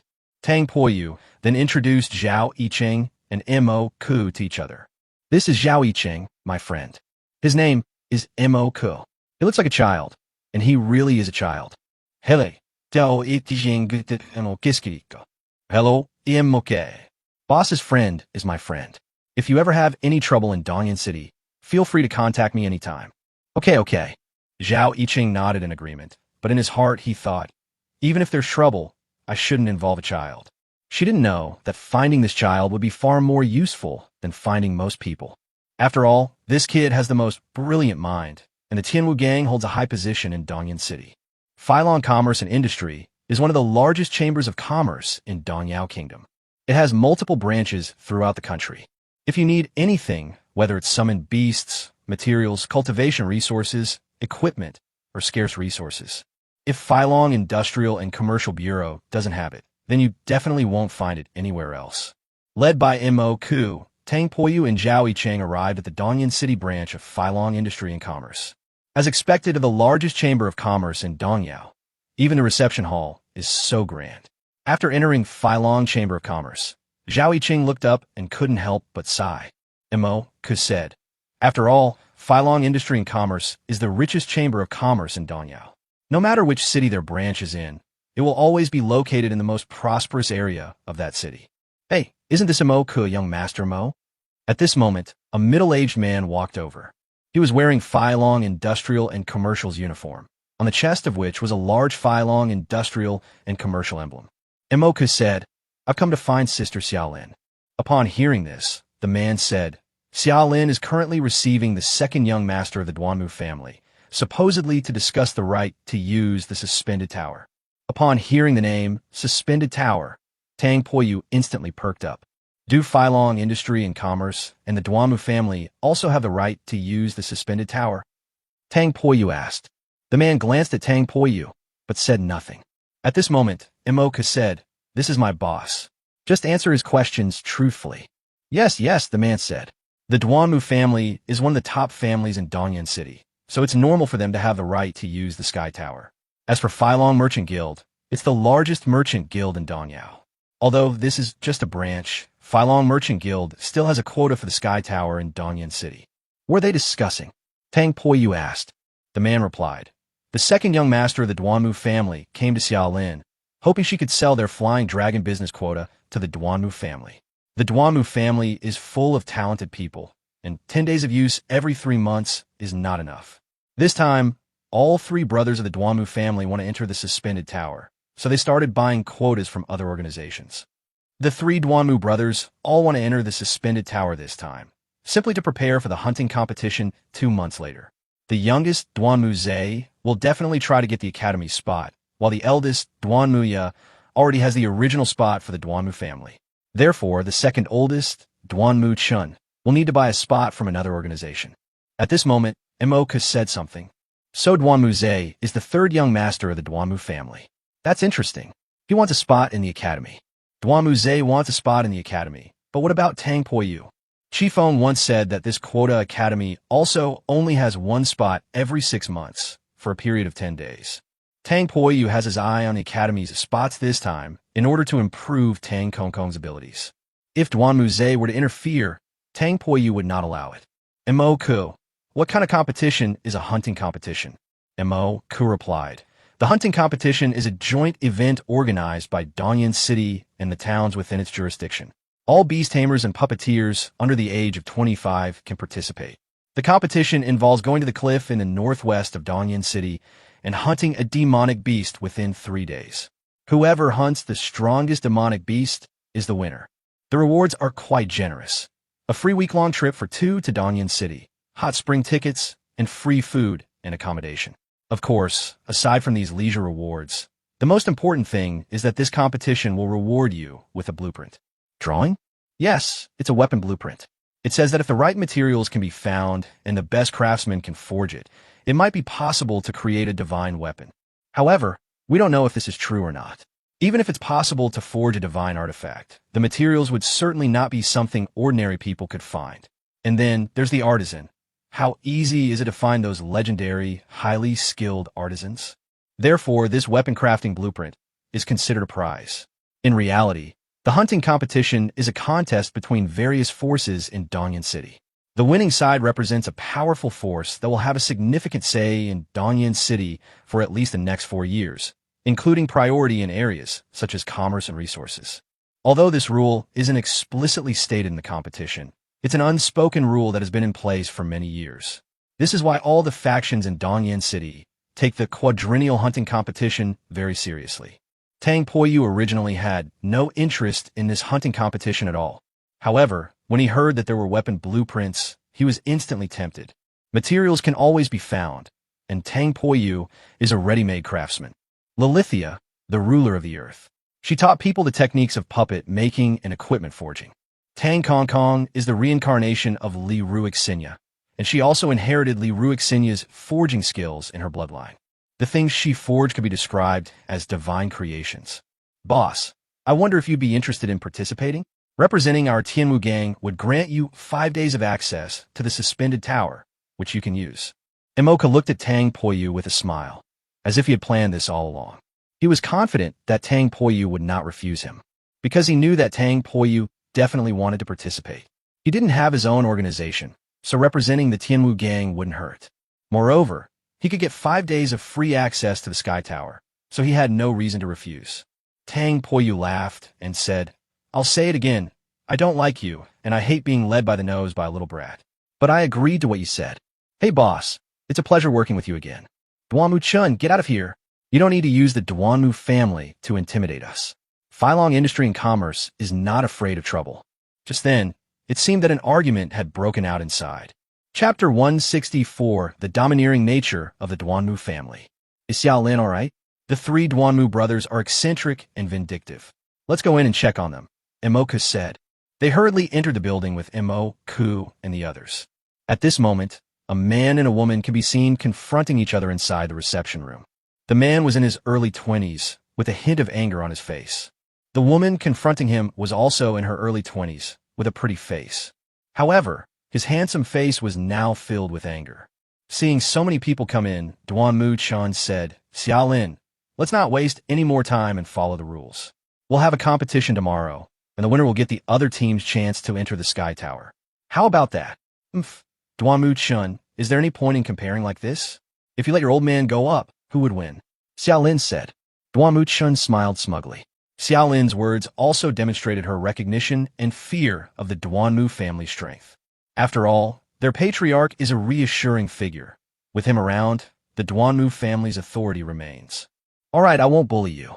It'll be a 3-person competition, and everyone must be under 25, just like the age limit for the hunting competition. The 3 of you will take turns. The side whose 3 members are defeated first loses. How about that? Duanmu-chun said again. Charlene hesitated. Flying Dragon Industry and Commerce was strong in terms of economy, but the people in Flying Dragon Industry and Commerce were not very strong. Instead of competing with the Duanmu family, it would be better to just give them the spot. That way, you can at least gain their favor. Losing a match to your opponent not only means you can't buy them favors, but you'll also be laughed at by others. However, Charlene wouldn't easily give up this opportunity to enter the suspended tower. The Duanmu family needed it, and so did Phylong Industry and Commerce. No comparison. Therefore, the best approach is to avoid comparisons altogether, so that no one suffers any loss. Ha ha ha! Duanmu-chun laughed loudly. The mighty Flying Dragon Industry and Commerce is afraid of even this? I think you should stop calling yourselves Flying Dragon Industry and Commerce, and start calling yourselves Flying Insect Industry and Commerce. A bunch of cowards, too scared to even accept a challenge. Duanmu-chun, what did you say? Phylong Industry and Commerce has never been afraid of trouble. If it's a competition, who's afraid of who? It's clear that Charlene has an impulsive personality. They were easily tricked by provocation. Seeing that Xiao Lin had taken the bait, Duanmu-chun smiled and said, All right, it's settled. We'll go to the arena at 10 a.m. tomorrow and let everyone witness it, so you won't deny it if you lose. After leaving those words behind, Duanmu-chun departed triumphantly. However, as Duanmu-chun passed by Tang Poyu, he gave Tang Poyu a strange look. Charlene wanted to slap herself right now. What a joke. He had actually agreed to it so easily. Wasn't it just asking for trouble for Phylong Industry and Commerce to compete with the Duanmu family? Previously, Duanmu-chun wanted to buy a spot, and although he offered less money, it was still better than losing the spot to the other party and not getting a single penny in return. Charlene is now filled with regret. She took it upon herself to give away the spot, and now she's wondering how she'll explain it to her father when he returns. Sister Xiao Lin, Imoku called out. Upon seeing Imoku, Xiao Lin, whose face had been full of worry, instantly broke into a smile. Xiao Mok, you've come at the right time. Quickly help your sister think of a solution. Is there any way to cancel tomorrow's match? I was too impulsive just now. If we really have to compete, how can we possibly defeat the Duanmu family? Xiao Lin ran up to Imoku, grabbed his hand, and said nervously. Imoku smiled and said, Sister Xiao Lin, I understand the general situation. I also heard that you agreed to the match. In the past, I would have tried to stop the match from taking place, but not now. Why? My dear brother, you must help your sister. When Dad comes back and finds out I gave away my spot in the Sky Tower competition and even agreed to the match knowing I wasn't a match for them, he'll kill me. Please help your sister figure something out. From now on, whatever resources or equipment your Tianwu guild needs, Phylong Commerce will do everything in its power to help. Emoku said, the Duanmu family is willing to give us their spots, so why shouldn't we take them? Right, boss? Emoku looked at Tang Poyu. Tang Poyu nodded and said, I can help Phylong Industry and Commerce with tomorrow's competition, but if we win, I will have to divide the right to enter the suspended tower over 5 days. Xiao Lin looked at Tang Poyu with a puzzled expression, and it was clear that she was somewhat displeased. Where did this kid come from, spouting such nonsense here? You even represented Phylong Industry and Commerce in a competition? What skills do you have? Judging from your tone, you really think you can win. Sister Xiao Lin, he's my boss, and I think he's perfectly capable of representing Phylong Industry and Commerce in the competition. If we win those 10 days against the Duanmu family, you and the boss can split the spoils 50-50ths. That's perfectly reasonable. Boss. Him? No, Xiao Mok. Do you know the strength of the Duanmu family? No. If you know that, why did you still come up with this idea? Emoku smiled and said, Sister Xiaolin, you asked me to come up with a solution, and this is the solution I came up with. Whether you accept it or not is up to you. Losing everything, or keeping your 10 days and gaining an extra 5 days, is the choice you make. Why are you so confident? Here's the deal. If you win, I'll take 5 days. If you lose, I'll give you the 5 days the Tianwu gang promised me. That way, even if you lose, you'll at least have 5 days as a safety net, reducing your losses by half. Otherwise, tomorrow you'll face the Duanmu family alone, and if you lose, you'll have nothing. At this moment, Tang Poyu spoke. Hearing Tang Poyu say this, Xiaolin didn't hesitate and said, Okay, you said it yourself. Let's put in black and white and draw up a written agreement. No problem. As expected of a businessman, he always puts profit first. After signing the agreement, Emoku introduced himself to the other party. Xiaolin is the daughter of Xia Yi, the president of the Dongyan City branch of Phylong Industry and Commerce. Xia Yi went to the headquarters in the capital for a meeting, and Xiaolin has been in charge of all matters here during this period. Are you a student of Yinsong Academy? Xiaolin asked Tang Poyu after Mo-ku finished his introduction. Right. Sure, people from the 4 major academies should have some skill. You guys didn't just happen to be here today, did you? Is there something you need?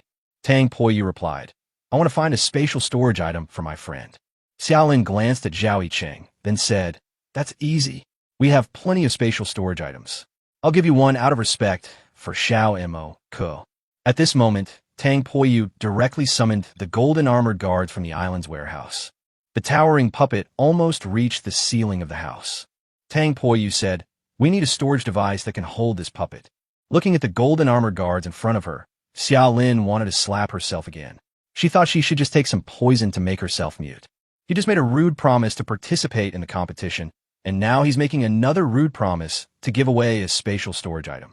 But who knew this kid would use it to store such a huge puppet? They originally thought they just needed a regular-sized storage device to hold their personal belongings, but who knew? It's important to know that taking 1 cubic meter of space as a unit, the price almost doubles for every cubic meter the space is expanded. To fit such a large puppet inside, a storage device like this would cost at least tens of millions of spirit coins. So, should we send it now or not?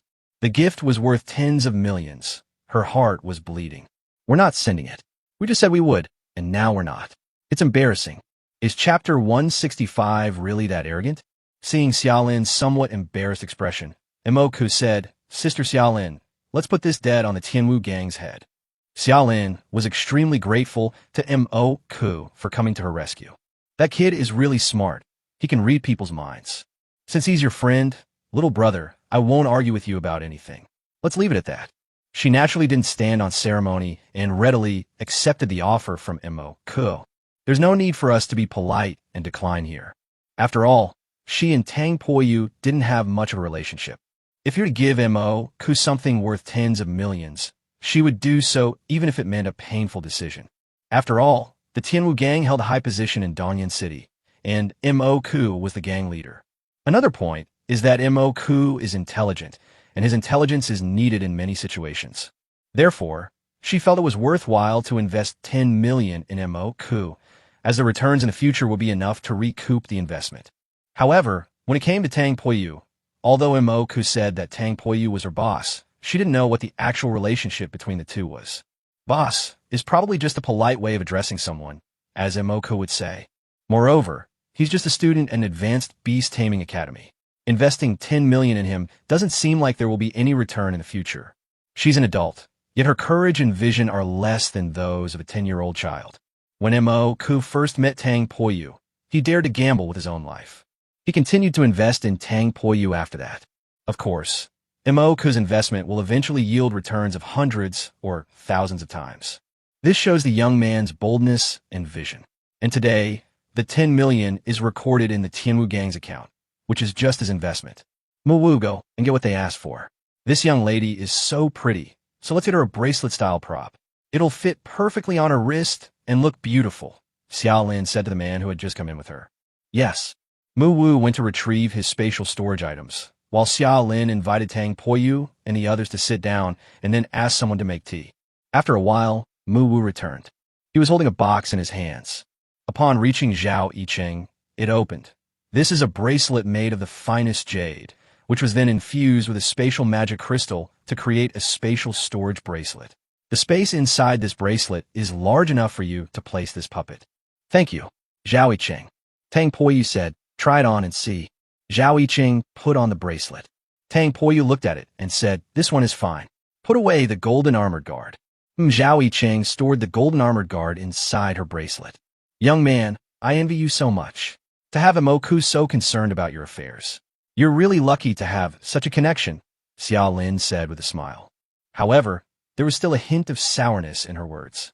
To put it bluntly, seeing that Tang Poyu and Zhao Yicheng were using puppets, she assumed that the two of them were puppeteers. In the eyes of beast tamers, puppeteers are inherently inferior. Tang Poyu laughed and said, yes, I'm quite lucky to have been able to get in touch with the Tianwu Gang. However, Mo's expression changed at this moment. He said sternly to Xiao Lin, Sister Xiao Lin, there's one thing you need to understand. It's not that the boss has climbed up to the Tianwu Gang, it's that the Tianwu Gang has climbed up to the boss. I don't blame you for not understanding me, but you need to know that now that my parents have passed away and I don't have any elders left, the person I respect most right now is me. I don't want anyone to disrespect him. That would make them an enemy of the Tianwu Gang. Mo's words startled Xiao Lin. It was the first time she had ever seen Mo so serious. In the past, when I met Mo, I always thought of him as a cheerful little brother. But today, he actually did it. Although he didn't show his anger, those who knew Mo knew that he was already angry. This made Xiao Lin re-examine Tang Poyu. Just who was this kid? Was he worth Missouri doing this for? Mo, that's not what I meant. Mo laughed and said, Sister Xiao Lin, don't overthink it. I didn't say anything about you. I was just talking about my relationship with the boss. Don't overinterpret it. Now that the boss has gotten what he wanted, we'll be leaving now. We'll head straight to the arena tomorrow morning and meet there. Don't forget, the boss won the match for you guys, so you have to give him 5 days worth of time to enter the Sky Tower, Mo said. Charlene nodded and said, of course, we have it all written down in black and white, and no one can deny it. Okay, we'll be going now. I'll treat you to a meal in a few days. You're too kind, little brother. I'll treat you then. Okay, goodbye. Tang Poyu and his two companions then left Filong Industry and Commerce. As soon as they stepped out the door, Mo said, Boss, 5 days is too conservative. You can have 15 days if you want. 15 days? Tang Poyu looked at Mo in surprise.